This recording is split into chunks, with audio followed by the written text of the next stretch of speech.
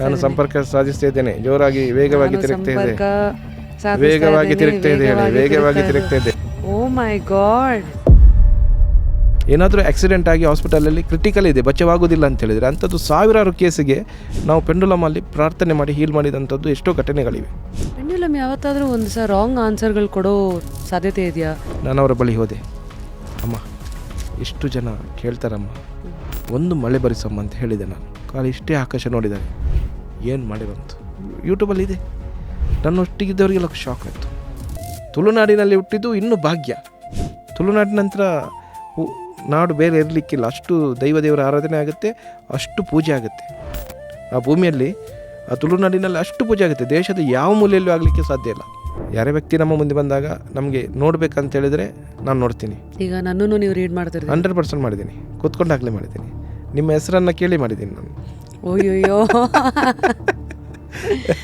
ಏನು ಬಂತು ಹೇಳಿ. ಯಾರೇ ಆಗಿರ್ಬೋದು, ನಾನಾಗಿರ್ಬೋದು, ಇನ್ನೊಬ್ಬರಾಗಿರ್ಬೋದು, ಮಾಡಿದಂಥ ತಪ್ಪಿಗೆ ಕೆಟ್ಟ ಫಲವನ್ನು ಅನುಭವಿಸಲೇಬೇಕು. ಅದು ಯಾವ ರೀತಿ ಇರ್ಬೋದು. ನೀವು ಯಾವುದೇ ಕಾರಣಕ್ಕೂ ಪೆಂಡುಲಮಲ್ಲಿ ಪ್ರಶ್ನೆ ಕೇಳ್ತಿರಾದರೆ ಅದರ ಉತ್ತರದ ವಿರುದ್ಧ ಹೋಗಲೇಬಾರ್ದು.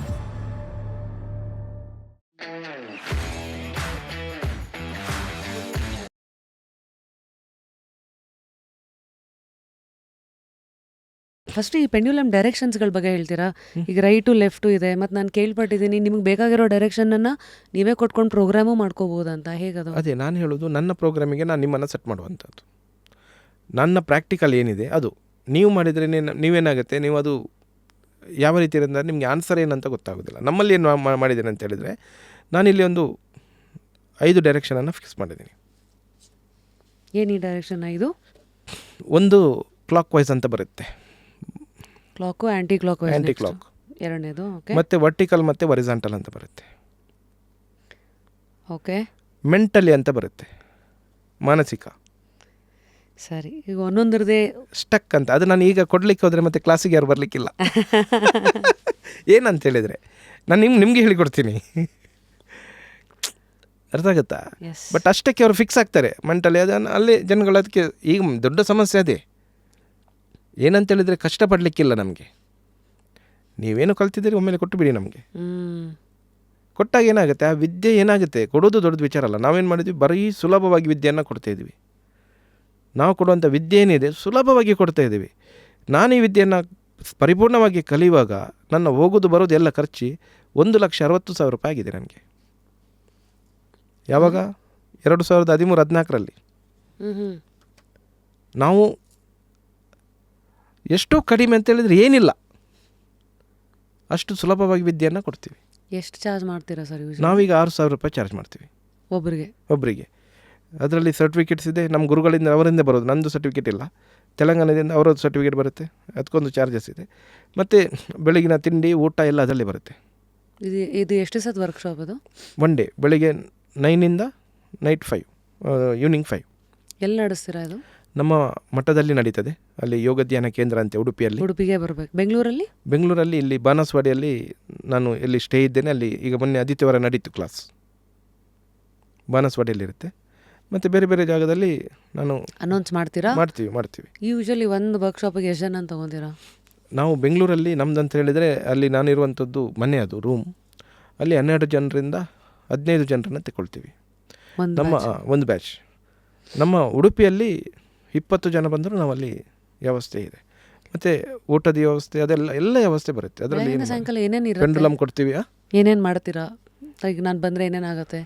ಈಗ ಬೆಳಿಗ್ಗೆ 9 ಗಂಟೆಗೆ ಬಂದರೆ, ನಾನು ಈಗ ಇಷ್ಟು ನಿಮ್ಮ ಹತ್ರ ಮಾತಾಡಿದೆ ಪೆಂಡುಲಮ್ ಅಂದರೆ ಏನು. ಅದಕ್ಕಿಂತ ಮೊದಲು ಹೇಳ್ತೀನಿ, ನೀವು ಹೇಗೆ ತಯಾರಿಯಾಗಬೇಕು. ನಿಮಗೆ ಚಾರ್ಜ್ ಬೇಕಲ್ಲ, ಎನರ್ಜಿ ಬೇಕಲ್ಲ. ನನ್ನದೇ ಶಕ್ತಿ ಅಲ್ವ ಅದು? ಹೌದು, ನಿಮ್ಮದೇ ಶಕ್ತಿ ಅಲ್ಲ. ನೀವು ಹೇಗೆ ಎನರ್ಜಿಗೆ ಆಗಬೇಕು, ಯಾವ ಕಾರಣದಿಂದ ನಿಮ್ಮನ್ನು ನೀವು ಎನರ್ಜಿಕ್ ಮಾಡ್ಕೊಳ್ಬೋದು, ಅದನ್ನೆಲ್ಲ ಹೇಳಿಕೊಡ್ತೇವೆ. ಚಕ್ರಸ್ ಬಳಕೆ ಹೇಳ್ತೇವೆ. ಚಕ್ರ ಅಂದರೆ ಏನು ಹೇಳ್ತೇವೆ, ಅದರ ಅನುಭವ ಕೂಡ ಅವರಿಗೆ ಗೊತ್ತಾಗುತ್ತೆ. ಚಕ್ರದ ಅನುಭವಗಳು ಗೊತ್ತಾಗುತ್ತೆ. ಅದಾದ ನಂತರ ಅವರಲ್ಲಿರುವಂಥ ಏನಾದರೂ ನೆಗೆಟಿವ್ಸ್ ಇದ್ದರೆ ಅದನ್ನು ರಿಮೂವ್ ಮಾಡುವಂಥದ್ದು ಮಾಡ್ತೀವಿ. ನೆಗೆಟಿವ್ಸ್ ಅಂದರೆ ಯೂಶಲಿ ಏನಿರುತ್ತೆ, ಕೆಲವರಿಗೆ ನಜರ್ ಅಂದರೆ ಕಣ್ದೃಷ್ಟಿಗಳಿರುತ್ತೆ, ಅದು ಸಮಸ್ಯೆ ಆಗಿರ್ಬೋದು. ಕೆಲವೊಮ್ಮೆ ಏನಾಗುತ್ತೆ, ಏನೋ ಒಂದು ಅವರ ಹತ್ರ ಬ್ಲಾಕೇಜ್ ಇದ್ದೇ ಇರುತ್ತೆ. ಅವರು ಮಾತಾಡಿದ ತಪ್ಪಿನಿಂದ ಬಂದಂಥ ಬ್ಲಾಕೇಜ್ ಆಗಿರ್ಬೋದು. ಕಣ್ಣಲ್ಲಿ ನೋಡಿದಂಥ ತಪ್ಪಿನಿಂದ ಬಂದಂಥ ಇದೆಲ್ಲ ನಾವು ನೆಗೆಟಿವ್ಸ್ ಅಂತ ಹೇಳ್ತೀವಿ. ಟೋಟಲ್ ಅದು ನೆಗೆಟಿವ್ಸ್. ಸೊ ಇದೆಲ್ಲ ನೀವು ಹೆಂಗೆ ಸ್ಕ್ಯಾನ್ ಮಾಡ್ತೀರಾ? ಆರಾ ಸ್ಕ್ಯಾನಿಂಗಿಂದ ತೆಗಿತೀರಾ? ಅಲ್ಲ, ಅದೇ ನಾನು ಹೇಳಿದೆ, ಸೂಕ್ಷ್ಮತೆ. ನಮ್ಗೆ ಏನೊಂದು ದೇವರು ಕೊಟ್ಟಂಥ ವರ. ಯಾರೇ ವ್ಯಕ್ತಿ ನಮ್ಮ ಮುಂದೆ ಬಂದಾಗ ನಮಗೆ ನೋಡ್ಬೇಕಂತ ಹೇಳಿದರೆ ನಾನು ನೋಡ್ತೀನಿ. ಈಗ ನನ್ನನ್ನು ನೀವು ರೀಡ್ ಮಾಡ್ತಿರ್ತೀರಿ? 100% ಮಾಡಿದ್ದೀನಿ. ಕೂತ್ಕೊಂಡಾಗಲೇ ಮಾಡಿದ್ದೀನಿ. ನಿಮ್ಮ ಹೆಸರನ್ನು ಕೇಳಿ ಮಾಡಿದ್ದೀನಿ ನಾನು. ಓಯ್ಯೋ ಏನು ಬಂತು ಹೇಳಿ. ಅದಕ್ಕಾಗಿ ನಾನು ಇಷ್ಟು ನಿಮ್ಮ ಹತ್ರ ಹಾಟ್ಲಿ ಮಾತಾಡ್ತಾ ಇದ್ದೀನಿ. ಈ ಮಾತುಗಳನ್ನು ನನ್ನ ಭಕ್ತರಿಗೆ ಗೊತ್ತಿದೆ, ಕ್ಷೇತ್ರಕ್ಕೆ ಬರುವಂಥದ್ದು ನಮ್ಮದಲ್ಲ. ಅದು ಬಿಟ್ಟು ಓಪನ್ ಆಗಿ ಎಲ್ಲಿ ಮಾತಾಡಲಿಲ್ಲ ನಾನು. ಹೊರಗೆ ಮಾತಾಡಿದ್ದೆ ಮೊದಲು ನಾನಿಷ್ಟು. ಸ್ವತಃ ನಮ್ಮದು ಚಾನಲ್ ಇದ್ದರೂ ನಾನು ಮಾತಾಡಲಿಲ್ಲ ಆ ಸಂದರ್ಭದಲ್ಲಿ. ಮತ್ತು ಅದಕ್ಕೊಂದು ಸಂದರ್ಭ ಬೇಕು, ಅದಕ್ಕೆ ಅಂಥ ವ್ಯಕ್ತಿ ಬೇಕು, ಆ ಕೇಳುವಂಥ ವ್ಯಕ್ತಿ ಬೇಕು. ನಮ್ಮ ನೋವುಗಳನ್ನು, ನಮ್ಮ ದುಃಖವನ್ನು ಕೇಳುವಂಥ ವ್ಯಕ್ತಿ ಬೇಕು. ಆಗಲೇ ಅದು ಮಾತಾಡಬೇಕು. ಇವತ್ತು ಮಾತಾಡಿದ್ದೇನೆ ನಾನು. ನಾವು ಹೇಗಂತ ಹೇಳಿದ್ರೆ, ನಾನು ಎಲ್ಲ ರೀತಿಯ ಪುಸ್ತಕ ಗ್ರಂಥಗಳು ಬೇಕಾದಷ್ಟಿದೆ ನನ್ನ ಹತ್ರ, ಶೋ ಮಾಡಿಟ್ಟಿದ್ದೀನಿ. ನಾನು ಸ್ವತಃ ಅನುಭವಿಸಿದ ವಿಚಾರವನ್ನು ಮಾತಾಡ್ತೀನಿ. ಯಾವತ್ತು ಅನುಭವನೇ ಅಲ್ಲ. ನನ್ನ ಜ್ಞಾನ ಏನಿದೆ, ನನ್ನ ಯೋಚನೆ ಏನಿದೆ, ಅದನ್ನು ಮಾತ್ರ ಮಾತಾಡ್ತೀನಿ. ಪುಸ್ತಕದ ವಿಚಾರ ನನ್ನ ನಾಲೆಜಿಗಷ್ಟೇ. ಇನ್ನೊಬ್ಬರಿಗೆ ಆ ನಾಲೆಜನ್ನು ನಾನು ಕೊಡೋದಿಲ್ಲ. ಅವ್ರು ಬೇಕಾದರೆ ಪುಸ್ತಕ ಓದ್ತಾನೆ, ಇದೆ ಪುಸ್ತಕದಲ್ಲಿ ಓದು. ನಿಜ, ಅನುಭವಕ್ಕೆ ಬಂದಿದ್ದು ಮಾತ್ರ ಅದನ್ನು ಹಂಚ್ಬೋದು. ಓದಿದ್ದೆಲ್ಲ ಹಂಚಕ್ಕಾಗಲ್ಲ, ಆಗಲ್ಲ. ನಿಮ್ಮ ಸತ್ಯ, ನಿಮ್ಮ ಮಾತನ್ನು 100ಕ್ಕೆ 100 ಫಲಿಸುತ್ತೆ ಅಂತ ಹೇಳ್ತೀವಿ ನಾವು. ನಿಮ್ಮ ಸತ್ಯ, ನೀವು ಹೇಳಿದ ಮಾತನ್ನು 100ಕ್ಕೆ 100 ಫಲಿಸುತ್ತೆ. ಇನ್ನೊಬ್ಬರಿಗೆ ಹೀಗೆ ಆಗ್ತದೆ ಅಂತೇಳಿ ಆಗುತ್ತೆ. ಒಳ್ಳೆಯದೇ ಬಯಸಬೇಕು ನೀವು, ಕೆಟ್ಟದ್ದು ಬಯಸಬಾರ್ದು. ಯಾರು ಬಂದು ಹೇಳ್ತಾರೆ, ಗುರುಗಳೇ ಅವ ಸ್ವಲ್ಪ ನನಗೆ ತುಂಬ ಉಪದ್ರ ಮಾಡ್ತಾನೆ, ಅವನಿಗೇನಾದರೂ ಒಂದು ಆಗಬೇಕು ಗುರುಗಳೇ, ನಾನು ಅವನಿಗೆ ಏನು ಇಡಬೇಕು? ಬಿಡು ಮಾರಯ್ಯ, ಅವ ಮಾಡಿದ ತಪ್ಪು ಅವ ಅನುಭವಿಸ್ತಾನೆ, ನೀನು ಯಾಕೆ ಅವನ ಬಗ್ಗೆ ಯೋಚನೆ ಮಾಡ್ತೀವಿ? ಬಿಟ್ಟು ಬಿಡು. ನಾನು ಹೇಳಿ, ಒಂದಲ್ಲ ಒಂದು ದಿನ ಯಾರೇ ಆಗಿರ್ಬೋದು, ನಾನಾಗಿರ್ಬೋದು, ಇನ್ನೊಬ್ಬರಾಗಿರ್ಬೋದು, ಮಾಡಿದಂಥ ತಪ್ಪಿಗೆ ಕೆಟ್ಟ ಫಲವನ್ನು ಅನುಭವಿಸಲೇಬೇಕು. ಅದು ಯಾವ ರೀತಿ ಇರ್ಬೋದು, ಅಷ್ಟು ನಾನು ತಿಳ್ಕೊಂಡಿದ್ದೀನಿ. ಅದು ಖಂಡಿತ ಇರುತ್ತೆ, ಸಮಯಗಳಿರುತ್ತೆ, ಸಂದರ್ಭ ಇರುತ್ತೆ, ಕಾಯಬೇಕು. ತಕ್ಷಣಕ್ಕೆ ಹೇಗೆ ಆಗುತ್ತೆ. ಸರಿ. ಸೊ ಈಗ ಮಾತಾಡ್ತಾ ಕೆಲವು ಯಾವ್ಯಾವುದನ್ನು ಮಾಡಬಾರ್ದು ಅಂತ ನೀವು ಹೇಳಿದ್ರಿ. ಎಲ್ಲೆಲ್ಲಿ ಎಡುತ್ತಾರೆ ಯೂಶಲಿ ಈ ಪೆಂಡ್ಯುಲಮ್ ಡೌಸಿಂಗಲ್ಲಿ? ಬಿಫೋರ್ ಯು ಟೀಚ್ ಇದನ್ನು ಹೆಂಗೆ ಉಪಯೋಗಿಸೋದು? ಈಗ ಏನಾಗಿದೆ ಅಂತ ಹೇಳಿದರೆ, ಹೆಚ್ಚಿನವ್ರು ಏನು ಮಾಡ್ತಾರೆ, ನೆಗೆಟಿವ್ಸ್ ಆನ್ಸರ್ಸನ್ನು ನೋಡ್ಲಿಕ್ಕೆ ಹೋಗ್ತಾರೆ. ನೀವು ಪಾಸಿಟಿವ್ ಆನ್ಸರ್ಸ್ ಮಾತ್ರ ನೋಡಬೇಕು. ಇದ್ರ ಡಿಫ್ರೆನ್ಸ್ ಏನು ಸರ್? ಈಗ ಏನಾಗುತ್ತೆ ಅಂತ ಹೇಳಿದ್ರೆ, ನೆಗೆಟಿವ್ಸ್ ಆನ್ಸರ್ಸ್ ಹೇಗಿರುತ್ತೆ ಅಂತ ಹೇಳಿದ್ರೆ, ಒಂದು ಚಿಕ್ಕ ಉದಾಹರಣೆ ಹೇಳ್ತೇನೆ ನಾನು. ಇದು ಆದದ್ದು ನಮ್ಮಲ್ಲಿ ಕಲಿತಂಥ ವಿದ್ಯಾರ್ಥಿಗೆ ಆದಂಥ ಅನುಭವನೇ ಹೇಳೋದು ನಾನು. ವಿದ್ಯೆನ ಕಲಿತಾನೆ, ಕಲಿತು ಭಾರಿ ಆಸಕ್ತಿ ಆಗುತ್ತೆ ಅವನಿಗೆ, ತುಂಬ ಆಸಕ್ತಿ ಆಗ್ತದೆ. ಆಸಕ್ತಿ ಆಗಿ ಸ್ವಲ್ಪ ಸಮಯದಲ್ಲಿ ಅವನ ಹೆಂಡತಿಯ ತಾಯಿ ಅನಾರೋಗ್ಯದಲ್ಲಿರ್ತಾರೆ.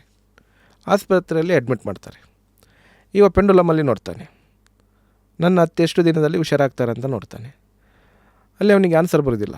ಹುಷಾರಾಗ್ತಾರ ನೋಡ್ತಾರೆ, ನೋ ಅಂತ ಬರುತ್ತೆ. ಹುಷಾರಾಗೋದಿಲ್ಲ ಅಂತ ಬರ್ತಾರೆ. ತಕ್ಷಣಕ್ಕೆ ನೋಡ್ತಾನೆ, ಎಷ್ಟು ದಿನದಲ್ಲಿ ಸಾಯ್ತಾರೆ ಅಂತ. ನೆಗೆಟಿವ್ಸ್ ಆಯಿತು. ನೀವೇನು ಮಾಡಬೇಕು, ಅವರು ಆರೋಗ್ಯ ಆಗುವ ರೀತಿಯಲ್ಲಿ ಭಕ್ತಿ ಮಾಡಿದ ದೇವರ ಬಗ್ಗೆ ಪ್ರಾರ್ಥನೆ ಮಾಡಿ ಪಾಸಿಟಿವ್ ಆಗಿ ಅದನ್ನು ತಗೊಳ್ಬೇಕು. ಡೈರೆಕ್ಟ್ ಯಾವಾಗ ಸಾಯ್ತಾರೆ. ಸೊ ಇಲ್ಲಿ ಬರೋ ಮುಂದಿನ ಪ್ರಶ್ನೆ, ಈ ಪೆಂಡ್ಯುಲಮ್ ಡೌಸಿಂಗಲ್ಲಿ ಯಾವ ಥರ ಪ್ರಶ್ನೆ ಕೇಳಬೇಕು ಅನ್ನೋದು. ನಾನು ಹೇಳೋದು ಧನಾತ್ಮಕವಾದಂಥದ್ದು, ಪಾಸಿಟಿವ್ ಆನ್ಸರ್ಸ್ ಕೇಳಿ. ಅಂದರೆ ಉದಾಹರಣೆಗೆ ಹೇಳಬೇಕಾದ್ರೆ, ಇದು ಕೂಡ ಒಂದು ಘಟನೆಯನ್ನು ಹೇಳ್ತೀನಿ. ನಮ್ಮಲ್ಲಿ ಕಲಿತಂಥ ವ್ಯಕ್ತಿ ಒಬ್ಬ ಪುರೋಹಿತ, ಒಳ್ಳೆ ರೀತಿಯಲ್ಲಿ ಪುರೋಹಿತ ಮಾಡಿಕೊಂಡು ಒಳ್ಳೆ ರೀತಿಯಲ್ಲಿದ್ದಾನೆ. ಜ್ಯೋತಿಷಗಳನ್ನೆಲ್ಲ ಕಲ್ತಿದ್ದಾನೆ. ಅವ್ರಿಗೆ ಯಾರೋ ಒಂದು 15 ವರ್ಷ ಮೊದಲೇ ಹೇಳಿದಂತೆ, ನಿಮ್ಮ ಜಾಗದಲ್ಲಿ ಯಾರೋ ಒಂದು ಹೂತು ಹಾಕಿದ್ದಿದೆ, ಬ್ಲ್ಯಾಕ್ ಮ್ಯಾಜಿಕ್ ಇದೆ. ಈ ವಿದ್ಯೆಯನ್ನು ಕಲಿತು ಒಂದು 3 ದಿನದಲ್ಲಿ ಅದನ್ನು ಹುಡುಕ್ತಾ ಹೋಗ್ತಾನೆ. ಅಲ್ಲಿ ಹೋದಾಗ ಅದು ಅವನಿಗೆ ತಿರುಗುತ್ತೆ, ಇಲ್ಲೇ ಇದೆ ಜಾಗದಲ್ಲಿ ಅಗಿದಾಗ ಅವನಿಗೆ ಸಿಗುತ್ತೆ. ಅದು ನೋಡ್ತಾನೆ ಪೆಂಡುಲಮ್ 3 ತುಂಡಾಗುತ್ತೆ. ಅದರದ್ದು ಥ್ರೆಡ್. ಯಾಕೆಂತೇಳಿದರೆ, ಅದು ನೆಗೆಟಿವಿಟೀಸನ್ನು ರಿಮೂವ್ ಮಾಡುವಂಥ ತಾಕತ್ತು ಅವನ ಹತ್ರ ಇಲ್ಲ. ಈಗ ನಾವು ಏನು ಮಾಡಿದ್ವಿ, ಪ್ರಥಮ ಹಂತದಲ್ಲಿ ನಾನು ತೆಗಿಲಿಕ್ಕೆ ಹೋಗಲಿಲ್ಲ, ನಾನು ಬೇರೆಯವರನ್ನು ಕರೆಸಿದ್ದೀನಿ. ಈ ರೀತಿ ಬೇರೆಯವರಂದ್ರೆ ಯಾರು ಬರ್ತಾರೆ ಸರ್? ವಿದ್ಯೆಗಳನ್ನು ಕಲಿತವ್ರು ಇರ್ತಾರೆ, ತಾಂತ್ರಿಕರು ಎಲ್ಲ ಹಂತದಲ್ಲಿದ್ದವ್ರು ಇರ್ತಾರೆ. ಯಾರಾದ್ರೂ ಸಂಪರ್ಕದಲ್ಲಿದ್ದ ಅವ್ರ ಹತ್ರ ಮಾತಾಡಿಸ್ಕೊಂಡು ಅದನ್ನು ತೆಗೆಸುವಂಥದ್ದು, ಕ್ಲೀನ್ ಮಾಡುವಂಥದ್ದು. ಸೊ ಇದೆಲ್ಲ ಹಾಗೆ ಹಂಗಿದ್ರೆ ಇಲ್ಲಿ ಏನಾದ್ರು ಬರೀ ಪ್ರಶ್ನೆಗೆ ಒಂದು ಡೈರೆಕ್ಷನ್ ಸಿಗುತ್ತೆ, ಅದಕ್ಕೆ ನೆಕ್ಸ್ಟ್ ಲೆವೆಲಲ್ಲಿ ಹೋಗಿ ನೀವು ಡಾಕ್ಟರ್ ಹತ್ರ ಸ್ಪೆಷಲೈಸೇಷನ್ಗೆ ಹೋಗ್ತಿರಲ್ಲ, ಆ ಥರ ಅಲ್ಲೇ ಹೋಗ್ಬಿಟ್ಟು ಹಿಂಗಾಗಿದೆ ಏನು ಮಾಡ್ಬೇಕಂತ ನೀವು ಅಲ್ಲಿ ಅದರಲ್ಲಿ ಕೂಡ ಪೆಂಡುಲಮ್ ನೋಡಬೇಕು, ಇದು ನನಗೆ ಮಾಡಲಿಕ್ಕೆ ಆಗುತ್ತಾ, ಮಾಡಲಿಕ್ಕೆ ಆಗೋದಿಲ್ಲ. ಇಲ್ಲಿ ನೋಡಿ, ಇದರಲ್ಲಿ ಒಂದು ಪಾಯಿಂಟ್ ಏನಿದೆ ಅಂತ ಹೇಳಿದರೆ, ನೀವು ಯಾವುದೇ ಕಾರಣಕ್ಕೂ ಪೆಂಡುಲಮಲ್ಲಿ ಪ್ರಶ್ನೆ ಕೇಳ್ತಿರಾದರೆ ಅದರ ಉತ್ತರದ ವಿರುದ್ಧ ಹೋಗಲೇಬಾರ್ದು. ಅರ್ಥ ಆಗುತ್ತೆ? ಒಂದು ವೇಳೆ ನೀವು ಆ ಉತ್ತರಕ್ಕೆ ವಿರುದ್ಧ ಹೋಗೋದಾದರೆ ಪ್ರಶ್ನೆ ಕೇಳಲೇಬಾರ್ದು. ಯೂಶಲಿ ಏನಾಗುತ್ತೆ ವಿರುದ್ಧ ಹೋದರೆ? ವೈದ್ಯರು ಹೇಳ್ತಾರೆ, ಡಾಕ್ಟ್ರು ಆ ಟ್ಯಾಬ್ಲೆಟ್ ನೀನು ತೆಕ್ಕೊಳ್ಬೇಡ, ಸೈಡ್ ಎಫೆಕ್ಟ್ ಇದೆ, ನೀವು ತೆಕ್ಕೊಂಡ್ರಿ, ಅದಕ್ಕೆ ಹೊಣೆಗಾರರು ಯಾರು? ಡಾಕ್ಟ್ರ ನೀವ? ನೀವಲ್ಲ. ಅದೇ ರೀತಿ ನಾಳೆ ನಾನೊಂದು ಘಟನೆ ಹೇಳಿದೆ, ಅದು ಹುಡುಗಿಯನ್ನು ನೀನು ಮದುವೆ ಆಗಬೇಡ ಆದ, ನಾಳೆ ಸಮಸ್ಯೆ ಬಂತು, ಅದಕ್ಕಾಗಿ ನೀವು ಕೇಳಲೇಬಾರ್ದು, ಸಿಲ್ಲಿ ಕ್ವಶನ್ಸನ್ನು ಕೇಳಲೇಬಾರ್ದು. ಇಲ್ದಿದ್ರೆ ಅದರ ಬೆಲೆನೂ. ಸೈಕಿಕ್ ಎಬಿಲಿಟೀಸ್ ಅಂದರೆ ನೀವು ನೋಡೋ ಶಕ್ತಿ ಇರುತ್ತೆ, ಇಂಟ್ಯೂಷನ್ ಹೆಚ್ಚಿರುತ್ತೆ, ಒಳ್ಳೇದಿರುತ್ತೆ ಅವ್ರ ಹತ್ರ. ನಾನು ಹೇಳೋದು ಯಾವತ್ತೂ ನೋಡಿ, ಅತಿಯಾಗಿ ಓದಿದವರು ಕೂಡ ಹುಚ್ಚರಾಗ್ತಾರೆ ಅಂತ ಇದೆ, ಗೊತ್ತಿದ್ದಲ್ಲ ನಿಮಗೆ? ಕೇಳಿದ್ರಲ್ಲ ಅದನ್ನು? ನಮಗೆ ನಮ್ಮ ಹಿರಿಯರು ಕೊಟ್ಟಂಥ ಒಂದೊಂದು ಶಬ್ದ ಕೂಡ 100ಕ್ಕೆ 100 ಸತ್ಯ. ಆದರೆ ಆ ಶಬ್ದಗಳನ್ನು ಕೇಳಿ ಬದುಕಿದ್ರು ಸಾಕು. ಅಲ್ಲೇ ಎಲ್ಲವಿದೆ. ಗಾದೆ ಸುಳ್ಳಾದರೂ, ಸಾರಿ, ವೇದ ಸುಳ್ಳಾದರೂ ಗಾದೆ ಆ್ಯಕ್ಚುಲಿ ಏನಾಗಿದೆ, ನಾನು ಹುಡ್ತಾ ನಾನು ಸಾಧಾರಣ ವ್ಯಕ್ತಿ, ನನ್ನ ಈ ಹಂತ ನನಗೆ ಗೊತ್ತಿಲ್ಲ. ಎಲ್ಲಿ ತನಕ ಗೊತ್ತಿಲ್ಲ ಅಂತ ಹೇಳಿದ್ರೆ, ನನಗೆ 32 ವರ್ಷ ಪ್ರಾಯ ತನಕೂ ಗೊತ್ತಿಲ್ಲ ನಾನು ಹೀಗೆ ಆಗ್ತೇನೆ ಅಂಥೇಳಿ. ನಂದು ಲೈಫ್ ಸ್ಟೈಲೇ ಬೇರೆ ಇತ್ತು. ನಮ್ಮ ಓಲ್ಡ್ ಹೆಸ್ರು ಹಾಕಿ ನೀವು FBಯಲ್ಲಿ ನೋಡಿದರೆ ಗೊತ್ತಾಗುತ್ತೆ ನಾನು ಹೇಗೆ ಬದುಕಿದೆ ಅಂತ.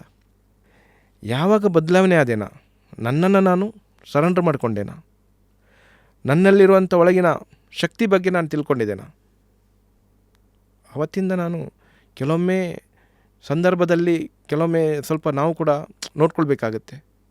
ನನ್ನ ಹತ್ರ 10 ಜನ ಇರುವಾಗ 10 ಜನರ ಮನಸ್ಥಿತಿ ಒಂದೊಂದು ರೀತಿ ಇರುತ್ತೆ. ಅದಕ್ಕೆ ತಕ್ಕಂತೆ ಸ್ವಲ್ಪ ಯಾರಿಗೂ ನೋವಾಗದ ರೀತಿಯಲ್ಲಿ ನಾನು ಬದುಕಬೇಕಾಗತ್ತೆ. ನಾನು ಒಂದು ಕಡೆ ಹೋದರೆ ಮತ್ತೊಂದು ಕಡೆ ಆಗೋದಿಲ್ಲ. ಮತ್ತೊಬ್ಬರು ಮಾತಾಡಿದರೆ ಅವ್ರು ಯಾಕೆ ಬರ್ತಾರೆ ನಿಮ್ಮಲ್ಲಿ ಅಂತ ಕೇಳ್ತಾರೆ. ಅವರಿಗೆ ಆಗದವರು ನನ್ನಲ್ಲಿ ಬಂದರೆ ಅವರು ಯಾಕೆ ಬಂದು, ಇಂಥದ್ದೆಲ್ಲ ತುಂಬ ವಿಚಾರಗಳು ಬರುತ್ತೆ. ಇದನ್ನೆಲ್ಲ ಬ್ಯಾಲೆನ್ಸ್ ಮಾಡಿ ಹೋಗೋದು ಅಷ್ಟು ಸುಲಭ ಅಲ್ಲ.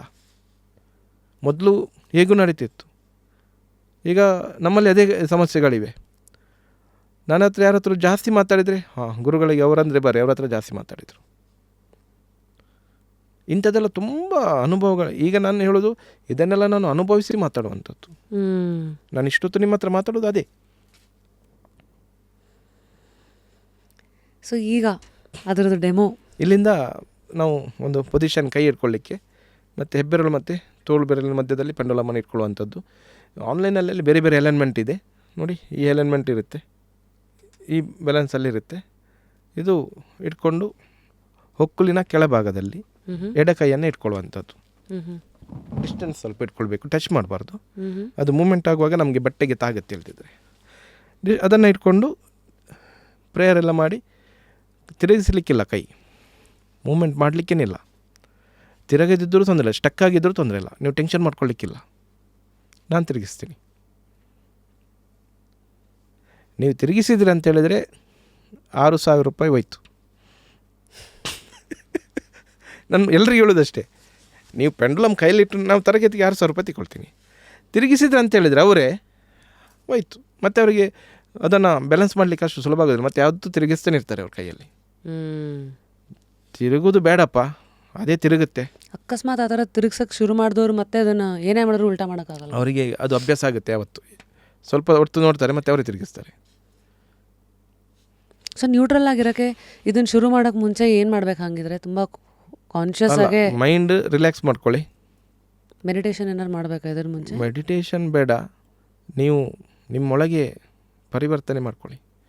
ಏನು ನಿಮಗೆ ಗೊತ್ತಿದೆ ನೀವು ಎಲ್ಲಿ ಪರಿಶುದ್ಧರಿಲ್ಲ ಅಂತ. ನಾನು ಆಗಲೇ ನಾನು ಸರ್ಟಿಫಿಕೇಟ್ ಕೊಡಬೇಕಾಗಿಲ್ಲ. ನೀವು ಎಲ್ಲಿ ಪರಿಶುದ್ಧರಿಲ್ಲ ಅಂತ ನಿಮ್ಗೆ ಗೊತ್ತಿದೆ, ಅದನ್ನು ಕಂಟ್ರೋಲ್ ಮಾಡಿ. ಬೇರೆ ಏನು ಮಾಡೋದು ಬೇಡ, ನೀವು ಮೆಡಿಟೇಷನ್ ಮಾಡೋದೇ ಬೇಡಪ್ಪ.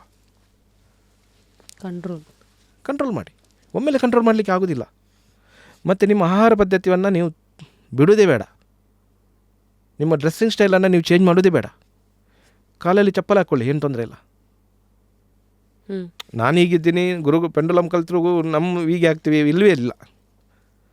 ನನ್ನ ವೇ ಬೇರೆ, ನಾನು ಹೀಗೆ ಆದದಕ್ಕೊಂದು ಕಾರಣ ಇದೆ. ಆದರೆ ಪೆಂಡುಲಮಲ್ಲಿ ಅಂಥದ್ದು ಕಾರಣಗಳಿವೆ. ನಮ್ಮದು ಮಠ ಇದೆ, ಮಂದಿರ ಇದೆ, ಮತ್ತು ಈ ವಿದ್ಯೆಯನ್ನು ಕಲಿತದನ್ನು ಒಂದು 10 ಜನರಿಗೆ ಕೊಡಬೇಕಂತೇಳಿ ನಾನು ಈಗ ನಮ್ಮಲ್ಲಿ ತುಂಬ ಜನ ಶಿಷ್ಯರಂದಿರಾಗಿದ್ದಾರೆ. ಮುಂದಿನ ದಿನದಲ್ಲಿ ಅವರು ಯಾರಾದರೂ ಮುಂದುವರಿಸ್ತಾರೆ, ನಾನು ಈ ಕ್ಲಾಸನ್ನು ಕೊಡೋದಿಲ್ಲ, ಅವರಿಗೆ ಬಿಟ್ಟು ಕೊಡ್ತೀನಿ. ನಾನು ಈಗಾಗಲೇ ಅಂಥ ವಿದ್ಯೆಗಳನ್ನು ಒಬ್ಬರಿಗೆ ಮೆಡಿಟೇಷನ್ ಆಗಿರ್ಬೋದು, ಮತ್ತು ಹೀಲಿಂಗ್ ಆಗಿರ್ಬೋದು, ಸ್ಟೋನ್ ಹೀಲಿಂಗ್ ಆಗಿರ್ಬೋದು, ಹೀಗೆ ಬೇರೆ ಬೇರೆ ಕೊಟ್ಟು ಬಿಟ್ಟಿದ್ದೀನಿ. ಯಾರ ಹತ್ರ ಅದು ತಾಕತ್ತಿದೆ ಅವರಿಗೆ ಕೊಟ್ಟು ಬಿಟ್ಟಿದ್ದೀನಿ. ನಾನೀಗ ಮಾಡ್ತಾಯಿಲ್ಲ, ಸ್ಕ್ಯಾನಿಂಗ್ ಎಲ್ಲ ನಾನು ಮಾಡ್ತಾಯಿಲ್ಲ. ಪೆಂಡುಲಮ್ ತರಗತಿ ಮಾಡೋದನ್ನು ಯಾರಿಗೂ ಇಲ್ಲಿ ತನಕ ನಾನು ಬಿಟ್ಟು ಕೊಡಲಿಲ್ಲ. ಯಾಕೆ ಅಂತೇಳಿದರೆ, ನೀವು ಕೇಳುವಂಥ ಪ್ರಶ್ನೆಗೆ ಉತ್ತರ ಕೊಡುವಂಥ ತಾಕತ್ತು ಅವರಿಗೆ ಇರಬೇಕು. ನೀವು ಎಷ್ಟು ಕ್ವಶನ್ ಕೇಳಿದರೂ ನಾನು ಆನ್ಸರ್ ಕೊಡಬೇಕು ನಿಮಗೆ. ಅದು ನನ್ನ ಅದರಲ್ಲಿ ಯಾರು ಪಕ್ಕ ಅಂತ ಗೊತ್ತಾಗ ಅವರ ಕೈ ಕೊಟ್ಟರು, ನೀವು ಕ್ಲಾಸ್ ಮಾಡಂತ. ನನಗೆ ಮಾಡಲಿಕ್ಕಿಲ್ಲ. ಈ ರೀತಿ ಎಲ್ಲ ವ್ಯವಸ್ಥೆಗಳಿವೆ. ಹೀಗೆ ನೀವು ಇಟ್ಕೊಂಡು ಸುಮ್ಮನೆ ಇರುವುದು ಇಷ್ಟೇ ಇರೋದು ಸುಮ್ಮನೆ. ಈಗ ಅದಕ್ಕೊಂದು ಮೆಥಡ್ ಇದೆ, ನಾನು ಹೇಳಿಕೊಡ್ತೀನಿ. ಪ್ರೇಯರ್ ಮಾಡಿ. ಸೊ ಈಗ ನನ್ನ ಹತ್ರ ಪೆಂಡ್ಯುಲಮ್ ಕೊಟ್ಟಿದ್ದಾರೆ, ಅದು ಮುಮ್ಮುಖವಾಗಿ ಇಟ್ಕೊಳ್ಳಿ. ಪಾಯಿಂಟ್ ಮುಂದೆ ಇದೆಯಲ್ಲ, ಅಲ್ಲ ಇನ್ನು ಮುಂದೆ ಹೀಗೆ. ಹಾಂ, ಓಕೆ. ಹಾಂ, ಅದರ ಚೈನೆಲ್ಲ ಮಧ್ಯದಲ್ಲಿ ಹಾಕ್ಕೊಳ್ಳಿ. ಬಲ ಕೈ ಮುಚ್ಚಿ ಹೃದಯದ ಮಟ್ಟಕ್ಕೆ ತನ್ನಿ. ಮನಸ್ಸಲ್ಲಿ ಒಂದು ಪ್ರಾರ್ಥನೆ ಮಾಡಿ. ನಾನು ಶ್ರೀ ಶ್ರೀ ಸಾಯಿ ಈಶ್ವರ ಮುಖೇನ ಪರಮಾತ್ಮನ ಸಂಪರ್ಕಕ್ಕಾಗಿ ನನ್ನ ಪೆಂಡುಲಮ್ಮನ್ನು ಉಪಯೋಗ ಮಾಡ್ತಾ ಇದ್ದೇನೆ. ನನ್ನ ಇಷ್ಟ ದೇವರು, ಕುಲದೇವರು, ದೈವದೇವರು ನನಗೆ ಅನುಗ್ರಹಿಸಬೇಕು ಅಷ್ಟು ಹೇಳಿ ಪೆಂಡುಲಮನ್ನು ಕೈಯಲ್ಲಿಟ್ಕೊಳ್ಳಿ, ದಾರವನ್ನು.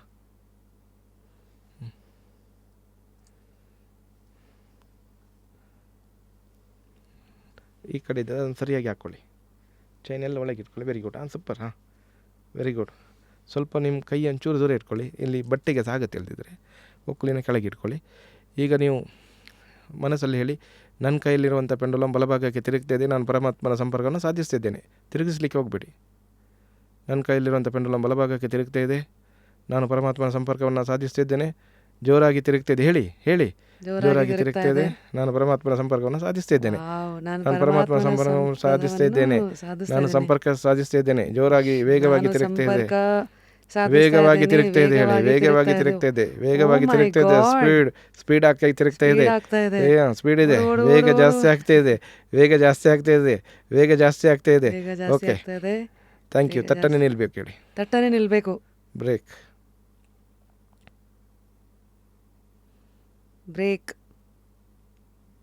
ಅದು ಥ್ಯಾಂಕ್ ಯು ಅಂತ ಹೇಳಬೇಕು ನೀವು. ಬ್ರೇಕ್ ಎಲ್ಲ ಹೇಳಲಿಕ್ಕೆ ಹೋಗಿಲ್ಲ, ಈಗ ಇಟ್ಕೊಳ್ಳಿ ಕೈಯಲ್ಲಿ. Thank you. ವಾವ್, ಏನು ಸರ್ ಇದು? ಇದು ನಿಮ್ಮ ಪವರ್, ನನ್ನ ಪವರ್ ಅಲ್ಲ. ಸರಿಯಾದ ಗುರು ಬೇಕು. ವಿದ್ಯೆ ಡೈರೆಕ್ಟ್ ಕೊಡೋದಲ್ಲ, ಅದಕ್ಕೊಂದು ಗುರು ಬೇಕು. ನಿಮಗೆ ನನ್ನ ಅಗತ್ಯ ಇಲ್ಲ, ನಿಮ್ಮ ಅಗತ್ಯನೇ ಇಲ್ಲ ನಿಮಗೆ. ಇನ್ನು ನೀವು ನಿಮ್ಮ ಪ್ರಶ್ನೆಯನ್ನು ಕೇಳೋದು ಮೂಮೆಂಟ್ ಹೇಳಿಕೊಡ್ತೀನಿ ನಾನು, ಮತ್ತೆ ಹೇಳಿಕೊಡ್ತೀನಿ ಅದು ನಿಮಗೆ. ಹಾಂ. ಸೊ ಈಗ ಈ ಥರ ದೀಕ್ಷೆ ತಗೊಂಡ್ಮೇಲೆ ನಾನು ಇದನ್ನು ಉಪಯೋಗಿಸೋಕ್ಕೆ ಮುಂಚೆ ಏನಾದರೂ ಕರ್ಮಗಳನ್ನು ಮಾಡಬೇಕಾ? ನಾನು ಹೇಳಿದಲ್ಲ, ನಿಮ್ಮ ಏನಿದೆ ಅದನ್ನು ಸ್ವಲ್ಪ ಸರಿ ಮಾಡ್ಕೊಳ್ಳಿ.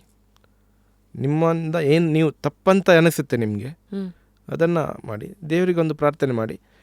ಮನಪೂರ್ವಕವಾಗಿ ನಿಮ್ಮ ಮನಸ್ಸಲ್ಲಿ ಓಂಕಾರವನ್ನು ನೋಡ್ಬೋದು, ಅಥವಾ ಒಂದು ಎನರ್ಜಿಕ್ ಫೀಲನ್ನು ನೀವು ತಗೊಳ್ಬೋದು. ನಿಮ್ಮ ಯಾವ ರೀತಿ ಕೂಡ ನೀವು ಹೋಗ್ಬೋದು, ಅದರಲ್ಲಿ ತಪ್ಪಿಲ್ಲ. ಮೇಯ್ನಾಗಿ ನಡತೆಯಲ್ಲಿ ನಿಮ್ಮ ಒಳಗಿಂದ ನೀವು ಅದನ್ನು ಸರಿಪಡಿಸಬೇಕು. ಮತ್ತೇನು ಹೇಳಬೇಕಾಗಿಲ್ಲ, ನಿಮ್ಮ ಹತ್ರ ಇದೆ. ನಾವು ಹೊರಗೆ ಹೋಗಿ ಒಂದು ಗುಹೆಯಲ್ಲಿ ಅಥವಾ ಒಂದು ಬೆಟ್ಟದಲ್ಲಿ ಕೂತ್ಕೊಂಡು 1 ವರ್ಷ ಮಾಡಿ ನಾವೆಷ್ಟು ಶಕ್ತಿಯನ್ನು ಸಂಪಾದನೆ ಮಾಡ್ತೀವ, ಅದು ಈಗ ನಿಮ್ಮ ಹತ್ರ ಇದೆ. ಅರ್ಥ ಆಗುತ್ತಾ? ನೀವು ಮಾತಾಡೋ ರೀತಿಯಲ್ಲಿ ಗೊತ್ತಾಗುತ್ತೆ. ಅಂದರೆ ಒಬ್ಬರನ್ನು ನೋಡಿದ ತಕ್ಷಣ ಗೊತ್ತಾಗುತ್ತೆ, ಇದೆ ನಿಮ್ಮ ಹತ್ರ ಇದೆ. ಬಟ್ ನಿಮಗೆ ಅದು ಇಲ್ಲಿ ತನಕ ಗೊತ್ತಿಲ್ಲ, ಇನ್ನು ನಿಮಗೆ ಅದು ವರ್ಕ್ ಆಗುತ್ತೆ. ನಿಮ್ಮ ಹತ್ರ ಅಂಥ ಪವರ್ ಇದೆ ಅಂತ ನಿಮ್ಗೆ ಗೊತ್ತೇ ಇಲ್ಲ, ಇನ್ನೂ ಗೊತ್ತಾಗುತ್ತೆ. ನನ್ನ ಪವರ್ ಹೀಗಿದೆ, ನನ್ನೊಳಗೆ ಅದನ್ನು ನೀವು ಇಂಪ್ರೂವ್ ಮಾಡ್ತೀರಿ ಇನ್ನು. ಎಲ್ರಿಗೂ ನಮಸ್ಕಾರ. ರಾಧಾಬಾಯಿ ರ್ಯಾಪಿಡ್ ರಶ್ಮಿ. ಇದು ಒಂದು ಎಥ್ನಿಕ್ ಸ್ಟುಡಿಯೋ. ವೆಬ್ಸೈಟಲ್ಲಿ ಇರುವಂಥ ಎಲ್ಲ ಒಂದು ಕಲೆಕ್ಷನ್ಸು ನಾನು ಕ್ಯೂರೇಟ್ ಮಾಡಿರುವಂಥ it is my style statement there is something that reflects you, ನಿಮ್ಮ ರಾಧಾ. ವೆಬ್ಸೈಟ್ ಲೈವ್ ಆಗಿದೆ, ಖಂಡಿತ ಹೋಗಿ ಎಕ್ಸ್ಪ್ಲೋರ್ ಮಾಡಿ. ಸೊ ಇದನ್ನು ಏನೇನು ಮಾಡಬಾರ್ದು, ಏನೇನು ಪ್ರಶ್ನೆಗಳನ್ನ ಕೇಳಬಾರ್ದು ಎಲ್ಲ ಹೇಳಿದಿರಿ. ಇದನ್ನು ಒಂದು ಗುರುಗಳಲ್ಲಿ ಕುದುರೆ ಕಂಡ್ರೆ ಕಾಲು ನೋವು ಅಂತ ನಮ್ಮಲ್ಲಿ ಒಂದು ಮಾತಿದೆ. ಈ ಆಸ್ಟ್ರಾಲಜಿ ಆಗಿರಲಿ, ಉಂಗುರಗಳಾಗಿರಲಿ, ಎಲ್ಲವೂ ನಾವು ಯಾವುದನ್ನ ತುಂಬ ಅದ್ರ ಮೇಲೆ ವರ್ಕೋತೀವೋ ಅದರಕ್ಕೆ ಅಡಿಕ್ಟ್ ಆಗಿಬಿಡ್ತೀವಿ ಅಂತ. ಸೊ ಹಾಗಾಗಿ ಇದನ್ನು ಹೇಗೆ ನೋಡ್ಕೋಬೇಕು? ಈಗ ನೀವು ಹೇಗೆ ಅಂತ ಹೇಳಿದ್ರೆ, ಈಗ ಪ್ರೆಸೆಂಟ್ ಡೈಲಿ ಪ್ರಾಕ್ಟೀಸ್ ಮಾಡಿ. ನಾನು ಆಲ್ರೆಡಿ ನಿಮಗೆ PDF ನೋಟ್ಸ್ ಕೂಡ ಕಳಿಸ್ತೀನಿ. ಇಂಗ್ಲೀಷ್, ಕನ್ನಡ ಯಾವುದು ಬೇಕಾದರೂ ಕಳಿಸ್ತೀನಿ. ಅವು ಸ್ವಲ್ಪ ಸ್ಟಡಿ ಮಾಡಿ, ಅದರಲ್ಲಿ ಗೊತ್ತಾಗುತ್ತೆ ಚಕ್ರಸ್ಗಳೆಂದರೆ ಏನು, ಯಾವ ರೀತಿ ಕೆಲಸ ಮಾಡುತ್ತೆ ಎಲ್ಲ ಬರೆದಿದ್ದೀನಿ ನಾನು, ಕಳಿಸ್ತೀನಿ. ಅದನ್ನು ಸ್ವಲ್ಪ ಸ್ಟಡಿ ಮಾಡಿ. ಅದಾದ ನಂತರ ಡೈಲಿ ಒಂದು 5 minutes ಪ್ರಾಕ್ಟೀಸ್ ಮಾಡಿ. 48 days ಪ್ರಾಕ್ಟೀಸ್. ಜಸ್ಟ್ ನಿಮ್ಮ ಬಗ್ಗೆನೇ ಕೇಳೋದು, ನಿಮ್ಮ ಡೌಟ್ ಪ್ರಶ್ನೆಗಳನ್ನು ನೀವು ನೋಡೋದು. ಸಿಂಪಲ್ ಆನ್ಸರ್ಸ್ ಎಲ್ಲ ನೋಡಬೇಡಿ. ಕೆಲವರು ಕಲ್ತವ್ರು ಏನು ಮಾಡ್ತಾರೆ, ಮಧ್ಯಾಹ್ನ ತರಕಾರಿ ಊಟ ಮಾಡಬೇಕಾ ಮೀನು ಊಟ ಮಾಡಬೇಕಾ ಕೇಳ್ತಾರೆ. ಅಂಥದ್ದೆಲ್ಲ ಸಿಲ್ಲಿ ಕ್ವಶನ್ಸ್ಗೆಲ್ಲ ಹೋಗಬೇಡಿ. ಕೆಲವರು ಅಂಥದ್ದು ಕ್ವಶ್ನ ಅನಗತ್ಯ ಕ್ವಶನ್ಸ್. ದಿನ ಏನು ಊಟ ಮಾಡ್ತಾರೆ ಅದನ್ನೇ ಮಾಡಿ. ಪೆಂಡುಲಮ್ಗಾಗಿ ವಿಶೇಷ ಏನಂತ ಇಲ್ಲ. ಈಗ ಬಲಭಾಗಕ್ಕೆ ತಿರುಗ್ತಾ ಇದೆ ಅಂತ ಹೇಳಿ ಮನಸ್ಸಲ್ಲಿ ಕ್ಲಾಕ್ ವೈಸ್ ಅಂತೇಳಿ, ಕ್ಲಾಕ್ ವೈಸ್ ತಿರುಗಿಸ್ಲಿಕ್ಕೆ ಹೋಗಬೇಡಿ.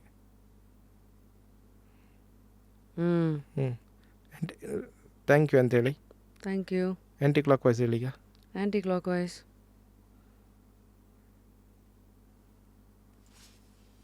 ನೀವು ತಿರುಗಿ ಅಂತ ಹೇಳಿಲ್ಲ. ನನ್ನ ಪ್ರಶ್ನೆ ಮನಸ್ಸಲ್ಲಿ ಬಗ್ಗೆ ನಾವು ಕೇಳಿ ಇದು ಈಗ ತಕ್ಷಣಕ್ಕೆ ಪ್ರಶ್ನೆ ಕೇಳಲಿಕ್ಕೆ ಹೋಗ್ಬಿಡಿ. ಓಹೋ, ಹೌದಾ? ಸ್ವಲ್ಪ ಪ್ರಾಕ್ಟೀಸ್ ಆಗಲಿ. ಇನ್ನೂ ಪ್ರಾಕ್ಟೀಸ್ ಇದೆ ಅದರಲ್ಲಿ. ನೀವು ಮಾಡಿ, 1-2 ದಿನ ಪ್ರಾಕ್ಟೀಸ್ ಮಾಡಿ. ಸೊ 2 ದಿನ ಇಷ್ಟೇ ಮಾಡ್ಬೇಕು ನಾನು. Clockwise, anti clockwise, right left, up ಇದಕ್ಕೆ ರೈಟು ಲೆಫ್ಟು ಅಪ್ ಡೌನ್ ಇಷ್ಟೇ. ನಾನು ಮೆಂಟಲಿ ಹೇಗೆ ಅಂತ ತೋರಿಸ್ತೀನಿ.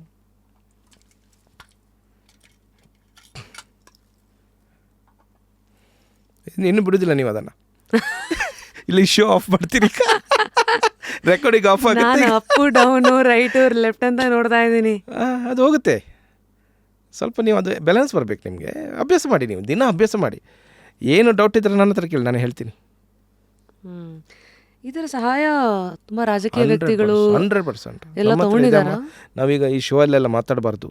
ಹೌದು, ಅಂಥ ವಿಚಾರಗಳಿವೆ. ಯಾಕೆಂತೇಳಿದರೆ, ನಾನು ಒಬ್ಬ ಮಾಡಿದರೆ ಸುಳ್ಳು ಅಂತ ಹೇಳ್ಬೋದು. ನನ್ನೊಟ್ಟಿಗೆ ಒಂದು 10-15 ಜನ ಇದ್ದಾರೆ ಕರಗತ ಮಾಡಿದವರು. ಅವರು ನನ್ನ ಜೊತೆ ಸೇರಿ ನಾವು ಮಾಡಿದಂಥದ್ದು. ನಿಮ್ಗೆ ಗೊತ್ತಿರ್ಬೋದು, ನಮ್ಮಲ್ಲಿ ಎಮರ್ಜೆನ್ಸಿ ಇದೆ, ತುರ್ತು ಚಿಕಿತ್ಸೆಗಾಗಿ ನಾವು ಪ್ರೇಯರ್ ಮಾಡ್ತೇವೆ. ಪೆಂಡುಲಮ್ ಗ್ರೂಪ್ ಇದೆ ನಮ್ಮದು. ಏನಾದರೂ ಆಕ್ಸಿಡೆಂಟ್ ಆಗಿ ಹಾಸ್ಪಿಟಲಲ್ಲಿ ಕ್ರಿಟಿಕಲ್ ಇದೆ, ಬಚಾವಾಗೋದಿಲ್ಲ ಅಂತ ಹೇಳಿದರೆ, ಅಂಥದ್ದು 1000 ಕೇಸಿಗೆ ನಾವು ಪೆಂಡುಲಮಲ್ಲಿ ಪ್ರಾರ್ಥನೆ ಮಾಡಿ ಹೀಲ್ ಮಾಡಿದಂಥದ್ದು ಎಷ್ಟೋ ಘಟನೆಗಳಿವೆ. ನಾವು ಒಬ್ಬ ಮಾಡಿದಲ್ಲ, ತಂಡ ಇದೆ, ಗ್ರೂಪ್ ಇದೆ, ಇಂಥ ಕೆಲಸ ಮಾಡುವಂಥ ಗ್ರೂಪ್ ಇದೆ. ಎಷ್ಟು ಬರುತ್ತೆ, ಅದೆಲ್ಲ ಚಾರ್ಜಸ್ ಇಲ್ಲ ಅದಕ್ಕೆಲ್ಲ.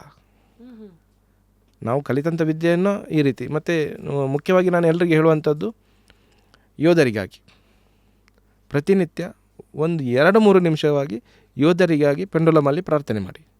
ಯೋಧರಿಗೆ ಪ್ರೊಟೆಕ್ಷನ್ ಹಾಕಿ, ಅಂದರೆ ಯಾವುದೇ ರೀತಿಯ ತೊಂದರೆ ಬರಬಾರ್ದು. ಹೇಗದು ಹಾಕೋದು? ಅದು ಪಾಸಿಟಿವ್ ಆಗಿ ಪ್ರೇಯರ್ ಮಾಡೋದು.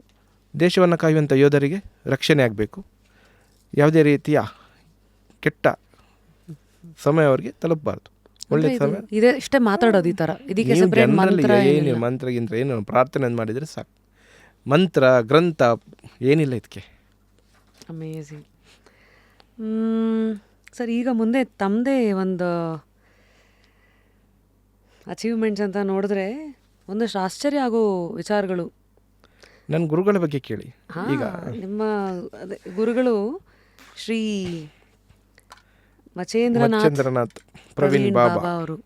ಇವ್ರ ಪರಿಚಯ ತಮ್ಗೆ ಹೆಂಗಾಯಿತು? ನೋಡಿ, ನಾನು ಈ ಪೆಂಡುಲಮ್ ಅಭ್ಯಾಸ ಮಾಡ್ತಾ ಮಾಡ್ತಾ ಅಲ್ಲಿ ನಮ್ಮ ಊರಲ್ಲಿ ಒಂದು ಎಲೆಕ್ಷನ್ ನಡೀತು. ಯಾವ ಎಲೆಕ್ಷನ್ ಅಂತ ಬೇಡ, ನಡೆದಾಗ ಆ ಎಲೆಕ್ಷನ್ಗೆ ನಿಂತಂಥ ವ್ಯಕ್ತಿ ನಮ್ಮಲ್ಲಿಗೆ ಬಂದರು. ಬಂದವರು ಹೇಳಿದರು, ಹೀಗೆ ಎಲೆಕ್ಷನ್ ಇದೆ, ನೀವು ಪೆಂಡುಲಮಲ್ಲಿ ನೋಡಿ ವಿನ್ ಆಗುತ್ತೆ ಅಂತ ಕೇಳಿದರು. ನಾನು ನೋಡಿದೆ. ನೋಡಿದ ತಕ್ಷಣ ಹೇಳಿದೆ, ಸ್ವಲ್ಪ ಕಷ್ಟ ಇದೆ, ನೋಡ್ಕೊಳ್ಳಿ, ಬೇರೆಯವ್ರ ಹತ್ರ ಮಾತಾಡಿಸಿ ಅಂತ ಹೇಳಿದೆ. ಅವ್ರೇನು ಮಾಡಿದರು, ಬೇರೆಯವರ ಸಂಪರ್ಕ ಮುಖಾಂತರ ನನ್ನ ಗುರುಗಳ ಹತ್ರ ಹೋದರು. ಗುರುಗಳ ಹತ್ರ ಹೋದಾಗ ಗುರುಗಳ ಹತ್ರ ಹೇಳಿದ್ರಂತೆ, ಹೀಗೆ ಒಬ್ಬರು ಪೆಂಡುಲಮ್ ಹೇಳಿದರು, ಹೀಗೆ ಯಾರ ನೋಡಿ. ಅವ್ರಿಗೆ ತಕ್ಷಣ ಕೇಳಿದ್ರು, ಯಾರು ಮರ ಆ ವ್ಯಕ್ತಿ, ನನ್ನಲ್ಲಿಗೆ ಕರ್ಕೊಂಡು ಬನ್ನಿ ಅಂತ ಹೇಳಿದರು. ಇವತ್ತೇನಾಗುತ್ತೆ, ನನ್ನ ಹತ್ರ ಆಗೋದಿಲ್ಲ, ಆಗೋದು ಮಾತ್ರ ನಾನು ಮಾಡಬೇಕು, ಆಗೋದು ಬೇರೆ ಯಾರು ಮಾಡುವಂಥ ಪುಣ್ಯಾತ್ಮರತೆ ಅವರ ಬಳಿ ಕಳಿಸಬೇಕು. ಅದು ಅವರಿಗೆ ವಿಚಿತ್ರ ಅನಿಸುತ್ತೆ. ಯಾರಪ್ಪ ಇವತ್ತಲ್ಲಿ ನನ್ನಲ್ಲಿ ಕಳಿಸ್ತಾರೆ, ಅವ್ರಿಗೇನಾದರೂ ಮಾಡ್ಬೋದಿತ್ತಂತ. ನನ್ನ ಕಡೆಗೆ ಅವರಲ್ಲಿ ಹೋದಾಗ ಅವ್ರು ಕರ್ಕೊಂಡು ಹೋದರು, ನಿಮ್ಮನ್ನು ಬರಲಿಕ್ಕೆ ಹೇಳಿದ್ದಾರೆ ಅಂತ. ಹೋದಾಗ ಅವರು ಏಕಾಏಕಿ ಬಂದು ನನ್ನನ್ನು ತಬ್ಬಿದ್ರು. ಹೇಳಿದ್ರು, ನಿನ್ನ ಹತ್ರ ಎಲ್ಲ ಇದೆ, ನಿನಗೆ ಒಂದು ಗುರುವಿನ ಅಗತ್ಯ ಇದೆ, ನಾನು ದೀಕ್ಷೆ ಕೊಡ್ತೀನಿ ಅಂತ ಹೇಳಿದರು. ಅವರು 14 ವರ್ಷ ಹಿಮಾಲಯದಲ್ಲಿ ಘೋರ ಸಾಧನೆ ಮಾಡಿದವರು. ಅವರದು ಪುಸ್ತಕ ಇತ್ತು ಒಂದು, ಅವರಿಗೂ ಮಗ ಇದ್ದರು ಒಬ್ಬರು, ಪ್ರವೀಣ್ ಬಾಬಾ. ಪುಸ್ತಕ ಇತ್ತು. ಅವರು ತಕ್ಷಣಕ್ಕೆ ತಂದು ನನ್ನ ಕೈಲಿಟ್ಟರು, ಇದು ನನ್ನ 14 ವರ್ಷದ ಸಾಧನೆ, ನೀನು ಮುಂದುವರಿಸಿಕೊಂಡು ಹೋಗಂತ. ಎಲ್ಲಿ ಗುರುಗಳು ಸಿಗ್ತಾರೆ ಆಗೋದು. ಅವರೇ ಕಡೆಗೆ ಬಂದು ನಾಮಕರಣ ಮಾಡಿ ದೀಕ್ಷೆ ಕೊಟ್ಟರು. 2018ರಲ್ಲಿ ದೀಕ್ಷೆ ತಗೊಂಡೆ. ಅಲ್ಲಿ ತನಕ ಸಾಮಾನ್ಯ ಜೀವನ ರಜತ್ ಪ್ರವೀಣ್ ರಾಜ್. 2018 ನಂತರ ಶ್ರೀ ಸಾಯಿ ಈಶ್ವರ್ ಗುರುಜಿ ಅದೇ. ಸೊ ಏನೇನೆಲ್ಲ ಬದಲಾವಣೆಗಳಾಯ್ತು ಅವತ್ತಿಂದ ನಡೆದ ಘಟನೆಗಳು, ಬೆಳವಣಿಗೆಗಳು ಒಂದಷ್ಟು, ಅದು ಎನಿಸಲಿಕ್ಕೆ ಸಾಧ್ಯವೂ ಇಲ್ಲ.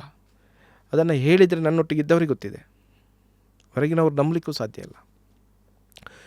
ಜನಗಳು ಬರಲಿಕ್ಕೆ ಪ್ರಾರಂಭವಾಗ್ತಿದ್ರು. ಆಗ 17ರಲ್ಲಿ ಜನಗಳು ಬರ್ತಾಯಿದ್ರು. ನಾನು ದೀಕ್ಷೆ ತಗೊಳ್ಳೋ ಮೊದಲೇ ನಮ್ಮಲ್ಲಿ ಜನಗಳು ಬರ್ತಾಯಿದ್ರು. ನಾನು ಡೌಸಿಂಗ್ ಕನ್ಸ್ಟ್ರಕ್ಷನಲ್ಲಿ ಬಿಟ್ಟಿದ್ದೆ. ಅಲ್ಲಿ ನಾನು ದೇವರನ್ನು ಇಡುವಂಥ ಯೋಜನೆ ಮಾಡಲಿಲ್ಲ. ಖಾಲಿ ಒಂದು ಫೋಟೋ ಇತ್ತು ಶಿರ್ಡಿ ಸಾಯಿಬಾಬರದು, ಸಾಕು. ಬೇರೆ ಮೂರ್ತಿ, ದೇವಸ್ಥಾನ, ಗುಡಿ, ಗೋಪುರ ಏನೂ ಬೇಡ. ಬಂದವರಲ್ಲಿ ಇರ್ತಾರೆ, ನನ್ನ ಹತ್ರ ಮಾತಾಡ್ತಾ ಹೋಗೋದು, ಅಷ್ಟೇ ಯೋಚನೆ ಇತ್ತು. ಅದು ದೇವಸ್ಥಾನ ಮಾಡುವಂಥದ್ದು, ಗುಡಿ ಮಾಡುವಂಥದ್ದು ಇಲ್ಲವೇ ಇಲ್ಲ ನನ್ನ ಹತ್ರ. ಹೀಗೆ ಒಂದಿನ ಏನಾಯ್ತು ಅಂತ ಹೇಳಿದರೆ, ನಾಳೆ ದೇವರ ಫೋಟೋ ಇಟ್ಟು ಅಲ್ಲಿ ಪೂಜೆ ಪ್ರಾರಂಭ ಮಾಡೋದು, ದೀಪ ಇಟ್ಟು, ಅಷ್ಟೇ. ಬೇರೆ ಏನು ಅದಕ್ಕೆ ದೊಡ್ಡ ಆಡಂಬರ ಇಲ್ಲ. ಎನ್ನಿಸಿ ಎಲ್ಲ ತಯಾರು ಮಾಡಿ ನಾನು ಹೋಗಿ ಮಲಗಿದೆ. ಒಂದು ದಿನ ಗ್ಯಾಪ್ ಇದೆ, ಅದು ನಡೆದು ಇವತ್ತು ಅಂತ ಹೇಳಿದ್ರೆ ನಾಳ್ದು, ಮಧ್ಯದಲ್ಲಿ ಒಂದಿನ ಗ್ಯಾಪ್ ಇದೆ. ಮಲಗಿದಾಗ ರಾತ್ರಿ ಮಲಗಲಿಕ್ಕೆ ಆಗ್ತಾಯಿಲ್ಲ ನನಗೆ. ಕನಸಲ್ಲಿ ಬಾಬನೆ ಬರೋದು, ಪಾದುಕೆ ಬರೋದು, ಅದೆಲ್ಲ ಕಾಣ್ತಾ ಇದೆ. ಸುಮಾರು ಮಧ್ಯದಲ್ಲಿ ನನಗೊಂದು ಕನಸು ಬಂತು, ಪಾದುಕೆ ಇಡಬೇಕು, ಗುರು ಪಾದುಕೆ ಬೇಕು. ನಾನು ಹೇಳಿದೆ, ಹೇಗಿಡೋದು? ನಾನು ಮಾತಾಡ್ತಿದ್ದೀನಿ ಕನಸಲ್ಲಿ. ಒಂದು ದಿನ ಇರೋದು, ಯಾರು ಮಾಡಿಕೊಡ್ತಾರೆ ಪಾದುಕೆ? ಸಾಧ್ಯ ಇಲ್ಲ. ನಾನು ಕನ್ಸ್ಟ್ರಕ್ಷನ್ ಮಾಡ್ತಾಯಿದ್ದ ಕಾರಣ ನಂದು ಕಾರ್ಪೆಂಟ್ರ್ ಇದ್ದರು ಒಬ್ಬರು, ನಾನು ವರ್ಕ್ ಅವರಿಗೆ ಕೊಡ್ತಾಯಿದ್ದೆ. ಆ ಮನುಷ್ಯ ಹೇಗೆ ಅಂತ ಹೇಳಿದರೆ, ಇವತ್ತು ಕೆಲಸ ಹೇಳಿದರೆ 4 ದಿನ ಬಿಟ್ಟು ಬರೋದು ಮಾತಾಡಲಿಕ್ಕೆ, ಅಷ್ಟು ಬ್ಯುಸಿ. ಅಂತೂ ಕೆಲಸ ಅಂತೂ ನಂಬರ್ 1 ಆ ವ್ಯಕ್ತಿ. ನನಗೆ ಗೊತ್ತಿದೆ ಅವನಿಗೆ ಒಂದು ದಿನಕ್ಕೆ ಮಾಡಿಕೊಡೋದಿಲ್ಲ, ಬೇಕು ದಿನ. ಅದಕ್ಕೆ ನಾನು ಆಗ್ತಾಯಿಲ್ಲ, ಇಲ್ಲ ಆಗಲೇಬೇಕಂತ ಬೆಳಗ್ಗೆ ಬೇಗ 5 ಗಂಟೆಗೆ ಬಂದು ಕೂತ್ಕೊಂಡೆ. ಒಂದು ಪ್ಲ್ಯಾನ್ ಮಾಡಿದೆ, ಪಾದುಕೆ ಹೇಗೆ ಬರಬೇಕು, ಫೋಟೋಸ್ ಇಡ್ತೀವಿ, ಬಾಕ್ಸ್ ಬೇಕು ಅದಕ್ಕೆ ಪಾದುಕೆ.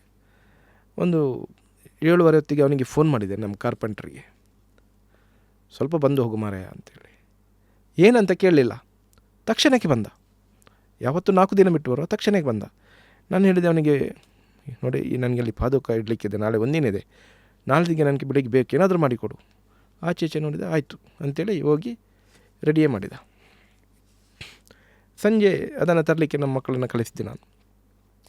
ನಾನು ಫೋನಲ್ಲಿ ಕೇಳಿದೆ, ಏನು ಮಾರೆ ಭಾರಿ ವಿಚಿತ್ರ, ಯಾವತ್ತು ಈ ರೀತಿ ನೀನು ಕೆಲಸ ಮಾಡೋದಿಲ್ಲ ಮಾರೆ, ಇಷ್ಟು ದಿನ ಇದೇ ಹೇಗೆ ಮಾಡಿದೆ? ಇಲ್ಲ, ನನಗೆ ಆ್ಯಕ್ಚುಲಿ ಆ ದಿನ ಅವನಿಗೆ ಬ್ಯುಸಿ ಕೆಲಸ ಇತ್ತು, ಅವರ ಕೆಲಸದವರು ಬರೋದನ್ನು ಕಡೆಗೆ ಮೂಮೆಂಟಲ್ಲಿ ಬರೋದಿಲ್ಲ ಅಂತ ಹೇಳಿದರು. ಇವ್ರಿಗೆ ಕೆಲಸ ಇಲ್ಲ, ಹಾಗಾಗಿ ಇದು ಕೆಲಸ ಆಯಿತು. ಕಡೆಗೆ ಪಾದುಕೆಟ್ಟು ಪ್ರತಿಷ್ಠೆ ಮಾಡಿ ಅಷ್ಟೇ ಇತ್ತು, ದೊಡ್ಡ ಪೂಜೆ ಏನಿಲ್ಲ. ಗುರುವಾರ ಪೂಜೆ ಆಗ್ತಾಯಿತ್ತು. ಪೂಜೆ ಏನಿಲ್ಲ, ಬಂದವರಿಗೊಂದು ಹಣ್ಣು ಕೊಡೋದು ಅಷ್ಟೇ ಇತ್ತು. ನಮಗೇನಂತೇಳಿದರೆ ಬಂದವ್ರಿಗೆ ಏನಾದರೂ ಕೊಡಬೇಕು, ಖಾಲಿ ಕೈಲಿ ಹೋಗಬಾರ್ದು. ನನಗೆ ತೃಪ್ತಿ ಏನಂತ ಹೇಳಿದರೆ, ಏನಾದರೂ ಈಗಲೂ ನಮ್ಮ ಮಠದಲ್ಲಿ ದೇವಸ್ಥಾನಕ್ಕೆ ಬಂದಾಗ ಖಾಲಿ ಕೈಯಿಂದ ಯಾರನ್ನು ಕಳಿಸೋದಿಲ್ಲ. ಬಂದವರಿಗೊಂದು ಬಾಳೆನಾದರೂ ಕೊಡಬೇಕು. ಯಾರು ಬಂದು ಎಷ್ಟೇ ಜನ ಬರಲಿ, ಏನಾದರೂ ಅವ್ರ ಕೈಯಿಂದ ಇಟ್ಕೊಂಡು ಹೋಗ್ಬೇಕು, ಖಾಲಿ ಕೈಲಿ ಹೋಗ್ಲಿಕ್ಕಿಲ್ಲ. ಅದು ನಮ್ಮದು ಬಾಬನ ತತ್ವ ಕೂಡ ಅದೇ ರೀತಿ ಇದೆ. ಅದು ಎಲ್ಲ ಆಯಿತು. ಜನಗಳು ಬರಲಿಕ್ಕೆ ಪ್ರಾರಂಭವಾಯಿತು. ಗುರುವಾರ ಜನ ಬರಲಿಕ್ಕೆ ಸ್ಟಾರ್ಟ್ ಆಯಿತು. ಹಬ್ಬ ಬಂದರೆ ಪ್ರಥಮ ಹಂತದಲ್ಲಿ ಒಂದು 10 ಜನ, 15 ಜನ. ಎಲ್ಲೇ ಒಂದು ಪಕ್ಕದಲ್ಲಿ ಹೋಟ್ಲಿಂದ ಒಂದು 10 ಊಟ ತಂದು 20 ಜನ ಊಟ ಮಾಡ್ತಿದ್ವಿ. ಮತ್ತು ಗುರುವಾರ ಇನ್ನೂ ಜಾಸ್ತಿ ಆಯಿತು. ಜನಗಳು ದಿನದಿಂದ ದಿನಕ್ಕೆ ಭಕ್ತರ ಸಂಖ್ಯೆ ಜಾಸ್ತಿ ಆಯಿತು. ಅಲ್ಲಿ ನನ್ನ ಹತ್ರ ಒಂದು ಬಾಲ್ಯದಲ್ಲಿ ಒಂದು ಡ್ರೀಮ್ ಇತ್ತು. ನಾನು ತುಂಬ ಶ್ರೀಮಂತನಾಗಬೇಕು, ರಸ್ತೆ ಬದಿಯಲ್ಲಿದ್ದವರಿಗೆ ಊಟ ಕೊಂಡೋಗಿ ಕೊಡಬೇಕು, ಪ್ರಾಣಿ ಪಕ್ಷಿಗಳಿಗೆ ಊಟ ಕೊಡಬೇಕು. ಇದು ನನ್ನದು ಬಾಲ್ಯದ ಡ್ರೀಮ್. ಅದು ದೊಡ್ಡಾದ ನಂತರ ಮಾಡಬೇಕಂತ ಇತ್ತು. ದೇವರು ದುಡ್ಡು ಮಾಡಲಿಕ್ಕೆ ಬಿಡಲಿಲ್ಲ, ಸೇವೆ ಮಾಡಲಿಕ್ಕೆ ಅವಕಾಶ ಕೊಟ್ಟರು. ಹಾಗೆ ಸೇವೆ ಪ್ರಾರಂಭವಾಯಿತು. ಆ ಸೇವೆ ನನಗೆ ಗೊತ್ತಿಲ್ಲದ ರೀತಿಯಲ್ಲಿ ಏನಾಗಿ ಹೋಯಿತು ಗೊತ್ತಿಲ್ಲ. ಒಂದು ದಿನ ಶಿರಡಿಗೆ ಹೋದೆ ನಾನು, ಸಾಯಿಬಾಬಾನಲ್ಲಿ. ಶಿರಡಿಗೆ ಹೋಗಿ ಅಲ್ಲಿಂದ ಶನಿಶಿಂಗಣಪುರ ಹೋಗ್ತಾ ದಾರಿ ಮಧ್ಯದಲ್ಲಿ ಕಬ್ಬಿನ ಒಂದು ಜ್ಯೂಸ್ ಮಾಡುವಂಥ ಶಾಪ್ ಇತ್ತು. ಅಲ್ಲಿ ನಿಂತೆ ಜ್ಯೂಸ್ ಆಗ್ತಾಯಿತ್ತು. ನಾನು ಈಚೆ ಬರುವಾಗ ಒಂದು ಹೋಟ್ಲು ಮುಂದೆ, ರೆಸ್ಟೋರೆಂಟ್ ಮೇಲೆ ಮುಂದೆ ಒಂದು ಹೆಂಗಸು ಊಟ ಕೇಳ್ತಾ ಉಂಟು. ಆ ಹೋಟೆಲಿನ ಯಜಮಾನ ಆ ಹೆಂಗಸನ್ನು ನೀರು ಹಾಕಿ ಚೆಲ್ತಾ ಉಂಟು, ನೀನು ಹೋಗಿ ನಿಲ್ಬರ್ಣ ಅಂತೇಳಿ. ನನಗದು ನೋಡಲಿಕ್ಕೆ ಆಗಲಿಲ್ಲ. ಹತ್ತಿರ ಹೋದೆ ನಾನು. ಹತ್ತಿರ ಹೋಗಿ ಏನಂತ ಕೇಳಿದೆ. ಅಲ್ಲ, ಅವ್ರದ್ದು ಯಾವತ್ತು ಬರೋದು ಯಾವಲೇನಿಲ್ಲ ಕಿರಿಕಿರಿ ಮಾಡ್ತಾರೆ, ಅವ್ರಿಗೆ ಏನು ಬೇಕು ಕೇಳಿದೆ. ಅಮ್ಮ ಊಟ ಬೇಕಂತ ಹೇಳಿದರು. ನಾನು ಹೇಳಿದೆ ಅವರಿಗೆ ಎಷ್ಟು ಊಟ ಬೇಕಷ್ಟು ಕೊಟ್ಟು ಬಿಡಿ, ದುಡ್ಡು ನಾನು ಕೊಡ್ತೇನೆ ಅಂತ ಹೇಳಿದೆ. ಅವ್ರು ಒಳಗೆ ಹೋದ್ರು, ಊಟ ಎಲ್ಲ ಕಟ್ಟಿದ್ರು. ಆ ಹೆಂಗಸಿಗೆ ತಂದು ಕೊಟ್ಟರು. ಎಷ್ಟಾಯ್ತು ಅಂತ ಕೇಳಿದೆ. ದುಡ್ಡು ಬೇಡ ಹೇಳಿದರು. ಪರಿವರ್ತನೆ ನೋಡಿ ಅವರ ಮನಸ್ಸು. ನಾನು ಹೇಳಿದೆ, ಎಲ್ಲಿವರೆಗೆ ಈ ಹೆಂಗಸು ಇಲ್ಲಿ ಬಂದು ಊಟ ಕೇಳುತ್ತಾ ಅಲ್ಲಿ ತನಕ ಊಟ ಕೊಡಿ, ದುಡ್ಡು ನಾನು ನಿಮ್ಗೆ ಇಷ್ಟು ಕೊಟ್ಟು ಹೋಗ್ತೇನೆ ಅಂತ ಹೇಳಿದೆ. ಅವರು ಹೇಳಿದರು ಬೇಡ, ಯಾವತ್ತು ಬಂದು ನಾನು ಊಟ ಕೊಡ್ತೇನೆ ಅಂತೇಳಿ ಅಲ್ಲಿ ಪರಿವರ್ತನೆಯಾಗಿ ಊಟ ಪ್ರಾರಂಭವಾಯಿತು. ಅಲ್ಲಿಂದ ಅದು ಮುಗಿಸಿ ನಾನು ಬೆಂಗಳೂರಿಗೆ ಬರಲಿಕ್ಕಿತ್ತು. ಬೆಂಗಳೂರಿಗೆ ಬಂದೆ. ನಮ್ಮ ಆತ್ಮೀಯರೊಬ್ಬರು ಬೆಂಗಳೂರಲ್ಲಿದ್ದಾರೆ. ಅವ್ರ ಹತ್ರ ಹೇಳಿದೆ, ನಂದು ಈಗ ಒಂದು ಯೋಜನೆ ಇದೆ, ಹೇಗೆ ಮಾಡ್ಬೋದಾ, ಹಸಿದವರಿಗೆ ಒಂದು ಅನ್ನ ಕೊಡುವಂಥ ಯೋಜನೆ ಇದೆ, ನನ್ನ ಹತ್ರ ಈಗ ಏನಿಲ್ಲ, ಪ್ರಾರಂಭ ಮಾಡ್ಬೋದಾ ಅಂತ ಕೇಳಿದೆ. ನೀವು ಮಾಡಿ, ನಿಮ್ಗೇನು ಬೇಕು ನಾನು ಸಹಾಯ ಮಾಡ್ತೇನೆ ಅಂತ ಹೇಳಿದರು. ಅವ್ರು ಪ್ರಥಮ ಹಂತದಲ್ಲಿ ನನಗೊಂದು ಸಹಾಯ ಮಾಡಿದರು. ಅಲ್ಲಿಂದ ಅವರೇ ಹೆಸರು ಕೊಟ್ಟರು, ಸಾಯ್ತುತ್ತು ಅಂತೇಳಿ ಅಂತ. ಅಲ್ಲಿಗೆ ಸಾಯ್ತುತ್ತು ಅಂತ ಹೆಸರಾಯಿತು. ಅಲ್ಲಿಂದ ಆ ಸೇವೆ ಪರಮಾತ್ಮನಿಗೆ ತಲುಪಿತು. ಇವತ್ತು ನೀವು ಪ್ರವೀಣ್ ಬಾಬಾರನ್ನು ಮೀಟ್ ಮಾಡಿದ್ದು ಹೇಗೆ, ಅದೇ ಹೇಳ್ತಾ ಇದ್ರಿ. ಅಲ್ಲೇ ಪ್ರವೀಣ್ ಬಾಬರಲ್ಲಿ ಹೋಗಿ ನಾನು ಅವರ ನಂತರ ದೀಕ್ಷೆ ತಗೊಂಡೆ ಅಲ್ವಾ. ಈಗ ಅವರಲ್ಲಿ ಹೋದ ನಂತರ ಅವರು ನನಗೆ ಅವರ ಪುಸ್ತಕ ಕೊಟ್ಟರು, ಅವರು ಸಾಧನೆ, ಅದು ಬಳಿಕ ದೀಕ್ಷೆ ತಗೊಂಡೆ. 2008 ಅದಾದ ನಂತರ ನಿರಂತರ ಸಂಪರ್ಕ. ನಾನು ಅವ್ರ ಹತ್ರ ಹೋಗ್ತಾ ಇದ್ದೆ. ಅವರು ಏನಾದರೂ ಪೂಜೆ ಇದ್ದರೆ ನನ್ನನ್ನು ಕರಿತಾ ಇದ್ದರು. ನನಗೆ ಹೇಗೆ ಅಂತ ಹೇಳಿದರೆ ಅದು ಹೇಳಲಿಕ್ಕೆ ಸಾಧ್ಯ ಇಲ್ಲ, ಅಂಥದ್ದೊಂದು ಪ್ರೀತಿ ಇದೆ ಅವ್ರ ಹತ್ರ. ಇವತ್ತಿಗೂ ಪ್ರೀತಿ ಇದೆ, ಅದು ಸಾಧ್ಯನೇ ಇಲ್ಲ ಹೇಳಲಿಕ್ಕೆ. ಗುರುಗಳಾಗೆ ಇನ್ನೂ ಇದ್ದಾರೆ, ಆ್ಯಕ್ಟಿವ್ ಆಗಿದ್ದಾರೆ. ತುಂಬ ದೊಡ್ಡ ಸಾಧಕರು ಅವರು, ಸಾಧಾರಣ ಸಾಧಕರಲ್ಲ. ಈಗಲೂ ಬೇರೆ ಶಿಷ್ಯಂದ್ರಿಗೂ ದೀಕ್ಷೆ ಕೊಡ್ತಾ ಇದ್ದಾರೆ. ನಾನು ಏನಲ್ಲ, ಎಲ್ಲ ಇವತ್ತು ನಾನು ಏನು ಮಾಡ್ತಾ ಇದ್ದೇನಾ, ಅವರು ಮಾಡಿದಂಥ ಸಾಧನೆಯ ಫಲದ ಒಂದು ಚೂರು ತುಂಡು ನನ್ನ ಹತ್ರ ಇದೆ. ಪರಿಪೂರ್ಣ ಅಲ್ಲ ಅಂತ ಇವತ್ತಿಗೂ ನಾನು ಅವರನ್ನು ಪ್ರೀತಿಸ್ತೀನಿ, ಗೌರವಿಸ್ತೀನಿ. ನನ್ನ ಪ್ರತಿ ಕ್ಷಣಗಳನ್ನು ಅವರಿಗೆ ಹೇಳ್ತೀನಿ, ಗುರುಗಳೇ ನಾನು ಇಲ್ಲಿ ಹೋಗ್ತಾ ಇದ್ದೀನಿ, ಗುರುಗಳೇ ನಾನು ಆ ಬಾಂಧವ್ಯವನ್ನು ಇಟ್ಕೊಂಡಿದ್ದೀನಿ. ಅವರಿಗೆ ನೋವು ಮಾಡಲಿಲ್ಲ. ಹಾಗಾಗಿ ನನ್ನ ಈ ವಿದ್ಯೆಗಳೆಲ್ಲ ಒಳ್ಳೆ ರೀತಿಯಲ್ಲಿ ಹೋಯಿತು. ಇವತ್ತೇನಂತ ಹೇಳಿದರೆ ವಿದ್ಯೆಗಳನ್ನು ಕಲಿತಾರೆ, ಇಲ್ಲಂತಲ್ಲ. ನಮ್ಮಲ್ಲಿ ದೀಕ್ಷೆ ಕೊಡುವಂಥ ಕ್ರಮ ಇದೆ. ಪೆಂಡುಲಮ್ಗೆ ದೀಕ್ಷೆ ಇಲ್ಲ, ಪೆಂಡುಲಮ್ ಸ್ಟೂಡೆಂಟ್, ಪೆಂಡುಲಮ್ ಶಿಷ್ಯರಂತ ನಾನು ಹೇಳೋದಿಲ್ಲ, ಸ್ಟೂಡೆಂಟ್ಸ್, ವಿದ್ಯಾರ್ಥಿಗಳು. ಇದಕ್ಕೂ ಗುರುಕುಲಕ್ಕೂ ಸಂಬಂಧ ಏನಂದರೆ, ಇಲ್ಲಿ ನಿಮಗೆ ಯಾವ ಕಲೆ ಇರುತ್ತೋ ಅದನ್ನು ನೀವು ಪೋಷಿಸ್ತೀರಾ. ಯಾವ ವಿದ್ಯೆಯನ್ನು ಕಲಿತು ಅದನ್ನು ಮುಂದುವರಿಸಿ ಸಾರ್ವಜನಿಕವಾಗಿ ಪಬ್ಲಿಕ್ ಸರ್ವಿಸ್ಗೆ ಹೋಗುವಾಗ ನಾವು ನಿಮಗೆ ದೀಕ್ಷೆ ಕೊಡುವಂಥ ಒಂದು ಕ್ರಮ ಇದೆ. Wake up to fresh ideas. Repose. ಇದೊಂದು ಡಿಫ್ರೆಂಟ್ ಪ್ರೋಗ್ರಾಮ್ ಅನ್ನಿಸ್ತು, ಹೆಣ್ಣು ಮಕ್ಕಳಿಗೆ ಮೂಗುತಿ ಕೊಡೋದು. ಇದನ್ನೇ ಏನಕ್ಕೆ ಆಯ್ಕೆ ಮಾಡಿದ್ರಿ? ಇದಕ್ಕೆ ಒಂದು ಘಟನೆ ಇದೆ ಅಮ್ಮ, ನೀವು ನೋಡಿ, ಗೂಗಲಲ್ಲಿ ಸರ್ಚ್ ಮಾಡಿ. 2018 to 2019 ಹಿಂದೂ ಹೆಣ್ಣು ಮಕ್ಕಳ ಸುಸೈಡ್ ನೋಡಿ, ಎಷ್ಟು ಸುಸೈಡ್ ಮಾಡಿದ್ದಾರೆ ನೋಡಿ, ಗೊತ್ತಾಗುತ್ತೆ ನಿಮಗೆ. ಅಷ್ಟು ಸುಸೈಡ್ ಆ ವರ್ಷದಲ್ಲಿ, ಟೀನೇಜ್, ಆ ಇಯರಲ್ಲಿ ಯಾವಾಗ ನೋಡಿದರೂ ಟೀನೇಜ್ ಸುಸೈಡ್, ಹೆಣ್ಮಕ್ಳು ಸುಸೈಡ್, ಹೆಣ್ಮಕ್ಳು. ನಮ್ಮ ಊರಲ್ಲೇ ಏನಿಲ್ಲದೊಂದು 5-6 ಕೇಸ್ ನೋಡಿದ್ದೀನಿ ನಾನು, ಉಡುಪಿ ಸರೌಂಡಿಂಗಲ್ಲಿ. ನನಗೆ ವಿಚಿತ್ರ ಅನಿಸುತ್ತೆ, ಯಾಕಪ್ಪ ಈ ಹೆಣ್ಮಕ್ಳು ಸುಸೈಡ್ ಮಾಡ್ಕೊಳ್ತಾರೆ. ಎಲ್ಲ ಫೋಟೋ ಕಲೆಕ್ಟ್ ಮಾಡಿದೆ. ನನ್ನ ಹತ್ರ ಫೋಟೋ ಇದೆ, ಹೆಣ್ಮಕ್ಳದು, ಸೂಸೈಡ್ ಮಾಡಿದೆ ಹೆಣ್ಮಕ್ಳದು ತುಂಬ ಇದೆ. ಝೂಮ್ ಮಾಡಿ ನೋಡಿದೆ, ಮೂಗುತಿಲ್ಲ. ಸೊ ಮೂಗುತಿಗೂ ಹೆಣ್ಣು ಮಕ್ಕಳ ಒಂದು ಮಾನಸಿಕ ಆರೋಗ್ಯಕ್ಕೂ ಏನು ಸಂಬಂಧ ಇದೆ ಸರ್? ಆ್ಯಕ್ಚುಲಿ ಏನಂತೇಳಿದರೆ ಚಂದ್ರನಾಡಿ ಅಂತ ಇದೆ, ಅದು ಹೆಣ್ಮಕ್ಳ ಯೋನಿಯಿಂದ ಬ್ರೈನಿಗೆ ಕನೆಕ್ಟ್ ಇರುವಂಥದ್ದು. ಯಾವಾಗ ಅವರು ಮೆಚೂರ್ ಆಗ್ತಾರ ಅಲ್ಲಿಂದ ಅದೊಂದು ಪ್ರಾಬ್ಲಮ್ ಸ್ಟಾರ್ಟ್ ಆಗುತ್ತೆ. ಸಿಟ್ಟು ಬರಲಿಕ್ಕೆ, ಕೋಪ ಬರಲಿಕ್ಕೆ, ತಕ್ಷಣಕ್ಕೆ ಹೆಲ್ತ್ ಇಶ್ಯೂಸ್ ಬರಲಿಕ್ಕೆ ಸ್ಟಾರ್ಟ್ ಆಗುತ್ತೆ. ತಿಂಗಳ ಸಮಸ್ಯೆಗಳು ಬರಲಿಕ್ಕೆ ಪ್ರಾರಂಭವಾಗುತ್ತೆ. ಈಗ ಒಂದೊಂದೇ ಸಮಸ್ಯೆಗಳು ಅಂದಾಗ ಅವ್ರಿಗೆ ಯಾವುದನ್ನು ಸಹಿಸ್ಕೊಳ್ಳೋ ಶಕ್ತಿ ಇಲ್ಲ. ತಕ್ಷಣ ಬಂದಾಗ ಸೆಕೆಂಡಲ್ಲಿ ಮಾಡಿ ಆಯಿತು. ಯಾಕೆ ಕಂಟ್ರೋಲ್ ಇಲ್ಲ ಅಂತೇಳಿದರೆ, ಇಲ್ಲಿ ಆಕ್ಯುಪಂಚ್ ಅಂತ ಹೇಳ್ತೇವೆ ನಾವು. ಮೂಗುತಿಯನ್ನು ಎಡಭಾಗದಲ್ಲಿ ಚುಚ್ಚಿದಾಗ ಹೆಣ್ಮಕ್ಳ ವ್ಯಾಲ್ಯೂಬಲ್ ಪಾರ್ಟ್ ಇರೋದು ಲೆಫ್ಟಲ್ಲಿರೋದು. ಎಡಭಾಗಕ್ಕೆ ಚುಚ್ಚಿದಾಗ ಯಾಕೆ ಹಾಗೆ? ಅದಿರೋದೇ ಹಾಗೇನಾ ಚಂದ್ರ? ಲೆಫ್ಟಲ್ಲಿರೋದು. ಯಾಕೆಂತೇಳಿದ್ರೆ ಓಹೋ, ಅರ್ಧ ನಾರೀಶ್ವರ ಥರ, ಈ ಕಡೆ ನಾರಿ, ಈ ಕಡೆ ಪುರುಷ ಲೆಫ್ಟಲ್ಲಿರುತ್ತೆ. ಬಟ್ ಅದೇನಾಗುತ್ತೆ, ಆಕ್ಯುಪಂಚ್ ಆದಾಗ ಬ್ರೈನ್ ಸ್ವಲ್ಪ ಕಂಟ್ರೋಲ್ ಬರುತ್ತೆ. ಈ ಮುಖ ಬಚ್ಚಿದಾಗ ಯಾವಾಗಲೂ ಕನೆಕ್ಟ್ ಆಗಿರುತ್ತಲ್ಲ. ಇದು ಕ್ವಶನ್ಸ್ಗೆ ನನಗೆ ತುಂಬ ವಿರುದ್ಧವಾದ ಇದು ಬಂದಿದೆ, ಕ್ವಶನ್ಸ್ ಬಂದಿದೆ. ಮುಸ್ಲಿಮ್ಸ್ ಏನು ಮಾಡ್ತಾರೆ, ಕ್ರಿಶ್ಚಿಯನ್ಸ್ ಏನು ಮಾಡ್ತಾರೆ? ಅವ್ರು ಮೂಗುತಿ ಹಾಕೋದಿಲ್ಲ, ಅವ್ರಿಗೇನು ಸಮಸ್ಯೆ ಇಲ್ವಾ? ಮುಸ್ಲಿಮ್ಸ್ ಏನು ಮಾಡ್ತಾರೆ ಅಂತೇಳಿ ದಿನಕ್ಕೆ 5 ಸರ್ತಿ ನಮಾಜ್ ಮಾಡ್ತಾರೆ, ಹೆಡ್ ಡೌನ್ ಮಾಡ್ತಾರೆ. ನಮಾಜ್ ಮಾಡುವಾಗ ಹಣೆಯನ್ನು ತಾಗಿಸ್ತಾರೆ, ಇಲ್ಲಿ ಪಂಚಾಗುತ್ತೆ, ಕಂಟ್ರೋಲ್ ಬರುತ್ತೆ. ಹೆಣ್ಮಕ್ಳೇ ಅವರು ಕೂಡ ನಮಾಜ್ ಮಾಡ್ತಾರಲ್ಲ, ಅವರು ಪಂಚ್ ಮಾಡ್ತಾರೆ, ರೈಟಿಗೆ ಹಾಕ್ತಾರೆ. ಬಟ್ ಇದಿದೆ ನಮಾಜ್ ಮಾಡುವಂಥದ್ದು ಈ ವಾರ ಹತ್ರ ಇದೆ. ಕ್ರಿಶ್ಚಿಯನ್ಸ್ ಮುದ್ರೆ ಹಾಕ್ತಾರೆ ಪ್ರೇಯರ್ ಮಾಡುವಾಗ. ಸೊ ಬೇಸಿಕಲಿ ಈ ಟಚ್ ಪಾಯಿಂಟ್ ಕುಂಕುಮ ನೋಡಬೇಕು ಅಂತ ಹೇಳಿದ್ರೆ ಅದೇ ನೆಗೆಟಿವಿಟೀಸ್ ಹೋಗೋದಲ್ಲಿ, ನಿಮಗೆ ಕೆಟ್ಟ ದೃಷ್ಟಿ ಆಗೋದಲ್ಲಿ. ನಿಮ್ಮ ಯಾರ ಮುಖ ನೋಡೋದು ಹೇಗೆ, ನಿಮ್ಮ ಮನೆಗೆ ನೋಡೋದಲ್ಲ, ಹಣೆ ನೋಡೋದು. ನನ್ನ ಒಳ್ಳೆ ದೃಷ್ಟಿ ಅದೇ ತೊಂದರೆ ಇಲ್ಲಪ್ಪ, ನನ್ನ ಕೆಟ್ಟ ದೃಷ್ಟಿ ಅದಕ್ಕೆ ನಾ ಇದು ಇಟ್ಕೊಳ್ಳೋದು, ಬ್ಲಾಕೇಜ್ ಮಾಡೋದು, ಬ್ಲಾಕ್ ಮಾಡುವಂಥದ್ದು. ಈಗ ನಮ್ಮಂಥವ್ರು ಸ್ಟೈಲ್ ಅಂತ ಎಷ್ಟೋ ಸತಿ ಮಾಡರ್ನ್ ಡ್ರೆಸ್ ಅಂತ ಹಾಕೊಳ್ಳೇ ಇರೋರಿಗೆ ಅದನ್ನ ಹೆಂಗ ರಿವರ್ಸ್ ಮಾಡೋಕ್ಕಾಗತ್ತಾ? ನೀವು ಅದಕ್ಕಾಗಿ ಪೆಂಡುಲಮಲ್ಲಿ ನೆಗೆಟಿವ್ಸ್ ತೆಗೆಯುವಂಥದ್ದು, ಅಥವಾ ಬೇರೆ ಮೆಥಡ್, ಈ ಸಾಲ್ಟ್ ವಾಟರ್ ಬಾತ್ ಮಾಡುವಂಥದ್ದು, ದಿನ ಮಾಡ್ತಾ ಇರ್ಬೋದು. ದಿನ ಅಲ್ಲಪ್ಪ, ವಾರದಲ್ಲಿ 1 ದಿನ ಹೀಗೆ ಮಾಡುವಂಥದ್ದು. ನೆಗೆಟಿವ್ಸ್ ನಿಮ್ಗೆ ಗೊತ್ತಾಗುತ್ತೆ ಬರುವಾಗ, ನಿಮಗೆ ಸುಸ್ತಾಗುವಂಥದ್ದು, ಸ್ವಲ್ಪ ನಿಮ್ಮನ್ನು ನೀವು ಹೀಲ್ ಮಾಡುವಂಥದ್ದು. ಅಥವಾ ಒಂದು ದೇವಸ್ಥಾನಕ್ಕೆ ಹೋಗಿ ಪ್ರದಕ್ಷಿಣೆ ಮಾಡುವಂಥದ್ದು, ಅಲ್ಲಿ ವೈಬ್ರೇಷನ್ ಇರುತ್ತೆ, ಪಾಸಿಟಿವ್ ವೈಬ್ರೇಷನ್. ನೀವು ಪ್ರದಕ್ಷಿಣೆ ಬಂದಾಗ ಅದು ಹೀಲ್ ಮಾಡುತ್ತೆ ನಿಮ್ಮನ್ನು. ಈ ದೃಷ್ಟಿ ತೆಗೆಸ್ಕೊಳ್ಳೋದು, ದೃಷ್ಟಿ ತೆಗೆಸುವಂಥದ್ದೆಲ್ಲ ಮೆಥಡ್ಸ್ ಇದೆಲ್ಲ, ನಮ್ಮ ಹಿರಿಯರು ಮಾಡ್ತಿದ್ದಂಥ ಮೆಥಡ್ಸ್ಗಳಿವೆ, ಈಗಲೂ ವ್ಯವಸ್ಥೆಗಳಿವೆ.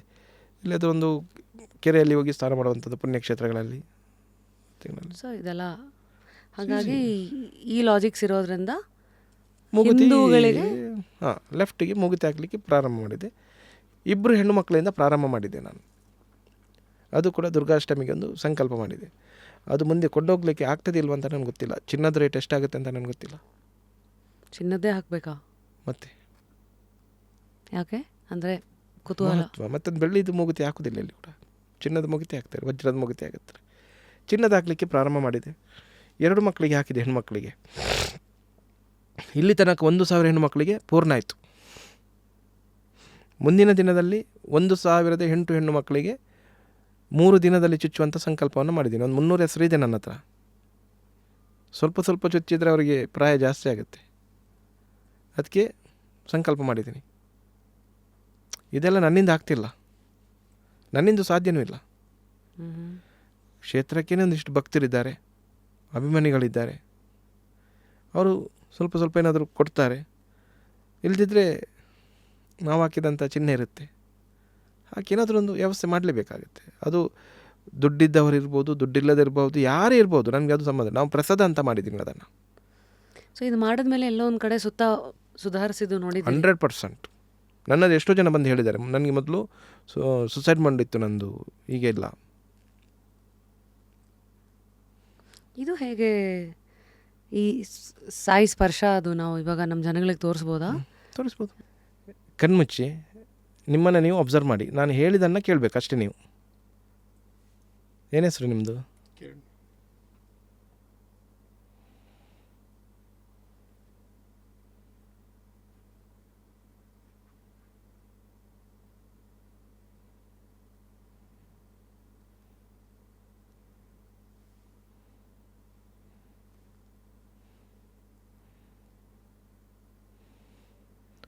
ಎಡಭಾಗದ ಬೆನ್ನಿನ ಹಿಂದೆ ಒಬ್ಸರ್ವ್ ಮಾಡಿ. ಎಡಭಾಗ ಬೆನ್ನ ಹಿಂದೆ ಸ್ಪೈನಲ್ ಕಾರ್ಡ್ ಇದೆಯಲ್ಲ, ಅಲ್ಲಿಂದ ಒಬ್ಸರ್ವ್ ಮಾಡ್ತಾ ಹೋಗಿ.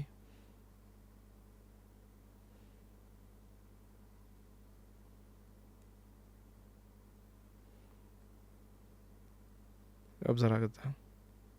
ಎಳಿತಾ ಇದೆಯಾ? ನೋವಿದೆ ಅಲ್ಲಿ? ಯಾವಾಗಲೂ ನೋವು ಬರುತ್ತಲ್ಲಿ? ಬರುತ್ತಲ್ಲ, ಇದನ್ನು ನೋಡ್ತಾ ಇರಿ, ಒಬ್ಸರ್ವ್ ಮಾಡ್ತಾ ಇರಿ. ಹೀಲ್ ಆಗಿದಾಗ ಫೀಲ್ ಆಗುತ್ತಾ? ಅಲ್ಲಿ ಎಳ್ದಾಗೆ ಆಗುತ್ತಾ? ನೋಡಿ, ಒಬ್ಸರ್ವ್ ಮಾಡಿ. ಅಲ್ಲಿಂದ ಕಾಲಿನ ಪಾದದಡಿ ಗಮನ ಕೊಡಿ. 2 ಕಾಲಿನ ಪಾದದಡಿ ಗಮನ ಕೊಡಿ. ಕೆಳಗೆ ಬರೋದು ಫೀಲ್ ಆಗುತ್ತೆ ನೋಡಿ.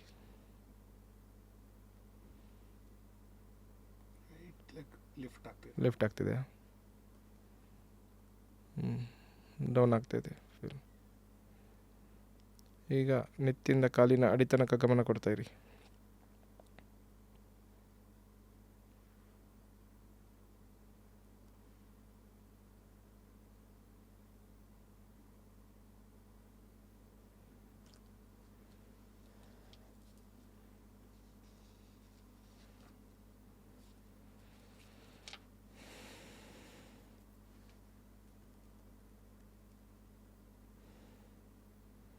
ರಿಲ್ಯಾಕ್ಸ್. ನಿದ್ದೆ ಮಾಡ್ಬಿಟ್ಟೇನಪ್ಪ? ಅದು ಕೇಳಿ, ಅವ್ರ ಹತ್ರ ಎಕ್ಸ್ಪೀರಿಯನ್ಸ್ ಕೇಳಿ. ಹೇಳಿ ಕಿರಣ್ ಅವರೇ, ಹೇಗಿತ್ತು? ಹಗುರವಾಗಿದೆ, ಫೀಲ್ ಲಿಫ್ಟ್ ಮಾಡ್ದಂಗಿತ್ತು. ಬೆನ್ನ ಹಿಂದಿಂದ ನೋವಿನ ಕಡೆಯಿಂದ ಕೆಳಗೆ ತರೋದರ ರೀತಿ ಆಯ್ತಾ? ಲೆಫ್ಟ್ ಸೈಡ್ ಅಂದ್ರೆ ಇದೆ ಅಲ್ವಾ? ಹೌದು, ಇಲ್ಲಿ ನೋವಿಲ್ಲ, ಇಲ್ಲಿ ನೋವು ಸ್ಟಾರ್ಟ್ ಆಗ್ತದಲ್ಲ. ಅದು ನಮ್ಮ ನಾಡಿಗಳಿವೆ, ಅದು ಆ್ಯಕ್ಟಿವ್ ಮಾಡುವಂಥದ್ದು ಈ ಮೆಥಡಲ್ಲಿ. ನೀವು ಈಗೇನೆ ಕೂತ್ಕೊಳ್ಳಿ, ಕೈ ಈಗೇನೆ ಇರಲಿ, ಕೈ ಹಾಗೆ ತಿರುಗಿಸಿಡಿ, ಈಗೇನೆ ಕೂತ್ಕೊಳ್ಳಿ. ನಿಮ್ಮ ಹಾರ್ಟ್ ಬೀಟ್ ನೋಡಿ ಈಗ ಹೇಗಿದೆ ನೋಡಿ, ಒಬ್ಸರ್ವ್ ಮಾಡಿ ಹಾರ್ಟ್ ಬೀಟ್. ಕಣ್ಮುಚ್ಚಿ ಒಬ್ಸರ್ವ್ ಮಾಡಬೇಕಾದ್ರೆ. ಒಬ್ಸರ್ವ್ ಮಾಡಿದ್ರಾ? ಈಗ ಒಬ್ಸರ್ವ್ ಮಾಡಿ ನಿಮ್ಮ ಹಾರ್ಟ್ ಬೀಟ್.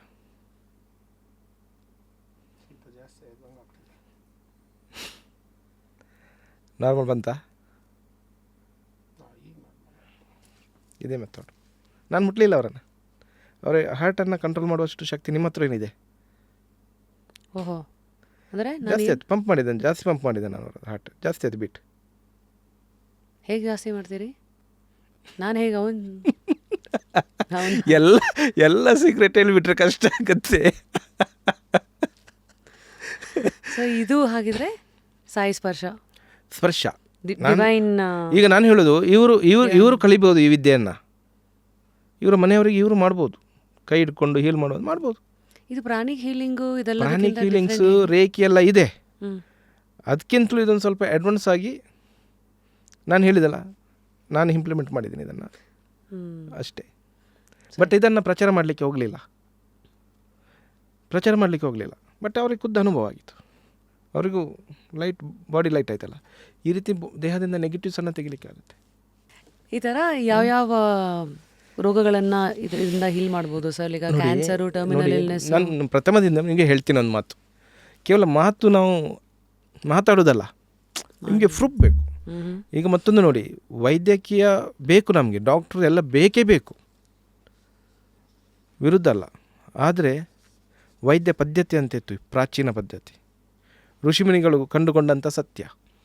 ಅವಾಗ ಎಲ್ಲಿತ್ತು? ಆಪರೇಷನ್ ಥಿಯೇಟರ್ ಇತ್ತ? ಇಲ್ಲಲ್ಲ. ವೈದ್ಯರು ಅಂತ ಹೇಳಿದರೆ ಸಾಧನೆ ಮಾಡಿ ಅವರು ಕಲಿತಂಥ ಒಂದು ಸಿದ್ಧಿಯ ಮುಖಾಂತರ ಚಿಕಿತ್ಸೆ ಕೊಡೋ ಪದ್ಧತಿ ಇತ್ತು, ಈಗಲೂ ಇದೆ. ಆದರೆ ಏನಾಗುತ್ತೆ, ಆ ಚಿಕಿತ್ಸೆಗಳನ್ನು ಕಮರ್ಷಿಯಲ್ ಆಗಿ ನಾವು ಹೋದಾಗ ಆ ವಿದ್ಯೆಗಳು ನಡೆಯುವುದಿಲ್ಲ. ಕಮರ್ಷಿಯಲ್ ಹೋಗದೆ ಮತ್ತೆ ಹೇಗೆ ನೋಡಿ, ನಾನು ನಿಮಗೆ ಒಂದು ಘಟನೆಯನ್ನು ಹೇಳ್ತೀನಿ. ಅದು ಆ್ಯಕ್ಚುಲಿ ನಾವು ಹೇಳಬಾರ್ದು ಜನರಿಗೆ, ಅದು ಜನರಿಗೆ ಪ್ರಾಬ್ಲಮ್ ಅಲ್ಲ, ಬೇರೆಯವ್ರಿಗೆ ಅದು ಸಮಸ್ಯೆ ಆಗ್ತದೆ ನಾವು ಹೇಳಿದರೆ. ಒಂದು ಘಟನೆ ಹೇಳ್ತೀನಿ. ಒಬ್ರಿಗೊಂದು ಸಮಸ್ಯೆ ಇತ್ತು, ಮೇಜರ್ ಸಮಸ್ಯೆ. ಏನಿದ್ರು 20 ಲಕ್ಷ ರೂಪಾಯಿ ಖರ್ಚಾಗ್ತಿತ್ತು ಅದಕ್ಕೆ. ಇದೆ, ಅದು ಸಮಸ್ಯೆ ಇದೆ, ಖರ್ಚಿದೆ. ನಮ್ಮ ವಿದ್ಯಾರ್ಥಿ, ಪೆಂಡುಲಮ್ ಕಲಿತಂಥ ವಿದ್ಯಾರ್ಥಿ ನನಗೆ ಸವಾಲಾಗ್ತಾನೆ ಒಂದಿನ. ನಾನು ಊರಲ್ಲಿಲ್ಲ, ಕೇರಳದಲ್ಲಿದ್ದೆ. ಗುರುಗಳ ಈಗೀಗ ಒಂದು ಸಮಸ್ಯೆ ಇದೆ, ಈಗ 20 ಲಕ್ಷ ರೂಪಾಯಿ ಬೇಕಂತ ಹೇಳಿದ್ದಾರೆ. ಇದು ನಿಮ್ಮಿಂದ ಏನಾದರೂ ಆಗ್ತದಾ ಕೇಳಿದರು. ನನ್ನಿಂದ ಏನಾಗೋದಿಲ್ಲಪ್ಪ, ನನ್ನಿಂದ ಏನಾಗೋದಿಲ್ಲ ಅಂತ ಹೇಳಿದೆ. ಅದು ಮೂಮೆಂಟ್ ಹೇಳಿದರೆ ಅಡ್ಮಿಟ್ ಆಗಿ ಅದು ವ್ಯವಸ್ಥೆ ಎಲ್ಲ ಇತ್ತು. ನಾನು ಹೇಳಿದೆ ಏನು ಬೇಡಪ್ಪ, ಡಿಸ್ಚಾರ್ಜ್ ಮಾಡಿ ಬರಲಿ ಅಂತ ಹೇಳಿದೆ. ನಾನು ಮತ್ತೆ 2 ದಿನ ಬಟ್ಟಲ್ಲಿ ಹೋದೆ. ಅವರ ಮನೆಗೆ ಹೋದಾಗ ಜಾತ್ರೆ ಥರ ಇತ್ತು ಜನ. ಇವರು ಏನು ಮಾಡ್ತಾರಪ್ಪ, ಇವ್ರ ಹತ್ರ ಏನಿದೆ. ಈಗ ಇಲ್ಲಿ ಕೂತ್ಕೊಂಡ್ರಲ್ಲ, ಇದೇ ರೀತಿ ಇಷ್ಟೇ ಕೂತ್ಕೊಂಡು ನಾನು ಮಾಡಿದ್ದು. 100% ಕ್ಲಿಯರ್. ಆ ಒಂದು 2-3 ನಿಮಿಷದ 100% ಕ್ಲಿಯರ್. ಅವರು ನಮಗೆ ಬೇಕಾಗುವ ರೀತಿಯಲ್ಲಿ ವ್ಯವಸ್ಥೆ ಮಾಡಿ ಕೊಟ್ಟಿದ್ದಾರೆ. ದುಡ್ಡು ತಗೊಳ್ಳಿಲ್ಲ, ನಾನು ಅವ್ರ ಹತ್ರ 1 ರೂಪಾಯಿ ತಗೊಳ್ಳಿಲ್ಲ. ಸೇವೆ ಇದು. ಸೊ ಅದು ನಿಜ. ನಾವು ಹಳೆ ಮಾತನ್ನು ಕೇಳಿದ್ದೀವಿ. ಇವಾಗ ನೀವು ಅವ್ರದ್ದು ಹೀಲ್ ಮಾಡಿದ್ರೆ ಅದನ್ನ ನೀವು ತಗೋತೀರಾ ಅಂತ. ನೀವು ಅಷ್ಟು ಸಾಮರ್ಥ್ಯ ನಿಮ್ಮಲ್ಲಿ ಇರಬೇಕಲ್ಲ ತಗೊಳ್ಳುವಂಥದ್ದು. ಹೋಗುತ್ತೆ. ಈಗ ನೀವು ಯಾವುದೇ ಯೂಸ್ ಮಾಡಿ ಹಳತ್ತಾಗತ್ತಿಲ್ವ? ನಮ್ಮಲ್ಲಿ ಕೂಡ ನಾವು ಜಾಸ್ತಿ ಒತ್ತಡ ಹಾಕಿದಾಗ ನಾವು ಕ್ಷೀಣ ಆಗ್ತೀವಿ. ನಾವು 80 ವರ್ಷ ಬದುಕೋದಾದರೆ ಒಂದು 60 ವರ್ಷಕ್ಕೆ ಬಂದು ನಿಲ್ಬೋದು ನಮ್ಮದು ಆಯುಷ್ಯ, ಅಥವಾ ಒಂದು 50 ವರ್ಷ. ನಾನು ಹೇಳೋದು ಒಂದು ಅಷ್ಟು ಜನ ಒಳ್ಳೆಯದಾಗ್ತದಾದರೆ. ಸರಿ, ಅದು ನಿಜ. ಅದೆಲ್ಲದನ್ನು ನೀವು ತಗೋತಾ ಇರ್ತೀರಾ ಆ ಹಿಟ್. ನೋಡಿ, ಈ ದೇಶದಲ್ಲಿರುವಂಥ ಎಲ್ಲ ಪುಣ್ಯಾತ್ಮರನ್ನು ನೋಡಿ, ನೀವು ಸಾಧಕರನ್ನು ನೋಡಿ, ಯಾರು ಪೂರ್ಣ ಆಯುಷ್ಯದಲ್ಲಿದ್ದಾರೆ ಹೇಳಿ? ಏನು ಮಾಡದೆ ಇದ್ದದ್ದನ್ನು ಇದ್ದು ಅನುಭವಿಸಿ ಖಾಲಿ ಆಶೀರ್ವಾದ ಮಾಡಿದವರು ಬದುಕಿದ್ದಾರೆ. ಯಾರ ಸಮಸ್ಯೆಗೆ ಯಾರು ಸ್ಪಂದಿಸಿದ್ದಾರೆ ಅವರು ಹೆಚ್ಚು ಆಯುಷ್ಯ ಬದುಕಲಿಲ್ಲ. ಉದಾಹರಣೆಗೆ ಶಿರ್ಡಿ ಸಾಯಿಬಾಬರು ಸಾಕ್ಷಿ, 83 ವರ್ಷ ಬದುಕಿದ್ದಾರೆ ಅವರು. ಏನು ದೇವರಲ್ಲ, ಬದುಕ್ಬೋದಿತ್ತಲ್ಲ ಅವರಿಗೆ? ಪೂರ್ಣ ಆಯುಷ್ಯ ತರ್ಬೋದಿತ್ತಲ್ಲ? ವಿಚಾರ ಇಷ್ಟಿರೋದು, ನನಗೀಗ 60 ವರ್ಷ ಒಂದು ಆಯುಷ್ಯ ಇದೆ ಅಂತ ಹೇಳಿದರೆ, ನಾನು ಮಾಡುವಂಥ ಕೆಲಸ ಪ್ರಾಮಾಣಿಕವಾಗಿದೆ, ನನಗೆ ಗೊತ್ತಿದೆ ಇದ್ದಷ್ಟು ದಿನ ಇರೋದು. ಇಷ್ಟು ಜನರಿಗೆ ನಾನು ಸೇವೆ ಮಾಡಿದನಂತ ತೃಪ್ತಿ ಹೊಂದಿದೆ. ದೇವರು ಅವರ ಪಾದವನ್ನು ಮುಟ್ಟುವಂಥ ಶಕ್ತಿ ನನಗೆ ಕೊಡ್ಬೋದು. ಇದು ಸ್ವಲ್ಪ ಕಷ್ಟ ಆಗ್ಬೋದು ಪಾದ ಮುಟ್ಟಲಿಕ್ಕೆ.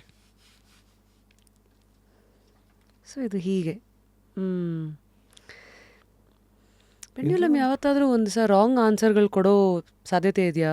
ಅಲ್ಲ, ರಾಂಗ್ ಆನ್ಸರ್ ಕೊಟ್ಟಿದೆ ಅಂತ ಹೇಳಿದರೆ ನಾನು ಸರಿ ಇಲ್ಲ ಅಂತ ಲೆಕ್ಕ. ಪೆಂಡುಲಮ್ ಸರಿ ಇಲ್ಲ ಅಂತಲ್ಲ. ನನ್ನನ್ನು ಸರಿಪಡಿಸಿ ನಾನು ಉತ್ತರವನ್ನು ಸರಿ ನೋಡ್ಕೊಳ್ಬೇಕೇ ವಿನಃ ನಾನು ಪೆಂಡುಲಮ್ ಸರಿ ಇಲ್ಲ ಅಥವಾ ನನಗೆ ಕೊಟ್ಟಂಥ ಗುರುಗಳು ಸರಿ ಇಲ್ಲ ಅಂತ ನಾನು ಹೇಳಲಿಕ್ಕಿಲ್ಲ.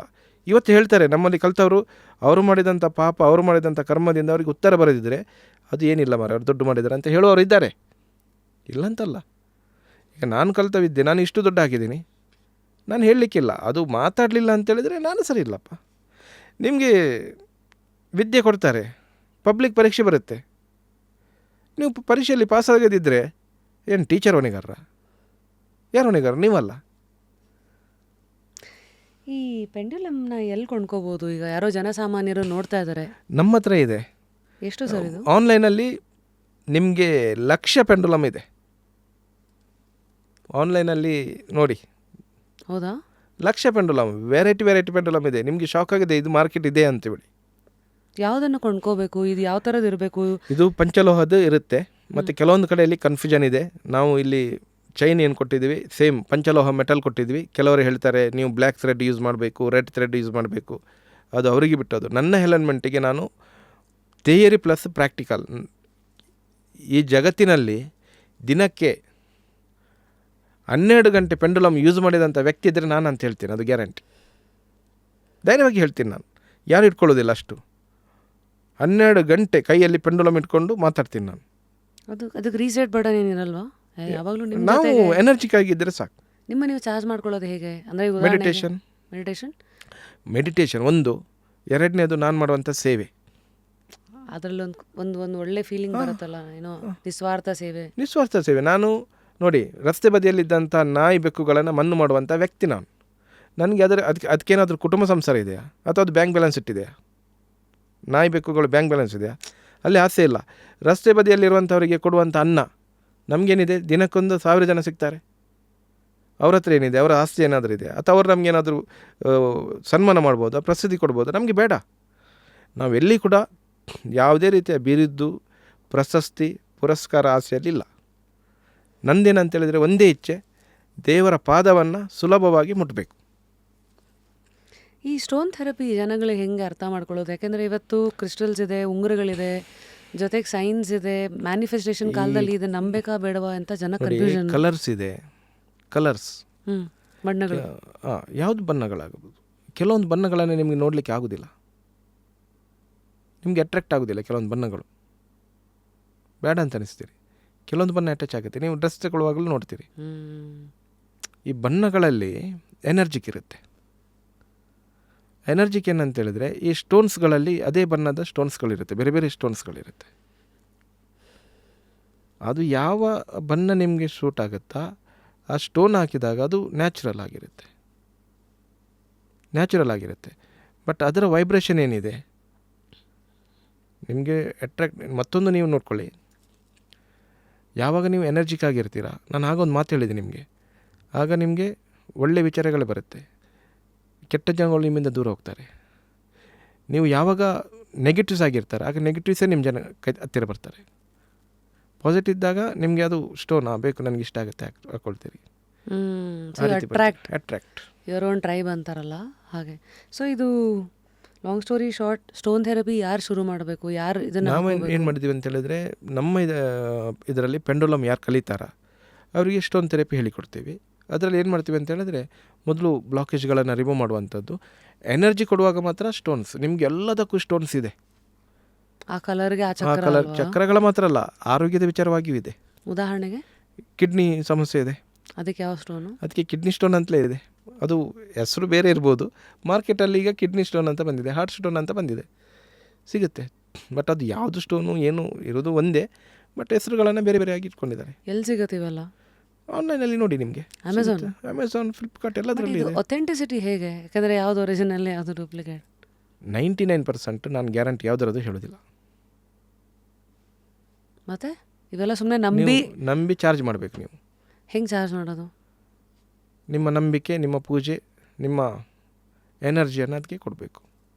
ಅದಕ್ಕೆ ಇದು ಕಮೆಂಟ್ ಕೊಡೋದು ಅಂತಾರಲ್ಲ, ಕೊಡ್ಬೋದು. ಈಗ ನನ್ನ ಹತ್ರ ತುಂಬ ಸ್ಟೋನ್ಸ್ಗಳಿವೆ, ಅಂದರೆ ಬೇರೆ ಬೇರೆ ಚಕ್ರಗಳನ್ನು ಹೀಲ್ ಮಾಡಲಿಕ್ಕೆ ಬೇರೆ ಬೇರೆ ರೀತಿಯ ಸ್ಟೋನ್ಸ್ಗಳಿಗೆ ಬಂದಿದೆ ನೋಡಿ. ಕ್ರಿಸ್ಟಲ್ ಇದೆ, ಎಲ್ಲೋ ಸಫರ್ ಎಲ್ಲ ಇದೆ. ಸೊ ಅದನ್ನ ಇಟ್ಕೊಂಡು ನೀವು ಹೀಲಿಂಗು ಮಾಡ್ಬೋದು. ಅಂದರೆ ಇವಾಗ ನಮ್ಮ ಚಕ್ರ ಇವಾಗ ಯಾವ್ಯಾವ್ದು ಲಾಕ್ ಆಗಿದೆ ಹೆಂಗೆ ಗೊತ್ತಾಗುತ್ತೆ? ನೀವೇ ಸ್ಕ್ಯಾನ್ ಪೆಂಡುಲಮಲ್ಲಿ ಗೊತ್ತಾಗುತ್ತೆ ಅಲ್ಲ. ನೀವು ಪೆಂಡುಲಮಲ್ಲಿ ನೀವು ನೀವು ಸುಮ್ಮನೆ ಕೂತ್ಕೊಂಡು ಅಲ್ಲೇ ಕೂತ್ಕೊಂಡು ಕೇಳಬೇಕು, ನಿಮ್ಮದು ಮೂಲಾಧಾರ ರೂಟ್ ಚಕ್ರ ಸರಿ ಇದೆ ಅಂತ ನೋಡ್ಬೋದು. ಯಾವ ಚಲನೆಯಲ್ಲಿ ಇದೆ ಕೇಳೋದು, ಪ್ರಶ್ನೆಗಳು ಅದನ್ನು ಅಬ್ಸರ್ವ್ ಮಾಡಬೇಕು ಮಾತ್ರ. ನಿಮಗೆ ಚಕ್ರದ ಬಗ್ಗೆ ಗೊತ್ತಿರಬೇಕು, ವ್ಯವಸ್ಥೆ ಗೊತ್ತಿರಬೇಕು, ಯಾವ ಪಾರ್ಟಲ್ಲಿ ಚಕ್ರ ಇದೆ, ನೀವು ಅದನ್ನು ಅಬ್ಸರ್ವ್ ಮಾಡ್ತಾನೆ. ಒಂದು ರೂಟ್ ಚಕ್ರ, ಮೂಲಾಧಾರ ಚಕ್ರ ಹೇಗಿದೆ ಮೂಮೆಂಟ್, ಅದು ಎಸ್ ಆದರೆ ಎಸ್ ತೋರುತ್ತೆ, ನೋ ಆದರೆ ಮೆಂಟಲಿ ಆದರೆ ಮೆಂಟಲಿ, ಈ ರೀತಿಯೆಲ್ಲ ಬರುತ್ತೆ. 50 ಆದರೆ 50%.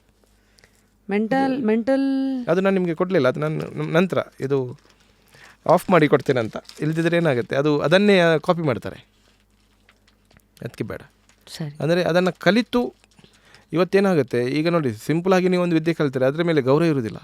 4 ದಿನ ಇಟ್ಕೊಳ್ತಾರೆ ಮತ್ತು ಬಿಸಾಡ್ತಾರೆ. ಹಾಗೆ ಆಗ್ಬೋದು. ಯಾವ ವಿದ್ಯೆ ಮೇಲೆ ಒಂದು ಗೌರವ ಇರಬೇಕು, ಅದನ್ನು ಮನಸ್ಸಿನಲ್ಲೇ ಕಲಿಬೇಕು, ಸ್ವತಃ ಪ್ರೀತಿಯಿಂದ ಕಲಿಬೇಕು. ಆ್ಯಂಡ್ ಯಾವುದು ಸುಮ್ಮನೆ ಹಾಗೆ ಬರಬಾರ್ದು ಕೂಡ, ಅದಕ್ಕೊಂದು ಬೆಲೆ ಕೊಟ್ಟೇ ಇರುತ್ತೆ. ಬಟ್ ನಾವೇನು ಮಾಡ್ತೀವಿ, ಅದನ್ನು ಸರಿಯಾಗಿ ಅವರು ಕಲಿತರೆ ಒಳ್ಳೆಯದು.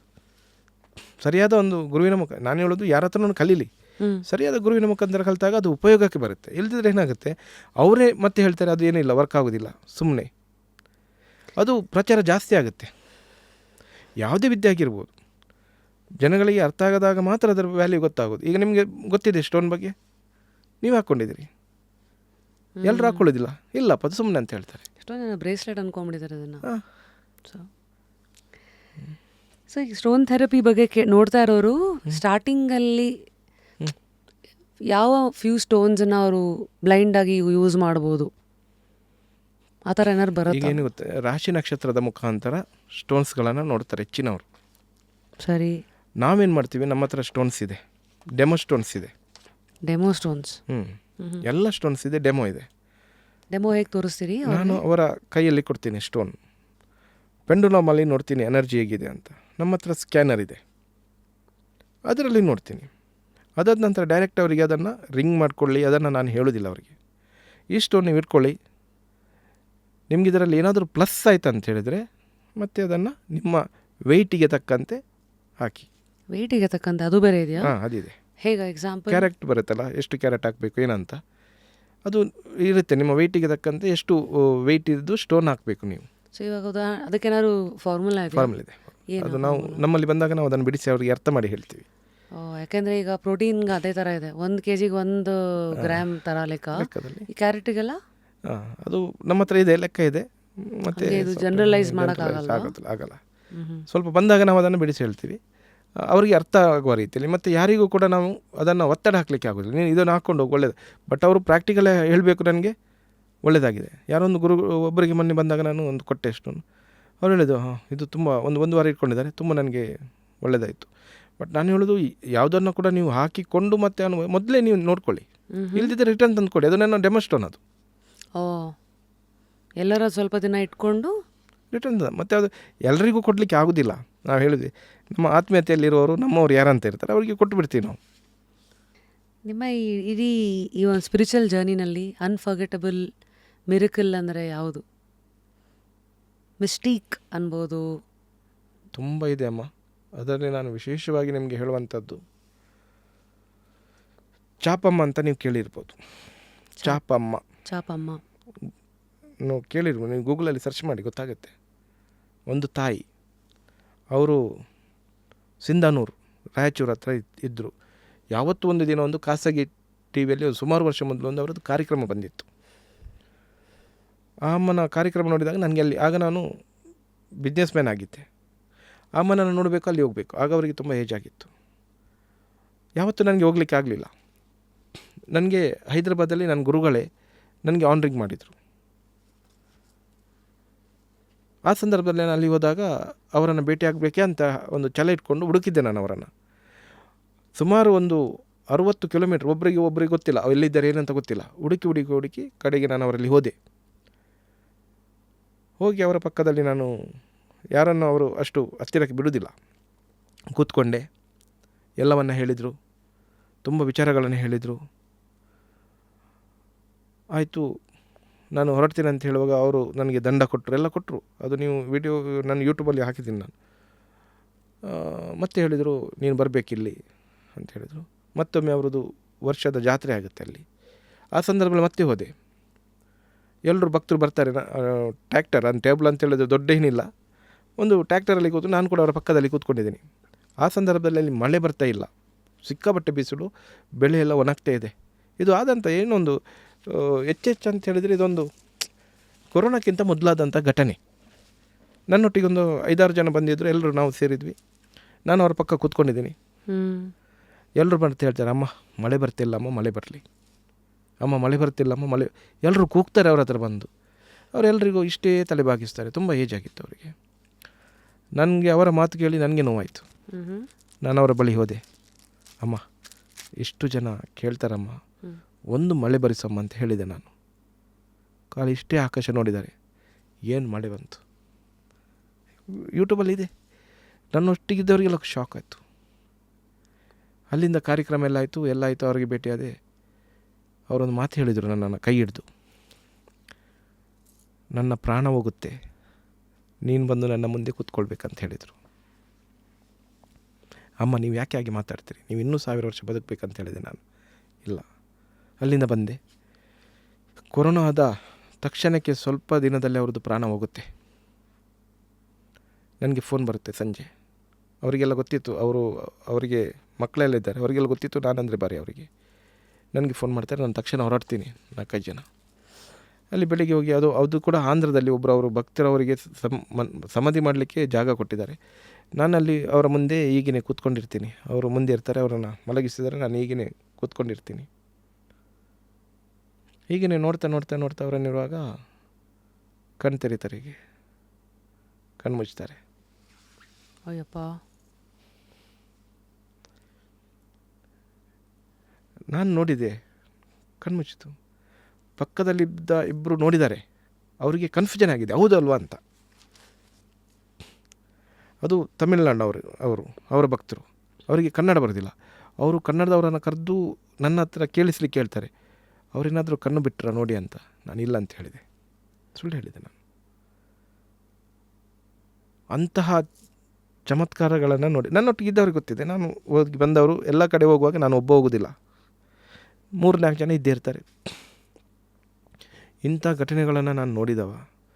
ಅನೇಕ ಸಂದರ್ಭಗಳಲ್ಲಿ ಬೇರೆ ಬೇರೆ ಅವಧೂತರ ಅನುಗ್ರಹ ಆಗಿದಂಥದ್ದು ಈಗಲೂ ನಡೀತಾ ಇದೆ. ಎಲ್ಲಿ ಹೋಗ್ಬೇಕಂತೇಳಿದ್ರೆ ಎದ್ಕೊಂಡು ಹೋಗ್ತೀನಿ ನಾನು. ಹೇಗೆ ಬೇಕಾದರೆ ನನಗೆ ದರ್ಶನ ಕೊಡಲಿ, ಪ್ಲ್ಯಾನ್ ಮಾಡ್ಕೊಂಡು ಹೋಗೋದಿಲ್ಲ, ಇಂಪ್ಲೆನ್ಸ್ ಮಾಡ್ಕೊಂಡು ಹೋಗೋದಿಲ್ಲ.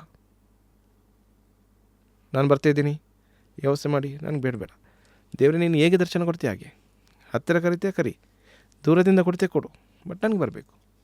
ಎಲ್ಲ ಜಾಗದಲ್ಲಿ ಅಂಥ ಒಂದು ಪ್ರೀತಿ ಸಿಕ್ಕಿದೆ, ಗೌರವ ಸಿಕ್ಕಿದೆ.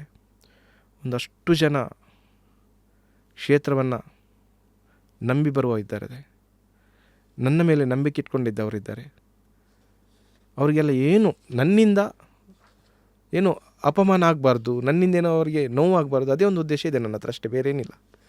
ನೀವು personally you are connected to deities like Kalabhairava, Ayyappa, Saibaba. So ಅಲ್ಲಿ ಮುಖ್ಯ ಪ್ರಾಣ ಇದ್ದಾನೆ, ಆಂಜನೇಯನನ್ನು ಮುಖ್ಯ ಪ್ರಾಣ ಅಂತ ಹೇಳ್ತೀವಿ. ಅದು ಅನುಗ್ರಹ ಬಂದಂಥ ಶಕ್ತಿ, ಅವನಿಗೂ ಪೀಠ ಕೊಟ್ಟಿದ್ದೀನಿ. ಅದು ಕೂಡ ಒಂದು ಚಮತ್ಕಾರನೇ. ನನಗೆ ಮುಖ್ಯ ಪ್ರಾಣನನ್ನು ಇಡಲಿಕ್ಕಿಲ್ಲ, ಹನುಮಂತನನ್ನು ಇಡಲಿಕ್ಕಿಲ್ಲ. ಯಾಕೆಂತೇಳಿ ತುಂಬ ಹೆದರಿಕೆ ನನಗೆ ಹನುಮಂತ ಹೇಳಿದರೆ. ಯಾಕೆ? ಸ್ವಲ್ಪ ಅದರಲ್ಲಿ ಜಾಸ್ತಿ ಶುದ್ಧಾಚಾರ ಇರಬೇಕಾಗತ್ತೆ, ನಿಯಮಗಳಿರಬೇಕಾಗತ್ತೆ. ಇಲ್ಲಿ ನಿಯಮಗಳು ತಪ್ಪಾರ್ದು. ನನ್ನ ಮೊದಲ ಹಂತದಲ್ಲಿ ನನಗೆ ಗೊತ್ತಿಲ್ಲ ನಾನು ನಿಯಮದಲ್ಲಿ ಇರ್ತೀನ, ನಾನು ಏನು ಮನುಷ್ಯ, ನನ್ನ ಹತ್ರ ಆಗುತ್ತಾ ಇಲ್ವಾ ನನಗೆ ಗೊತ್ತಿಲ್ಲ. ಅದಕ್ಕಾಗಿ ಸ್ವಲ್ಪ ಹೆದರಿಕೆ ಇತ್ತು. ನಿಯಮ ಅಂದರೆ ಏನೇನು ಪಾಲಿಸ್ಬೇಕು ಯೂಶಲಿ? ಒಂದೇನಂತೇಳಿದರೆ ಶುದ್ಧ ಸಸ್ಯಾಹಾರಿ ಆಗಿರಬೇಕು. ನಾನು ಹೇಳಿದೆ ಮೊದಲು ಮಾಂಸಾಹಾರಿ ಆಗಿದ್ದೆ. ಸರಿ, ಅದನ್ನು ಬಿಟ್ಟು ನನಗೆ ಬೇಡ ಅದನ್ನು ಬಿಟ್ಟಿದ್ವಿ, ಆಯಿತು. 10-11 ವರ್ಷ ಆಯಿತು, ಅದರ ಹತ್ತಿರ ಹೋಗಲಿಲ್ಲ ನಾವು. ಯಾಕೆಂದರೆ ನನ್ನ ಊರಲ್ಲಿ ನಾನಿದ್ದೀನಿ, ಏನು ಊರು ಬಿಟ್ಟು ಕೂಡ ಹೋಗಲಿಲ್ಲ. ನನ್ನ ಸ್ವಲ್ಪ ಎಲ್ಲ ಗೊತ್ತಿದ್ದವರು ಇರೋದಲ್ಲಿ. ನಾನು ಬೇರೆ ಊರಿಗೆ ಹೋಗಿ ಇದ್ದರೆ ತೊಂದರೆ ಇಲ್ಲ, ಗೊತ್ತಿದೆ ಇವರು ಹೇಗಿದ್ದರು ಅಂತ. ಹಾಗಾಗಿ ಕೆಲವರಿಗೆ ನನ್ನನ್ನು ಒಪ್ಪಲಿಕ್ಕೆ ಆಗ್ತಾಯಿಲ್ಲ. ಇವರು ಹೀಗೆಲ್ಲ ತಿಂದ್ಕೊಂಡಿದ್ದವರು ಹೀಗೆ ಆಗಲಿಕ್ಕೆ ಸಾಧ್ಯನಾ ಎಂಬುದು ಇದೆ ಪ್ರಶ್ನೆ. ಬಟ್ ಅದು ನನಗೆ ಬೇಡ. ನನ್ನಿಂದ ಏನಾಗ್ತಿದೆ ಒಳ್ಳೆಯದಾಗ್ತಿದ್ದು ಸಾಕು, ಕೆಟ್ಟದಾಗೋದು ಬೇಡ. ಹಾಗೆ ಸ್ವಲ್ಪ ಅದೆಲ್ಲ ಹೆದರಿಕೆ ಇತ್ತು. ಮತ್ತೇನಂತ ಹೇಳಿದ್ರೆ ಸ್ವಲ್ಪ ಏನಂತ ಹೇಳಿದ್ರೆ ನಾವು ಮಾಡುವಂಥ ಕ್ರಮಗಳು, ಪೂಜೆಗಳು ತಪ್ಪಾದರೆ ಬೇಗನೆ ಕೋಪಕ್ಕೆ ಬರ್ತಾನೆ ಅಂತ ಇದೆ. ಅಂಥದ್ದೆಲ್ಲ ಕೆಲವು ವಿಚಾರಗಳು ಇದೆ. ನಮಗೆ ಕೆಲವರು ಹೇಳಿದ್ದಿದೆ, ನಾವು ಕೇಳಿದ್ದಿದೆ, ಓದಿದ್ದಿದೆ, ಇಂಥದ್ದೆಲ್ಲ ಇದೆ. ಹಾಗಾಗಿ ಸ್ವಲ್ಪ ಹಿನ್ನಡೆಯುತ್ತೆ. ನಾನೇನು ಮಾಡಿದೆ, ಖಾಲಿ ಬಾಬನ ಒಂದು ಸಾಯಿಬಾಬನ ಫೋಟೋ ಇಟ್ಟು ಒಂದು ಪಾದುಕನ್ನು ಇಟ್ಟಿದ್ದೆ. ನನಗೆ ನಮ್ಮ ಮಂದಿರ ಜೀರ್ಣೋದ್ಧಾರ ಆಗಬೇಕು. ಇದು 2018ರಲ್ಲಿ ನಾವು ಕಮಿಟಿ ಮಾಡಿದ್ವಿ. 4 ಸರ್ತಿ ಕಮಿಟಿ ಮಾಡಿದ್ವಿ. 4 ಸರ್ತಿ ಕಮಿಟಿ ಒಳಗೊಳಗೆ ಜಗಳಾಡಿ ಬಿಟ್ಟು ಹೋದರು. ದೇವಸ್ಥಾನ ಮಾಡಲಿಕ್ಕೆ ಆಗೋದಿಲ್ಲ. ಮತ್ತೊಂದಿನ ಈಗೇನೆ ಕೂತ್ಕೊಂಡು ಏನು ಮಾಡಬೇಕಂತ ಹೇಳುವಾಗ ಬಾಬನ್ ಮುಖ್ಯ ಪ್ರಾಣನ ಒಂದು ಅನುಗ್ರಹ ಆಗುತ್ತೆ. 1 ದಿನದ ಮಟ್ಟಿಗೆ ನನ್ನನ್ನು ಪ್ರತಿಷ್ಠಾಪಿಸು, 1 ದಿನದ ಮಟ್ಟಿಗೆ ದೇವಸ್ಥಾನ ಆಗುತ್ತೆ ಅಂತ ಬರುತ್ತೆ. ನನಗೆ ಏನು ಆಜ್ಞೆ ಬರುತ್ತೆ, ಅದು ಕನಸಾಗಿರ್ಬೋದು, ಏನಾಗಿರ್ಬೋದು, ಸೂಚನೆ ಬರುತ್ತೆ, ನಾನು ಅದನ್ನು ಪಾಲಿಸ್ತೀನಿ. ಅದು ಇವತ್ತು ಪಾಲಿಸ್ತೀನಿ. ಸೂಚನೆ ಯೂಶಲಿ ಕನಸುಗಳು ಬಿಟ್ಟರೆ ಬೇರೆ ಹೇಗೆ ಬರುತ್ತೆ ನಿಮ್ಮ ಅನುಭವದಲ್ಲಿ? ನೋಡಿ, ನಿಮಗೆ ಏನು ವಿಚಾರ ಗೊತ್ತಿಲ್ಲ, ನೀವು ಪರಿಶುದ್ಧರಾಗಿದ್ದೀರಿ, ನೀವು ಫೀಡ್ ಮಾಡಿಬಿಡೋದು. ದೇವರೇ ನನಗೇನು ಗೊತ್ತಿಲ್ಲ, ನೀನು ಹೇಳಪ್ಪ, ಯಾವ ರೂಪದಲ್ಲಿ ನನಗೊಂದು ಸೂಚನೆ ಕೊಡು. ಅದು ವ್ಯಕ್ತಿ ರೂಪದಲ್ಲಿ ಬರ್ಬೋದು, ಯಾರಾದರೂ ವ್ಯಕ್ತಿ ಬಂದು ನನಗೆ ಮಾರ್ಗದರ್ಶನ ಕೊಡ್ಬೋದು. ದೇವರೇ ಕನಸಲ್ಲಿ ಬರಬೇಕಾಗಿಲ್ಲ. ಅಥವಾ ಯಾವ ರೂಪದಲ್ಲಿ ಒಂದು ವ್ಯಕ್ತಿ ಬಂದು ನನಗೆ ಹೀಗೆ ಮಾಡಂತ ಹೇಳ್ಬೋದು. ಅಂಥದ್ದೆಲ್ಲ ತುಂಬ ಘಟನೆಗಳಿವೆ. ಕನಸೇ ಬರಬೇಕಾಗಿಲ್ಲ. ಇದು ನನಗೆ ಸೂಚನೆ ಬಂತು. ಕಡೆಗೆ ಏನು ಮಾಡಿದೆ, ನಾನು ಒಂದು ಚಿಕ್ಕ ನನಗೆ ಯಾವ ರೀತಿ ಅದು ಜ್ಞಾನ ವ್ಯವಸ್ಥೆಯಲ್ಲಿ ಬಂದಂಥ ಆಂಜನೇಯ ಬಂದಿದ್ದಾನ, ಅವನ ಒಂದು ಚಿಕ್ಕ ಪಂಚಲೋಹದ ಮೂರ್ತಿ ಮಾಡಿಸಿ 2018ರಲ್ಲಿ ಹನುಮ ಜಯಂತಿ ಒಂದು ಪ್ರತಿಷ್ಠಾಪನೆ ಮಾಡಿದೆ ಅಲ್ಲೇ ಪಕ್ಕದಲ್ಲಿ. ಇನ್ನೊಂದು ವರ್ಷ ದೇವಸ್ಥಾನ ಎಲ್ಲ ಒಡೆದಾಗಿದೆ, ಪ್ರತಿಷ್ಠಾಪನೆಗೆ ರೆಡಿಯಾಗಿದೆ. ಅವ ಹೇಳಿದ ಪ್ರಕಾರನೇ ಅವನಿಗೂ ಸ್ಥಾನ ಇದೆ. ನಾನು ಮೊದಲಿಂದ ಕೂಡ ಶಬರಿಮಲೆ ಹೋಗ್ತಿದ್ದಂಥ ವ್ಯಕ್ತಿ. 24 ವರ್ಷದಿಂದ ಶಬರಿಮಲೆ ಹೋಗ್ತಾ ಇದ್ದೇನೆ. ಹಾಗೆ ನಾವು ಗಣಪತಿ, ಅಯ್ಯಪ್ಪ ಮತ್ತು ಸುಬ್ರಹ್ಮಣ್ಯನ ಫೋಟೋ ಇಟ್ಟು ಪೂಜೆ ಮಾಡ್ತಾಯಿದ್ವಿ. ಅದು ನನ್ನ ತಂದೆಯಿಂದ ಬಂದಂಥದ್ದು. ಹಾಗಾಗಿ ಅದು ನನಗೆ ಮುಂದುವರಿಸಬೇಕಂತ ಅದಕ್ಕೊಂದು ಪೀಠ ಕೊಟ್ಟಿದ್ದೀನಿ. ನನ್ನ ಮನೆ ದೇವರು, ಮನೆಯಲ್ಲಿ ಆರಾಧನೆ ಆಗ್ತಿದ್ದದ್ದು ದುರ್ಗೆ. ಆ ದುರ್ಗೆಯನ್ನು ಪೂಜೆ ಮಾಡ್ತಾಯಿದ್ದೇನೆ. ಇಷ್ಟೆಲ್ಲ ಆದ ನಂತರ ಆ ಭೂಮಿಯಲ್ಲಿ ಶಿವನ ಶಕ್ತಿ ಇದೆ ಅಂತ ಒಂದು ಗೊತ್ತಿದೆ ನನಗೆ. ಯಾರು ಶಿವ ಅಂತ ಗೊತ್ತಿಲ್ಲ. ಶಿವನ ಶಕ್ತಿ ಇದೆ ಅಂತ ಗೊತ್ತಿದೆ ಆ ಭೂಮಿಯಲ್ಲಿ. ಪ್ರತಿಷ್ಠಾಪನೆ ಆಯಿತು 2021ರಲ್ಲಿ ಕೊರೋನಾದಲ್ಲಿ. ಆ ಕಷ್ಟದ ಹೊತ್ತಲ್ಲಿ ಕೂಡ ದೇವಸ್ಥಾನವನ್ನು ಮಾಡಿಸಿದ್ದಾರೆ. ನಾವು ಯಾವಾಗ ಭೂಮಿ ಪೂಜೆ ಮಾಡಿದ್ದೀವ 2 ತಿಂಗಳಲ್ಲಿ ಕೊರೋನಾ ಬಂದಿದೆ. ಡೊನೇಷನ್ ಇಲ್ಲ, ಏನಿಲ್ಲ, ಎಲ್ಲ ಚಮತ್ಕಾರಗಳು. ಅದು ಚಮತ್ಕಾರ ಎಲ್ಲ ಹೇಳಲಿಕ್ಕೆ ಹೋದರೆ ಎಷ್ಟೋ ಇದೆ. ಎಲ್ಲವೂ ಆಗಿತ್ತು. ಸ್ವಲ್ಪ ಸಾಲ ಮಾಡಿದ್ವಿ, ಯಾರತ್ರ ಸ್ವಲ್ಪ ತೆಕ್ಕೊಂಡಿದ್ವಿ, ಎಲ್ಲ ಮಾಡಿದ ದೇವಸ್ಥಾನ ಆ ಸಮಯದಲ್ಲಿ ಪ್ರತಿಷ್ಠಾಪನೆ ಆಯಿತು. ಅದಾದ ನಂತರ ಎಲ್ಲ ಸೇವೆಗಳು ನಡೀತಾ ಇದೆ, ಎಲ್ಲವೂ ನಡೀತಾ ಇದೆ. ನನ್ನ ಗುರುಗಳು ಬರಲಿಲ್ಲ, ಪ್ರವೀಣ್ ಬಾಬಾ ಕ್ಷೇತ್ರಕ್ಕೆ ಬರಲಿಲ್ಲ. ಕೊರೋನಾ ಇದ್ದ ಕಾರಣ ಎಲ್ಲ ಅವ್ರು ಬರಲಿಲ್ಲ. ಅವರನ್ನು ನಾನು ಕರಿತೀನಿ ಯಾವಾಗ 2022ಕ್ಕೆ ಅವರನ್ನು ಕರಿತೀನಿ ನಾನು ಕ್ಷೇತ್ರಕ್ಕೆ. ಕೊರೋನಾ ಎಲ್ಲ ಮುಗಿದ ನಂತರ ಅವರು ಬರ್ತಾರೆ. ಬಂದು ನೇರವಾಗಿ ನಮ್ಮದಲ್ಲಿ ಒಂದು ಬಿಲ್ವಪತ್ರ ಮರ ಇದೆ, ಅದನ್ನು ಮೋಕ್ಷ ಕಟ್ಟೆ ಅಂತ ಮಾಡಿದ್ವಿ. ಪ್ರಾಣಿ ಪಕ್ಷಿ ಮೋಕ್ಷ ಕಟ್ಟೆ ಅಂತ ಮಾಡಿದ್ವಿ. ಎಲ್ಲಿಲ್ಲ, ಎಲ್ಲೇ ಜಗತ್ತಿನ ಪ್ರಾಣಿ ಪಕ್ಷಿಗಳು ಸತ್ತರೂ ಆ ಕಟ್ಟೆಯಲ್ಲಿ ಅದಕ್ಕೆ ಮೋಕ್ಷ ಆಗಬೇಕು, ಒಂದು ಸಂಕಲ್ಪ ನಮ್ಮದು. ಮತ್ತು ಅದು ವರ್ಷಕ್ಕೊಮ್ಮೆ ಅದಕ್ಕೆ ವಿಶೇಷವಾದ ಪೂಜೆ ನಡೀತದೆ. ಮಾರ್ಚ್ 16ಕ್ಕೆ ಪ್ರಾಣಿ ಪಕ್ಷಿ ಮೋಕ್ಷ ದಿನಾಚರಣೆ ಅಂತ ನಾನು ಮಾಡಿದ್ದೀನಿ. ಆ ದಿನಲ್ಲಿ ವಿಶೇಷ ಪೂಜೆ ಆಗುತ್ತೆ, ಎಲ್ಲರಿಗೂ ತಲುಪುತ್ತೆ, ಪೂಜೆ ಆಗುತ್ತೆ. ಮತ್ತು ಎಲ್ಲರೂ ಆ ಕಟ್ಟೆಯಲ್ಲಿ ಬಂದು ಈಗ ಏನಾದರೂ ಮನೆಯಲ್ಲಿ ಸಾಕಿದಂಥ ನಾಯಿ ಆಗಿರ್ಬೋದು, ಬೆಕ್ಕಾಗಿರ್ಬೋದು, ಏನಾದರೂ ಪ್ರಾಣ ಬಿಟ್ಟರೆ ಅದರ ನೆನಪಲ್ಲಿ, ಅದರ ಹೆಸರಲ್ಲಿ ಅಲ್ಲಿ ಒಂದು ಗಂಟೆ ಕಟ್ಟುವಂಥ ವ್ಯವಸ್ಥೆಯನ್ನು ಮಾಡಿದ್ದೀನಿ. ಆ ಕಟ್ಟೆಗೆ ಬಂದು ಗಂಟೆ ಕಟ್ತಾರೆ. ಈ ದಾರ ಮತ್ತು ಗಂಟೆ ಕಟ್ಟೋದ್ರ ಉದ್ದೇಶ ಏನು ಸರ್? ಈ ಒಂದು ಮರಕ್ಕೆಲ್ಲ ಏನಂತ ಹೇಳಿದರೆ ಕೆಲವರು ಸಂಕಲ್ಪ ಮಾಡೋದು, ಕಟ್ಟೋದು ಒಂದೊಂದು ರೀತಿಯಲ್ಲಿ. ಈಗ ನಾವು ಬೀಗ ಹಾಕುವಂಥದ್ದು ಅಂಥದ್ದೆಲ್ಲ ಇದೆ, ಚೀಟಿಯಲ್ಲಿ ಬರೆದುಕೊಂಡು ಕಟ್ಟುವಂಥದ್ದು, ಭಾವನೆಗಳನ್ನು ವ್ಯಕ್ತಪಡಿಸ್ತಾರೆ. ಕಾಯಿ ಕಟ್ಟೋದು ಭಾವನೆಗಳು. ನೀವು ಸಂಕಲ್ಪ ಒಳ್ಳೆ ಭಾವನೆಗಳನ್ನು ಇಟ್ಟು ಒಂದು ಕಲ್ಲು ಕಟ್ಟಿದ್ರು ನೀವು ನೋಡಿರ್ಬೋದು, ಒಂದು ಕಲ್ಲುಗಳ ರಾಶಿಯನ್ನು ಇಟ್ಟು ಬರೋದು ಇಲ್ಲಿ ಎಲ್ಲ ಕಡೆ. ನಿಮ್ಮ ಮೌಂಟನ್ ನೀವು ಏನಾದರೂ ಒಳ್ಳೆ ಮನಸ್ಸಿನಿಂದ ನೀವು ಮಾಡಿದರೆ ಅದು ಫಲಿಸುತ್ತೆ. ನೀವು ಹೇಗಿದ್ದೀರ ಅಂತ ಆಗಬೇಕಷ್ಟೆ. ಭಾಳ ಒಳ್ಳೆ ಮಾತು. ಹಾಗಾಗಿ ಇವೆಲ್ಲ ಸಾಂಕೇತಿಕವಾಗಿ ಹಿಂದಿನಿಂದ ನಡ್ಕೊಂಡು ಬಂದಿರೋದು, ಬಟ್ ಉದ್ದೇಶ ರಕ್ಷಾದಾರ ಅಂತ ಹೇಳ್ತೀವಿ. ಇದನ್ನು ಕಟ್ಟಿದಾಗ ನನ್ನ ಮನಸ್ಸಲ್ಲಿ ಬೀಳ್ತಾ ನನಗೆ ಇನ್ನೇನು ತಾಗೋದಿಲ್ಲ, ಭೂತ ಪ್ರೇತ ಬರೋದಿಲ್ಲ ಅಂತ ನೀವು ಮನಸ್ಸಲ್ಲಿ ಯೋಚನೆ ಮಾಡಿದರೆ ಸಾಕು, ದಾರ ಕೆಲಸ ಮಾಡುತ್ತೆ. ಇದೊಂಥರ ಕೀ ಇದ್ದಂಗೆ ಅಷ್ಟೇ. ಈ ಲಾಕ್ ಒಳಗಡೆ ಇದೆ, ಇದಿದ್ದಾಗ ಅದು ದೃಢ ಸಂಕಲ್ಪ ಇನ್ನೂ ಗಟ್ಟಿ ಆಗುತ್ತೆ. ಅದಕ್ಕೆ ಇದು ನಿರಂತರವಾಗಿ ನಡೀತದೆ. ನಮ್ಮ ಗುರುಗಳು ಬರ್ತಾರಲ್ಲಿ. ಗುರುಗಳು ಬಂದಾಗ ಆ ಕಟ್ಟೆ ಹತ್ರ ಹೋಗ್ತಾರೆ. ಏನು ನೀವು ನನ್ನ ಹೊರಗಿಟ್ಟಿದೆ ಅಂತ ಕೇಳ್ತಾರೆ ನನ್ನ ಹತ್ರ. ಯಾರಂತ ಕೇಳ್ತೀನಿ ನಾನು. ಕಾಲಭೈರವ ಇದ್ದಾನಲ್ಲ ಇಲ್ಲಿ ಅಂತ ಹೇಳಿದ್ರು. ಇಲ್ಲ ಗುರುಗಳೇ, ಗೊತ್ತಿಲ್ಲ ನನಗೆ, ಕಾಲಭೈರವ ಇದ್ದಾನೆ, ಇಷ್ಟೆಲ್ಲ ಮಾಡಿದೆ, ಅವನಿಗೆ ಒಂದು ಗುಡಿ ಕಟ್ಟ ಅಂತ ಹೇಳ್ತಾರೆ. ನನಗೆ ನಿಜವಾಗಿ ಹೇಳಬೇಕಾದ್ರೆ ಕಾಲಭೈರವ ನಮಗೆ ಅಷ್ಟೇ ಆಗೇನು ಗೊತ್ತಿಲ್ಲ.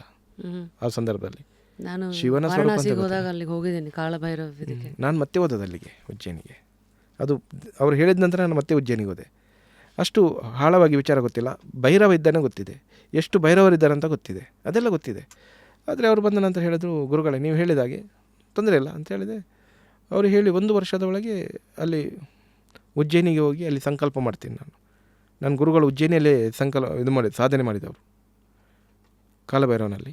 ಅಲ್ಲಿ ಹೋಗಿ ಸಂಕಲ್ಪ ಮಾಡಿ ಅಲ್ಲಿಂದಲೇ ಪ್ರಸಾದ ತಂದು, ಅದು ಚಮತ್ಕಾರ. ಅದು ಹೇಗೆ ಆಗಿದೆ ಅಂತ ಗೊತ್ತಿಲ್ಲ ಗುಡಿ. ಒಂದು ಪ್ರಶ್ನೆ, ಮೊದಲೆಲ್ಲ ನಾವು ನೋಡಿದ್ವಿ ದೇವ್ರ ಮನೆಯಲ್ಲಿ ತುಂಬ ಮೂರ್ತಿಗಳು, ಫೋಟೋಗಳೆಲ್ಲ ಇತ್ತು.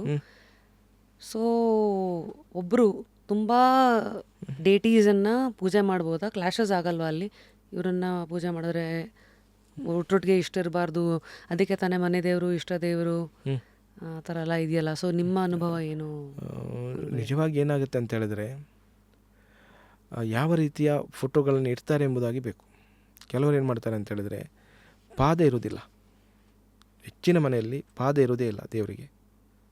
ಓಹೋ, ನಿಮಗೆ ಪಾದ ಬೇಕೇ ಬೇಕು. ಯಾಕೆ? ನಾವು ಯಾವತ್ತು ದೇವರನ್ನು ಪಾದದಿಂದ ಮೇಲೆ ನೋಡಬೇಕು. ಎಷ್ಟೋ ಫೋಟೋ ಇದೆ ಇವಾಗ, ಶಿವ ಪಾರ್ವತಿ ಗಣೇಶ, ಬರೀ ಇಷ್ಟೇ ಇರೋದಿದೆ. ಅದು ಶಾಕೇಶಲ್ಲಿ ಇಡ್ಬೋದು ಅಥವಾ ಒಂದು ಗೋಡೆಯಲ್ಲಿ ಇಡ್ಬೋದು. ಪೂಜೆ ಕೊನೆಯಲ್ಲಿ ನೀವು ಪಾದ ಪೂಜೆ ಅಂತಲೇ ಬರೋದು ನಿಮಗೆ. ದೇವರ ಪಾದವನ್ನು ನೋಡಿ ಮುಖ ನೋಡುವಂಥದ್ದು. ನಾವು ದೇವಸ್ಥಾನಕ್ಕೆ ಹೋದಾಗಲೂ ಪಾದದಿಂದ ಮೇಲೆ ನೋಡಬೇಕಂತಲೇ ಬರೋದು. ನಮ್ಮ ಪುರಾಣಗಳು ಅದನ್ನೇ ಹೇಳುವಂಥದ್ದು. ಹಾಗಾಗಿ ಕೆಲವೊಂದು ಸರ್ತಿ ಏನು ಮಾಡ್ತಾರೆ ಅಂತ ಹೇಳಿದ್ರೆ, ದೇವರ ಫೋಟೋಗಳನ್ನು ಇಡುವಂಥದ್ದು ಸರಿಯಾಗಿರೋದಿಲ್ಲ. ಅಂಥ ಸಂದರ್ಭದಲ್ಲಿ ವ್ಯತ್ಯಾಸಗಳು ಬರ್ಬೋದು. ಮತ್ತೇನಾಗುತ್ತೆ, ಕ್ಲಾಶ್ ಅಂತೇಳಿದರೆ ಎಲ್ಲ ಫೋಟೋಗಳನ್ನು ತಂದಿಡುವಂಥದ್ದಲ್ಲ. ನಿಮಗೇನಂತ ಹೇಳಿದ್ರೆ, ಎಲ್ಲ ಫೋಟೋಗಳನ್ನು ಇಟ್ಟಾಗ ನಿಮಗೆ ಯಾವ ದೇವರಲ್ಲಿ ಪ್ರಾರ್ಥನೆ ಮಾಡೋದು ಅಂತ ಗೊತ್ತಾಗೋದಿಲ್ಲ. 10 ಕಡೆ ನೀರಿಗೆ ಅಗದಂಗೆ ಏಕಾಗ್ರತೆ ಬರೋದಿಲ್ಲ. ಅದು ಇದೆಲ್ಲ ನೋಡ್ತೀರಿ, ಯಾರ ಹತ್ರ ಹೇಳೋದು ಸಮಸ್ಯೆ? ಅದಕ್ಕಾಗಿ ಎಲ್ಲ ಫೋಟೋಗಳನ್ನ ಇಡ್ಬೋದು. ಈಗ ನನ್ನಲ್ಲಿ ಏನಿದ್ದರೂ ನಾನು ಇಷ್ಟು ಕ್ಷೇತ್ರಗಳಿಗೆ ತಿರುಗುತ್ತೇನೆ, ಎಲ್ಲ ಕಡೆಯಲ್ಲಿ ಫೋಟೋ ಕೊಡ್ತಾರೆ ನನಗೆ. ಎಲ್ಲವನ್ನು ಇಟ್ಟಿದ್ದೀನಿ ನಾನು, ಪೂಜೆಗಲ್ಲ. ನನಗೊಂದು ಖುಷಿ ಇದೆ, ಇಷ್ಟು ದೇವರ ಮಧ್ಯದಲ್ಲಿ ನಾನಿದ್ದೀನಲ್ಲ. ಪೂಜೆ ಮಾಡೋದು ಮಾತ್ರ ಯೂಶಲಿ ಎಷ್ಟಿದೆ ಅಷ್ಟೇ, ಒಂದು 2-3 ಹಾಂ ದೇವಸ್ಥಾನದ ಇದೆ. ನನ್ನ ವಾಸ್ತವ್ಯ ಇರುವಂಥ ಜಾಗದಲ್ಲಿ ಅಲ್ಲಿ ಶಿರ್ಡಿ ಸಾಯಿಬಾಬನದೊಂದು ಫೋಟೋ ಮತ್ತು ನನ್ನ ಮುಖ್ಯ ಪ್ರಾಣನದೊಂದು ಫೋಟೋ, ಅದು ಬಿಟ್ಟು ಏನಿಲ್ಲ, ಏನು ಫೋಟೋಗಳಿಲ್ಲ.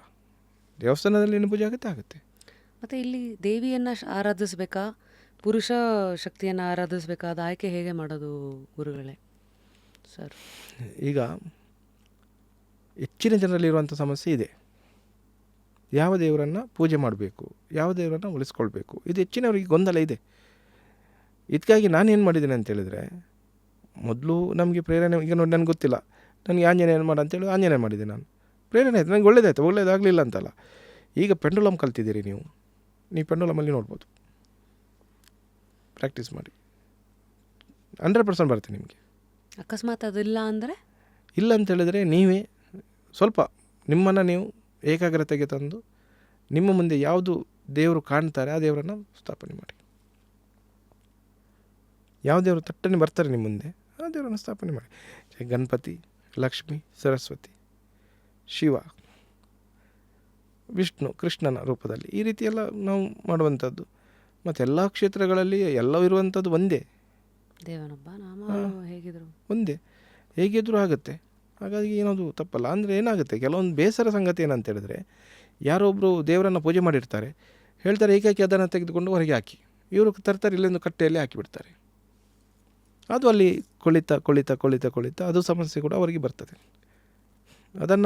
ಅದರ ಪ್ರೇಮ್ ತೆಗೆದು, ಅದರ ಏನು ಪ್ರೇಮ್ ಗ್ಲಾಸ್ ಅದನ್ನು ತೆಗೆದು ಆ ಫೋಟೋವನ್ನು ನೀರಿಗೆ ಬಿಡುವಂಥ ವ್ಯವಸ್ಥೆಯನ್ನು ಮಾಡಬೇಕು. ಅಥವಾ ಇವತ್ತಿಗೆಲ್ಲ ಹೋಮ ಹವನಗಳೆಲ್ಲ ಮಾಡಿ ಆ ಅಗ್ನಿಗೆ ದೇವರ ಫೋಟೋಗಳನ್ನು ಹಾಕೋದನ್ನು ನೋಡಿದ್ದೀವಿ. ಅದು ಆ್ಯಕ್ಚುಲಿ ನಾವು ಪೇಪರ್ಸ್ಗಳನ್ನು ಹವನಗಳಿಗೆ ಹಾಕಲಿಕ್ಕೆ ಇಲ್ಲ. ಹೌದಾ? ಪೇಪರ್ಸ್ ಹಾಕ್ಲಿಕ್ಕೇ ಇಲ್ಲ ಹವನಗಳಿಗೆ, ನೀರಿಗೆ ಬಿಡಬೇಕು. ನೀರಿಗೆ ಬಿಡಬೇಕು. ಕೆಲವೊಂದು ಕಡೆಯಲ್ಲಿ ಇದೆ ಈ ಮಂತ್ರಗಳನ್ನು ಬರೆದು ಹಾಕುವಂಥದ್ದು, ಅದೆಲ್ಲ ಇದೆ, ಇಲ್ಲ ಅಂತಲ್ಲ. ನಾವು ಹೇಳೋದು ಆ ದೇವರ ಫೋಟೋಗಳನ್ನು ಅಗ್ನಿಗೆ ಹಾಕುವಂಥದ್ದು ತಪ್ಪು ಅಂತೇಳಿ ಹೇಳೋದು. ನಾನು ವಿಸರ್ಜನೆ ಅಂತೇಳಿದರೆ ನೀರಲ್ಲಿ ಬಿಟ್ಟು ಬಿಡೋದೇ ಒಳ್ಳೆಯದು, ನಾನು ತಿಳ್ಕೊಂಡ ಮಟ್ಟಿಗೆ. ನನಗೆ ಗೊತ್ತಿದ್ದು, ನನ್ನಲ್ಲಿ ಬಂದವರಿಗೆ ನಾನು ಅದೇ ಹೇಳೋದು. ಬೇರೆ ಬೇರೆ ಗುರುಗಳು ಬೇರೆ ಬೇರೆ ರೀತಿಯಲ್ಲಿ ಅವರಿಗೆ ಹೇಳಿರ್ಬೋದು. ನನ್ನಲ್ಲಿ ಬಂದವರಿಗೆ ನನ್ನ ಮಾರ್ಗದರ್ಶನ, ನೀವು ಅದನ್ನು ಬೆಂಕಿಗೆ ಹಾಕಬೇಡಿ, ವಿಸರ್ಜನೆ ನೀರಿಗೆಲ್ಲಿ ಬಿಟ್ಟುಬಿಡಿ, ಹರಿಯುವ ನೀರಲ್ಲಿ ಬಿಟ್ಟುಬಿಡಿ.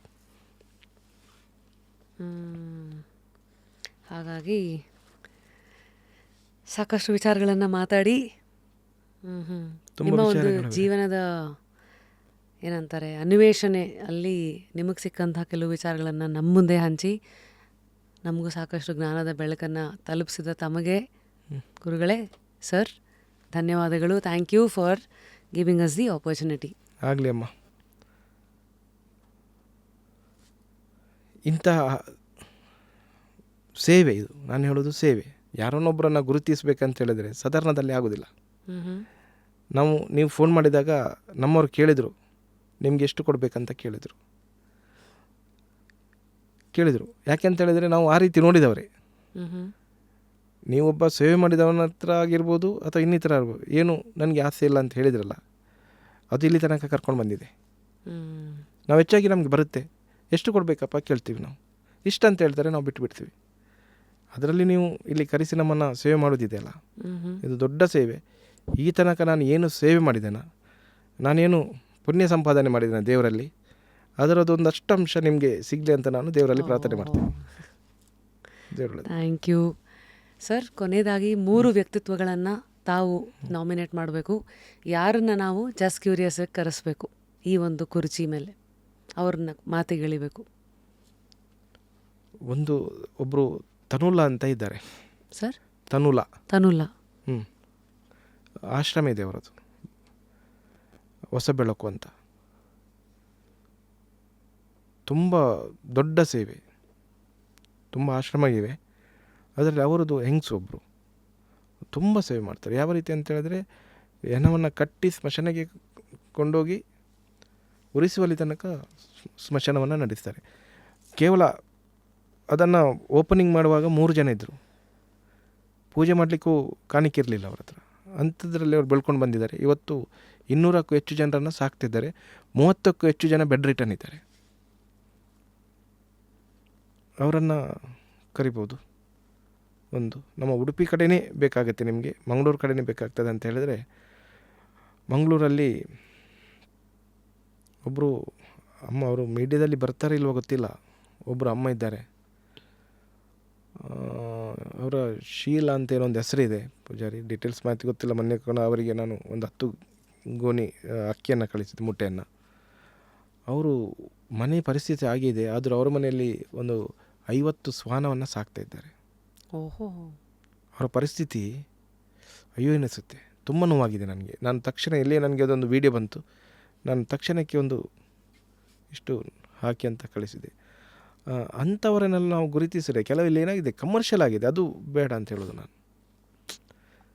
ಕಮರ್ಷಿಯಲ್ ಆಗಿ ಹೋಗುವಂಥದ್ದಿದೆ, ಅದು ಬೇಡ. ನಮಗೆ 1000 ಫೋನ್ ಬರ್ತದೆ, ಗುರುಗಳೇ ನಿಮ್ಗೆ ಎಷ್ಟು ಚಾರ್ಜ್, ಎಷ್ಟು ಕೊಡಬೇಕು, ಇವತ್ತು ತನಕ ನೀವು ಎಷ್ಟು ಕೊಟ್ಟರು ಆಗುತ್ತೆ, ನಾನು ಪ್ರೀತಿಯಿಂದ ಮಾತಾಡ್ತೀನಿ. ನೀವು ಕೊಡದಿದ್ದರೂ ಆಗುತ್ತೆ, ನಾನು ಪ್ರೀತಿಯಿಂದ ಮಾತಾಡ್ತೀನಿ. ನೀವು ಕೊಡಲಿಲ್ಲ ಅಂತ ಹೇಳಿದ್ರೆ ಒಂದಿಷ್ಟು ಪಾಯಿಂಟ್ ಕೂಡ ನನಗೆ ನೋವು ಬರೋದಿಲ್ಲ. ಆ ರೀತಿಯವರನ್ನು ನಾವು ಸ್ವಲ್ಪ ಗುರುತಿಸೋದು ಒಳ್ಳೆಯದಂತ ನನ್ನ ಅಭಿಪ್ರಾಯ. ಖಂಡಿತ. ಓಕೆ. ಹೌದು. ಅಂಥವರದ್ದು ಅವರು ನನ್ನ ಮೀಡಿಯಾಕ್ಕೆ ಅವರನ್ನು ನೋಡುವಾಗಲೇ ಬೇಸರ ಆಗುತ್ತೆ. ಯಾಕೆ, ಯಾವ ವಯಸ್ಸಿದ್ದಾರೆ ಅವರು? ಅವರು ನನ್ನ ಲೆಕ್ಕದಲ್ಲಿ ಒಂದು 30-36 ವರ್ಷ ಆಯಿತು. ಆದರೆ ಅವರು ಅದರ ಒಳಗೆ ಸೇರಿ ಆ ಕೆಲಸ ಮಾಡಿಕೊಂಡು ಅವರನ್ನೇ ಅವರು ಮರೆತು ಬಿಟ್ಟಿದ್ದಾರೆ. ಅವರೇ ಮರೆತು ಬಿಟ್ಟಿದ್ದಾರೆ. ಆ ರೀತಿ ಇದ್ದಾರೆ. ಹಾಗೆ ತುಂಬ ಜನ ಅಲ್ಲಿದ್ದಾರೆ. ಬಟ್ ಅದರಲ್ಲಿ ಮಂಗಳೂರಲ್ಲಿ ಅವರನ್ನು ಬೇಕಾದರೆ ಇಲ್ಲಿ ನೀವು ಕರಿಬೋದು. ಬಟ್ ಅವ್ರು ಬರ್ತಾರೆ ಇಲ್ವೋ ನನಗೆ ಗೊತ್ತಿಲ್ಲ. ಬಟ್ ಅದನ್ನು ಮಾಹಿತಿಯನ್ನು ತೆಗಿಬೋದು. ಮತ್ತೊಬ್ಬರು ಗೀತಾಂಜಲಿ ಸುವರ್ಣ ಅಂತ ಇದ್ದಾರೆ. ಅಮ್ಮ ಮಾತ್ರ ವಿಚಿತ್ರ ಅಮ್ಮ. ಯಾಕೆ? ಯಾರೇ ಫೋನ್ ಮಾಡಲಿ, 12 ಗಂಟೆ ಫೋನ್ ಮಾಡಲಿ, ಮಗ ಅಂತ ಹೋಗಿ ಆಯಿತು. ಆ್ಯಕ್ಸಿಡೆಂಟ್ ಆಗಲಿ, ಸಾಯಲಿ, ಬಿಡಲಿ, ಏನಾಗಲಿ, ಅವರು ರಾಜಕೀಯವಾಗಿದ್ದವರು. ಅಲ್ಲಿಂದ ಸಮಾಜ ಸೇವೆಯನ್ನು ಮಾಡ್ತಾರೆ. ನನಗೂ ತುಂಬ ಸಹಾಯಕರಾಗಿದ್ದಾರೆ ಅವರು. ಎಲ್ಲಿ ತನಕ ಅಂತೇಳಿದರೆ, ರಸ್ತೆಯಲ್ಲಿ ಸತ್ತದನ್ನು ಬಟ್ಟೆ ಹಾಕಿ ಬಿಡ್ತಾರೆ, ಸತ್ತಿದೆ ಅಂತೇಳಿ. ಇವರು ಹೋದರೆ ತಕ್ಷಣಕ್ಕೆ ಅದು ಬಟ್ಟೆ ತೆಗೆದು ನೋಡ್ತಾರೆ ಜೀವ ಇದೆ ಅಂತ. ಅಯ್ಯೋ. ಎಷ್ಟೋ ಜನರನ್ನು ಅವರ ಗಾಡಿಯಲ್ಲಿ ಹಾಕೊಂಡು ಬದುಕಿಸಿದ್ದಾರೆ ಅವರು, ಸತ್ತಂತ ಬಿಟ್ಟಂಥವರನ್ನು. ಯಾವುದು ಸೋಷಿಯಲ್ ಸರ್ವಿಸ್ ಅವ್ರದ್ದು. ಅಂಥವನ್ನೇ ಅವ್ರಿಗೇನು ದುಡ್ಡಿನಾಗಿ ಅದರಲ್ಲಿ ಹೋಗೋದಲ್ಲ, ಅವರು ಅಂಥ ಸೇವೆಗಳನ್ನು ಮಾಡುವರು. ಯಾರ ಮನೆಯಲ್ಲಿ ಸಾವಾಗಲಿ, ಯಾರಿಲ್ಲದಿದ್ದರೂ ಅವರಿರ್ತಾರೆ. ಯಾವ ಮನೆಯಲ್ಲಿ ದುಃಖದಲ್ಲಿರಲಿ ಅವರಿರ್ತಾರೆ. ನೀವು 12 ಗಂಟೆ ರಾತ್ರಿ ನಾನು ಇಂಥ ಕಡೆಯಲ್ಲಿದ್ದೀನಿ, ಸಿಕ್ಕಿಬಿದ್ದೀನಿ ಅಂತ ಹೇಳಿದರೆ ಯಾರನ್ನ ಮಕ್ಕಳನ್ನು ಅವರನ್ನು ಹಾಕ್ಕೊಂಡು ಹೋಗ್ತಾರೆ ಅವರು. ಅಂಥ ಒಂದು ವ್ಯಕ್ತಿತ್ವದ ಮಹಿಳೆ ಇದ್ದಾರೆ. ಅವರನ್ನು ಕೂಡ ಅದಕ್ಕೆ ಕರಿಬೋದು. ಹಾಗೆ ಸುಮಾರು ಜನ ಇದ್ದಾರೆ, ಇಲ್ಲ ಅಂತಲ್ಲ. ಸ್ವಲ್ಪ ಕಮರ್ಷಿಯಲ್ ಆಗಿ ಹೋಗುವವರು ಬೇಡ ಅಂತ ನನ್ನ ಕಡೆಯಿಂದ ನಾನು ಅವರಿಗೆ ಸಪೋರ್ಟ್ ಮಾಡೋದಿಲ್ಲ. ಅದು ಹೇಗೆ ಆಗುತ್ತೆ, ಅವರಲ್ಲಿ ಕರುಣೆ ಇರೋದಿಲ್ಲ. ನಾನು ಹೇಳೋದು, ಏನಾದರೂ ಒಂದು ಸಮಾಜಕ್ಕೆ ಏನಾದರೂ ಅವರ ಕಡೆಯಿಂದ ಕೊಡುಗೆ ರೀತಿಯಲ್ಲಿ ಇರಬೇಕು ಅದು. ಇವರನ್ನು 3 ಜನರನ್ನು ನೀವು ನೋಡ್ಬೋದು. ಅಂಥದ್ದೇನಿದ್ರೆ ನಾನು ನಿಮಗೆ ಫೋನ್ ಮಾಡಿಸ್ತೀನಿ, ಹೇಳ್ತೀನಿ. ನಾನು ನಿಮಗೆ ಅಂಥ ಒಳ್ಳೆ ವ್ಯಕ್ತಿ ನನಗೆ ಅಂತ ಬಂದರೆ ಖಂಡಿತ ನಾನು ಹೇಗೆ ಹೇಳ್ತೇನೆ ಅಂತ ಹೇಳಿದರೆ, ಈ ಕೆಲವರು ಏನಿದ್ದಾರೆ ಸುಮ್ಮನೆ ಕೆಲಸ ಮಾಡಿದಾಗೆ ತೋರಿಸೋದಷ್ಟೇ. ಕೆಲವೊಂದು ವ್ಯಕ್ತಿಗಳಿದ್ದಾರೆ, ನಾನು ನೋಡಿದ್ದೀನಿ ಅವರನ್ನು, ಅವ್ರ ಒಳಗಿಂದ ಏನಿಲ್ಲ, ಹಾಗೆ ಕೆಲಸ ಮಾಡಿ ಪ್ರಯೋಜನ ಇಲ್ಲ.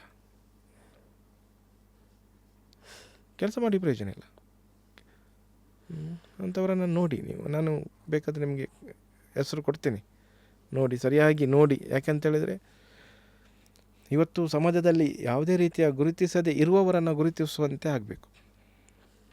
ಮತ್ತು ನಿಮ್ಮ ಜರ್ನಿನಲ್ಲಿ ಆಗಲೇ ತೀರ್ಕೊಂಡಿರೋರು, ಅವರ ಆತ್ಮ ಎಲ್ಲಿದೆ ಅದನ್ನೆಲ್ಲ ನೋಡಿ ಅಂತೆಲ್ಲ ಬರುತ್ತೆ. ನಾನು ಎಷ್ಟು ಹೇಳಿದ್ದೇನೆ ವಿತ್ ಪ್ರೂಫ್ ಹೇಳಿದ್ದೇನೆ. ಅವರು ಸಾಯುವಾಗ ಯಾವುದು ಬಟ್ಟೆ ಹಾಕಿದ್ದಾರೆ, ನಾವು ಘಟನೆ ಇದೆ ಒಂದು, ನಾನು ಹೇಳಿದರೆ ತುಂಬ ಇದೆ. ನಮ್ಮಲ್ಲಿ ಒಬ್ಬರು ಅಕ್ಕ ತಂಗಿ ಬರ್ತಾರೆ ಪೆಂಡುಲಮಲ್ಲಿ, ಅವ್ರಿಗೆ ಗೊತ್ತಿದೆ ಪೆಂಡುಲಮಲ್ಲಿ ಅಲ್ಲಿ ನೋಡಲಿಕ್ಕೆ ಆಗುತ್ತೆ. ನಾನು ನೋಡ್ತಾ ನೀವು ನಮ್ಮ ಮನೆಗೆ ಬೇಕು, ಮನೆಯಲ್ಲಿ ಒಂದು ಪ್ರಶ್ನೆ ಇಡಬೇಕಂತ ಹೇಳ್ತಾರೆ. ನಾನು ಹೋಗ್ತೀನಿ ಅವ್ರ ಮನೆಗೆ.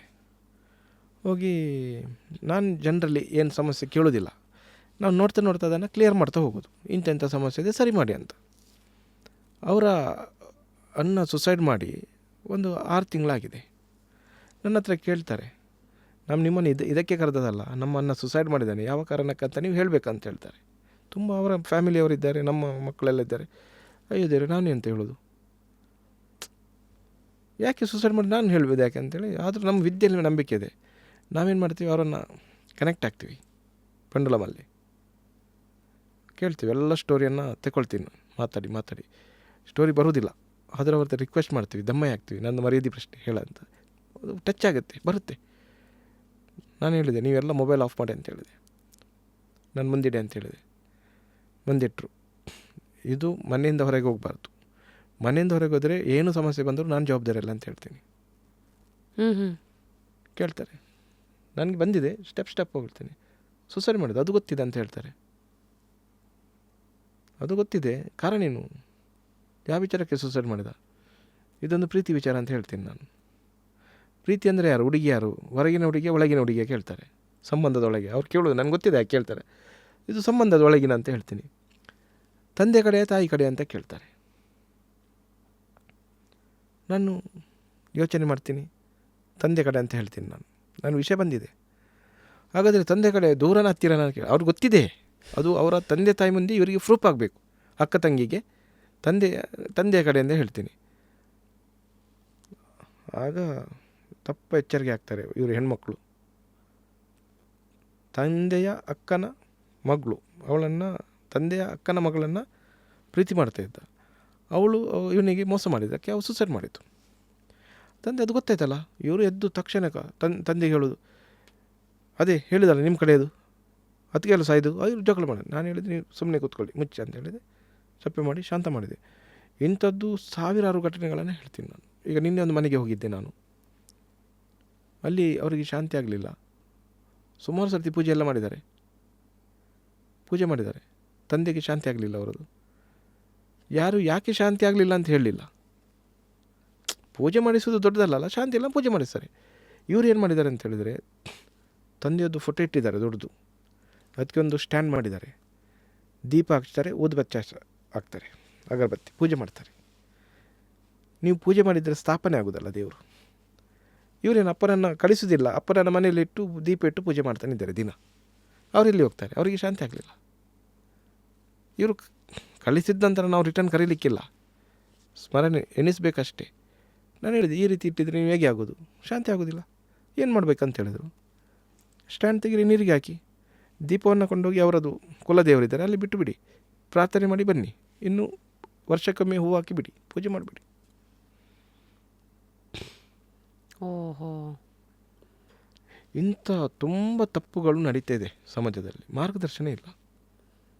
ದೀಪ ಹಚ್ಚೋದು ತಪ್ಪಾಗಿದ್ರೆ ಯಾರೋ ಪ್ರಾಣ ಹೋಗಿದೆ ನೋಡಿ, ಪಬ್ಲಿಕ್ ಇಟ್ಕೊಳ್ಳಿ ತೊಂದರೆ ಇಲ್ಲ, ಮನೆಯವರು ಇಟ್ಟಾಗ ಅವ್ರು ಹೋಗೋದಿಲ್ಲ, ಆ ಪ್ರೀತಿಯಿಂದ ಅಲ್ಲೇ ಇರ್ತಾರೆ ಅವರು. ನೀವು ದೇವರನ್ನು ಪೂಜೆ ಮಾಡಿದಾಗ ಕರೆಯುವುದಾ ಕಳಿಸುವುದಾ ಮನೆಗೆ? ಕರೆಯೋದು. ಮತ್ತು ತಂದೆ ಆ ರೀತಿ ಇದ್ದರೆ ಕರೆಯುವುದೇ ಅಲ್ಲ ಅವರನ್ನು. ಇವರು ದಿನ ಎಣಿಸೋದು, ಪ್ರಾರ್ಥನೆ ಮಾಡೋದು, ಅವರು ಸ್ಥಾಪನೆ ಆಗ್ತಾರೆ. ಸೊ ಇದಕ್ಕೇನ ಅವ್ರಿಗೆ ಹೂವಾನು ಗಂಧದ ಹಾರ ಹಾಕೋದು, ಆ್ಯಕ್ಚುಲಿ ದೇವರಿಗೆ ಕೊಡೋದೆಲ್ಲ ಯಾವುದಿಲ್ಲ. ಹಣ್ಣು ಹಂಪಲು ಇರೋ ಮಲ್ಲಿಗೆ ಹೂವು, ಅದು ಹೂವು ಹಾಕೋದು ಹಾಗೆಲ್ಲ, ಆ್ಯಕ್ಚುಲಿ ಗಂಧ ಮಾಲೆ ಹಾಕೋದು ಬಿಡೋದು, ಇದೆಲ್ಲ ಮಾರ್ಗದರ್ಶನ ಇಲ್ಲ. ಇಂಥ ನಿಮ್ಮ 1000 ಪ್ರಶ್ನೆಗಳಿಗೆ ನನ್ನ ಹತ್ರ ಉತ್ತರ ಇದೆ, ಬಟ್ ಎಲ್ಲಿ ಕೂಡ ನಾನು ಯಾಕೆ ಗೊತ್ತಾ, ನನಗೆ ಚರ್ಚೆಗೆ ಹೋಗಲಿಕ್ಕಿಲ್ಲ, ನನಗೆ ರಿಸಲ್ಟಿಗೆ ಹೋಗ್ಲಿಕ್ಕಿರೋದು. ನನ್ನ ಮಾತಿನಲ್ಲಿ ನನಗೆ ಚರ್ಚೆಗೆ ಹೋಗಲಿಕ್ಕೆ ಇಲ್ಲವೇ ಇಲ್ಲ. ನನ್ನ ಮಾತಿನಲ್ಲಿ ಅವರಿಗೆ ನೋಡಿ, ನಾನು ಅವನಿಗೆ ರಿಸಲ್ಟ್ ಕೊಟ್ಟೆ. ನಾನು ಇಂಥ ಕಡೆ ನಿಂದು ಪ್ರಾಬ್ಲಮ್, ನನಗೆ ರಿಸಲ್ಟ್ ಕೊಡಬೇಕು, ನನಗೆ ಚರ್ಚೆ ಮಾಡಲಿಕ್ಕೆ ಇಲ್ಲವೇ ಇಲ್ಲ. ಅವರು ಬೇರೆ ಬೇರೆ ಮಾತಾಡ್ಬೋದು, ನನಗೆ ಬೇಡ, ನಿಮಗೆ ಒಳ್ಳೇದಾದರೆ ಸಾಕಲ್ಲ ಬಿಡಿ. ಅದಕ್ಕಾಗಿ ನನಗೆ ಚರ್ಚೆಗೆ ಅವಕಾಶನೇ ಬೇಡ ಅಂತ ನಾನು ಸುಮ್ಮನೆ ನಿಂತವ. ಈಗ ನಾವು ಮಾತಾಡಿದಾಗ ಇನ್ನೂ 1000 ಚರ್ಚೆಗಳು ಬರ್ತದೆ, ಹಾಗೆ ಹೀಗೆ ಹಾಗೆ, ನಮಗೆ ಅಗತ್ಯ ಇಲ್ಲಲ್ಲ. ಅವರನ್ನು ಕರೀರಿ, ನಿಮಗೆ 14 ಲೋಕ ಇದೆ, ಭೂಮಿಯ ಕೆಳಗೆ 7 ಲೋಕ, ಭೂಮಿ ಮೇಲೆ 6. ಅರ್ಥ ಆಗುತ್ತಾ? ನಮ್ಮ ಪ್ರಾಣ ಹೋದವರು ಯಾವ ಲೋಕದಲ್ಲಿದ್ದಾರೆ ಅಂತ ನಿಮ್ಗೆ ಹೇಳಲಿಕ್ಕೆ ಆಗುತ್ತೆ ಪೆಟ್ರೋಲಮಲ್ಲಿ. ಹೇಗೆ ಸರ್? ಈಗ ಉದಾಹರಣೆಗೆ ನಾನು ಅಂದರೆ ಇದು ವೈಯಕ್ತಿಕ ಜನಗಳಿಗೆ ಎಕ್ಸಾಂಪಲ್ ಅಂತ ಕೇಳ್ತಾ ಇರೋದು. ಈಗ ನಮ್ಮ ತಾಯಿ ಹೋಗಿ 13 ವರ್ಷ ಆಯಿತು. ಈ ಥರ ಎಷ್ಟೋ ಜನ ನೋಡ್ತಾ ಇರ್ಬೋದು, ಅವ್ರ ಹತ್ತಿರದವ್ರನ್ನ ಕಳ್ಕೊಂಡಿರೋರು, ಅಲ್ಪಾಯುಷರು, ಚಿಕ್ಕ ವಯಸ್ಸಿಗೆ ಹೋದವರು. ಅದು ಹೇಗೆ ನೋಡಿ, ಇಲ್ಲಿ ಲೋಕ ಇದೆ, ಸತ್ಯಲೋಕ, ತಪಲೋಕ, ಜನಲೋಕ, ಮಹಾಲೋಕ, ಸ್ವರ್ಗಲೋಕ, ಓಹೋ ಭುವಲೋಕ, ಭೂಲೋಕ, ಅತಳ, ವಿತಳ, ಸುತಳ, ತಳ, ಮಹಾತಳ, ರಸಾತಳ, ಪಾತಾಳ. ಎಷ್ಟು ಲೋಕ ಇದೆ, ನಿಮ್ಗೆ ನಾಲೆಜ್ ಇರಬೇಕು ಅಷ್ಟೇ. ಪೆಂಡ್ಲಮ್ ಇಟ್ಕೊಂಡ್ರೆ ನಾಲೆಜ್ ಇರಬೇಕು. ನೀವೀಗ ಪೆಂಡುಲಮ್ ಇಟ್ಕೊಂಡು ಕೇಳೋದು ನಿಮ್ಮ ತಾಯಿ ಓಕೆ ಯಾವ ಲೋಕದಲ್ಲಿ ಇದ್ದಾರೆ, ಪಾತಾಳದಲ್ಲಿದ್ದಾರಾ ದೇವಲೋಕದಲ್ಲಿದ್ದಾರೆ? ಅಲ್ಲಿ ಕೇಳುವಾಗ ಎಸ್ ಇಲ್ಲಿ ಬರುತ್ತೆ, ಅದನ್ನು ನೋಡ್ತಾ ಹೋಗೋದು, ಒಂದೊಂದೇ ಡೋಸ್ ಮಾಡ್ತಾ ಹೋಗೋದು.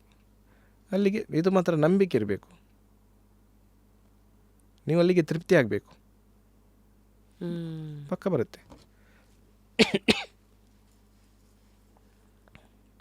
ಮತ್ತೆ ಇದೊಂದು ನಿಮಗೂ ಬಂದಿರತ್ತೆ, ಯಾಕಂದ್ರೆ ನೀವು ಉಡುಪಿ ಕಡೆಯವರಾಗಿರೋದ್ರಿಂದ ಈ ಸೌಜನ್ಯ ಕೇಸದು ನಿಮಗೂ ತುಂಬಾ ಜನ ಹೇಳಿದಾರ, ಆಕೆ ಎಲ್ಲಿದ್ದಾರೆ, ಏನೋ ಆಕೆದು ಅಂತ ಕೇಳಿದಾರ?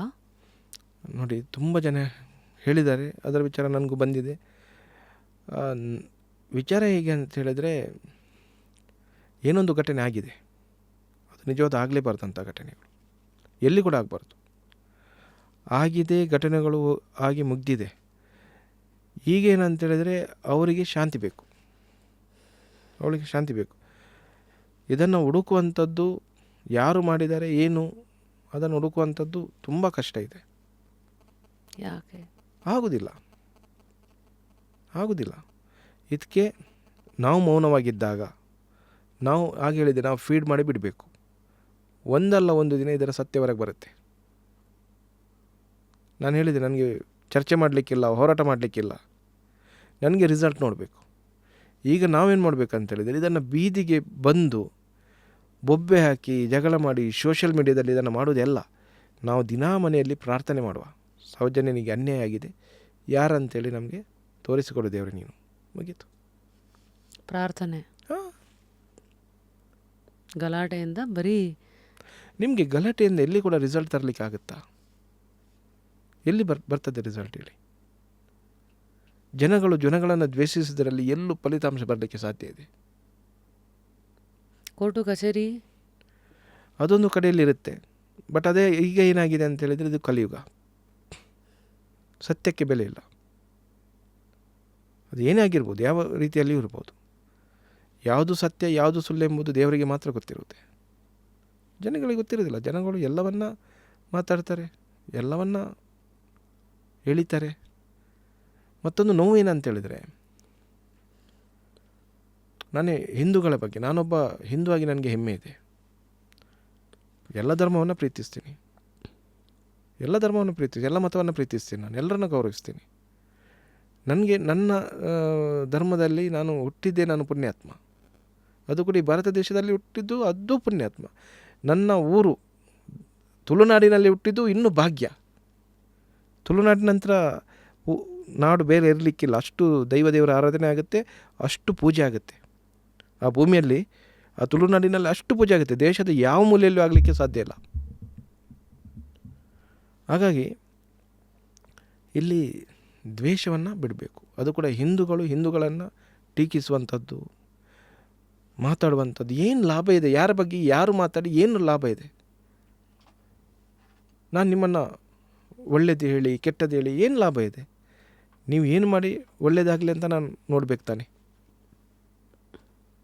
ನಾನು ಹೇಳೋದು, ನೀವೆಷ್ಟು ಶಾಂತವಾಗಿ ಹೋಗ್ತೀರಾ ಅಷ್ಟು ಒಳ್ಳೆ ಫಲಿತಾಂಶವನ್ನು ಪಡಿತೀರಿ. ನಿಜ, ಖಂಡಿತ ಪಡಿತೀರಿ. ನೀವೆಷ್ಟು ಉಗ್ರತೆಯಲ್ಲಿ ಹೋಗ್ತೀರಾ ಅಷ್ಟು ಕೆಟ್ಟ ನೋವುಗಳನ್ನ ಅನುಭವಿಸ್ತೀರಿ.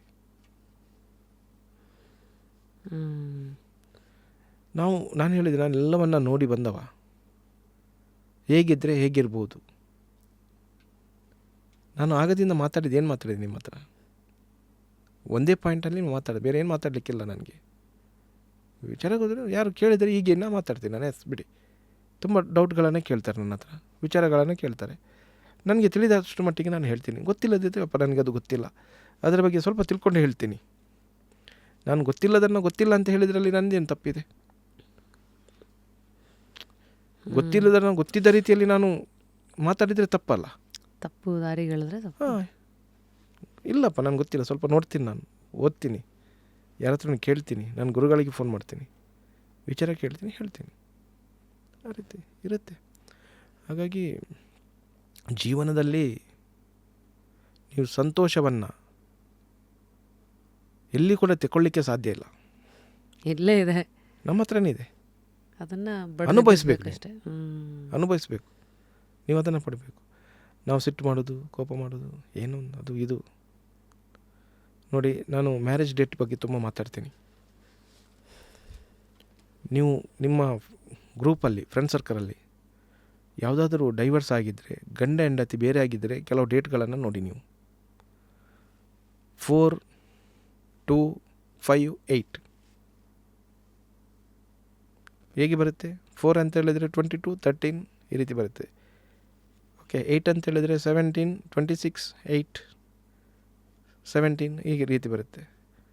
5 ಅಂತ ಹೇಳಿದರೆ 23, 5 ಅಲ್ಲಿ 14 ಈ ರೀತಿ ಬರುತ್ತೆ.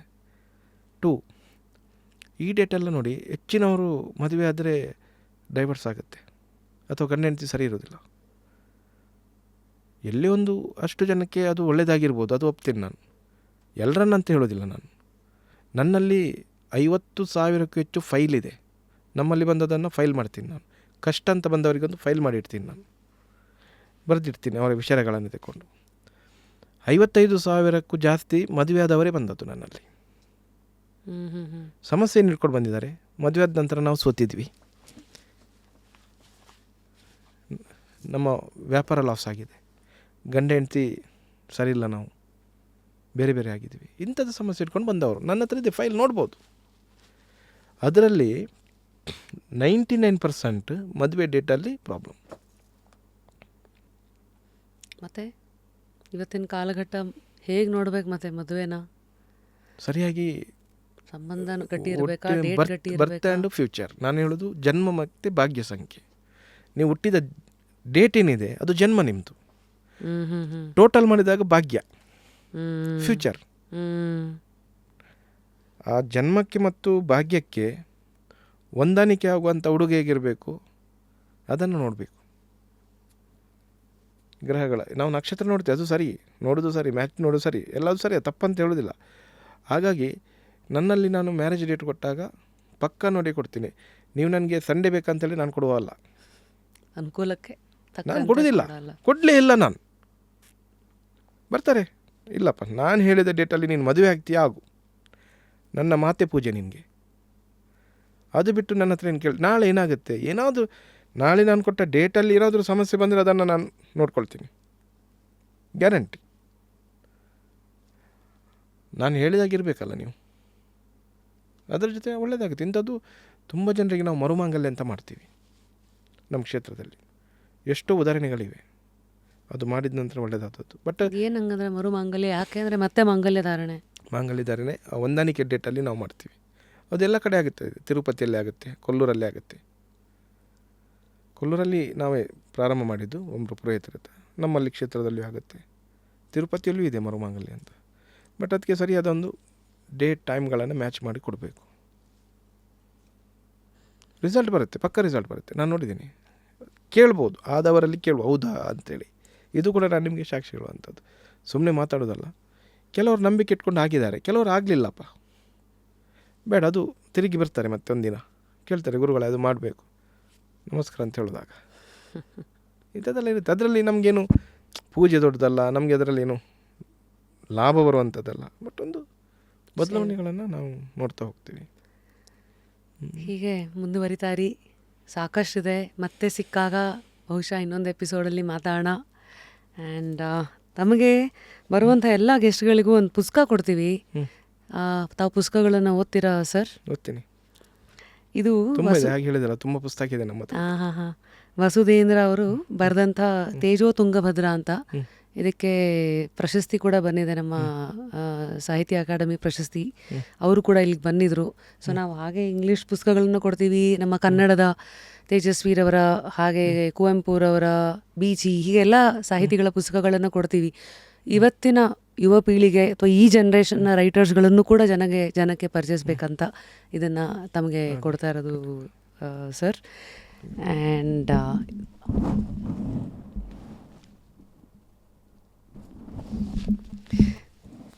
ಎಷ್ಟೋ ಜನಗಳ ನಿದ್ದೆಗೆ ಪರಿಹಾರ ಕೊಡೋ ನಿಮಗೆ ಆರೋಗ್ಯ ಮತ್ತು ತೃಪ್ತಿ, ನೆಮ್ಮದಿ, ಸಮಾಧಾನ, ಇದೆಲ್ಲದಕ್ಕೂ ನೆಮ್ಮದಿಯ ನಿದ್ದೆಗಾಗಿ ಒಂದು ರೀಪೋಸ್ ಪಿಲ್ಲೋ, ಮ್ಯೂಸಿಕ್ ಪಿಲ್ಲೋ ನಮ್ಮಲ್ಲಿ ಬಂದವರಿಗೆ ನಾವೊಂದು ಪ್ರೊಟೆಕ್ಷನ್ ಕೊಡ್ತೀವಿ. ಕೆಲವರು ತಲೆನೋವು ಅಂತ ಬರ್ತಾರೆ, ಕೆಟ್ಟ ಕನಸು ಬೀಳ್ತಾ ಇದೆ ಅಂತ ಹೇಳ್ತಾರೆ, ಓ ನಿದ್ದೆ ಬರೋದಿಲ್ಲ ಅಂತ ಹೇಳ್ತಾರೆ.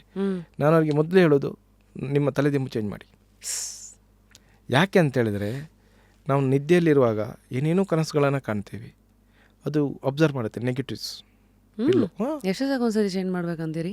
ನಾನು ಹೇಳೋದು ವರ್ಷಕ್ಕೆ ಒಮ್ಮೆ ಆದರೂ ಚೇಂಜ್ ಮಾಡಬೇಕು. ಅಬ್ಸರ್ವ್ ಮಾಡುತ್ತೆ, ಅದು ನೆಗೆಟಿವ್ಸ್ ಆಗಿ. ನಿಮ್ಮ ಪೆಂಡುಲಮ್ ನೋಡಿದರೆ ಗೊತ್ತಾಗುತ್ತೆ. ನಿಮ್ಮ ಮನೆಯಲ್ಲಿರುವಂಥ ಬೆಡ್ಶೀಟ್ ಎಲ್ಲ ನೋಡಿ. ಇವತ್ತಾದ್ಮೇಲೆ ಈ ಪೆಂಡ್ಯುಲಮ್ ಬಂದಮೇಲೆ ಅದು ನಿಮ್ಮ ಮಿರಕಲ್. ಎಷ್ಟೋ ಜನಕ್ಕೆ ಕುತ್ತಿಗೆ ನೋವಿಲ್ಲ, ಏನಿಲ್ಲ, ನಾನು ಹೇಳಿ ಚೇಂಜ್ ಮಾಡ್ತಾರೆ, ಏನಿಲ್ಲ, ಕ್ಲಿಯರ್. ಮೊದಲೇನಂತ ರೀಸೈಕಲ್ ಮಾಡ್ತಿದ್ರು ಈ ಪಿಲ್ಲೋಗಳನ್ನು, ಮನೆ ಮನೆಗೆ ಬಂದು ರೀಸೈಕಲ್ ಮಾಡ್ತಾ ನಮ್ಮೂರಲ್ಲೆಲ್ಲ ಆಗಿತ್ತು. ಈಗೇನಾಗಿದೆ, ಈಗ ರೀಸೈಕಲ್ ಮಾಡುವಂಥದ್ದಿಲ್ಲ, ಪ್ಯೂರ್ ಕಾಟನ್ ಬರೋದಿಲ್ಲ, ಹಾಗೆ ಅದ್ರ ಬಗ್ಗೆ ಯೋಚನೆ ಮಾಡೋದಿಲ್ಲ. ನಾವೇನು ಮಾಡ್ತೀವಿ, ಬಟ್ಟೆಗಳನ್ನು ಕೂಡ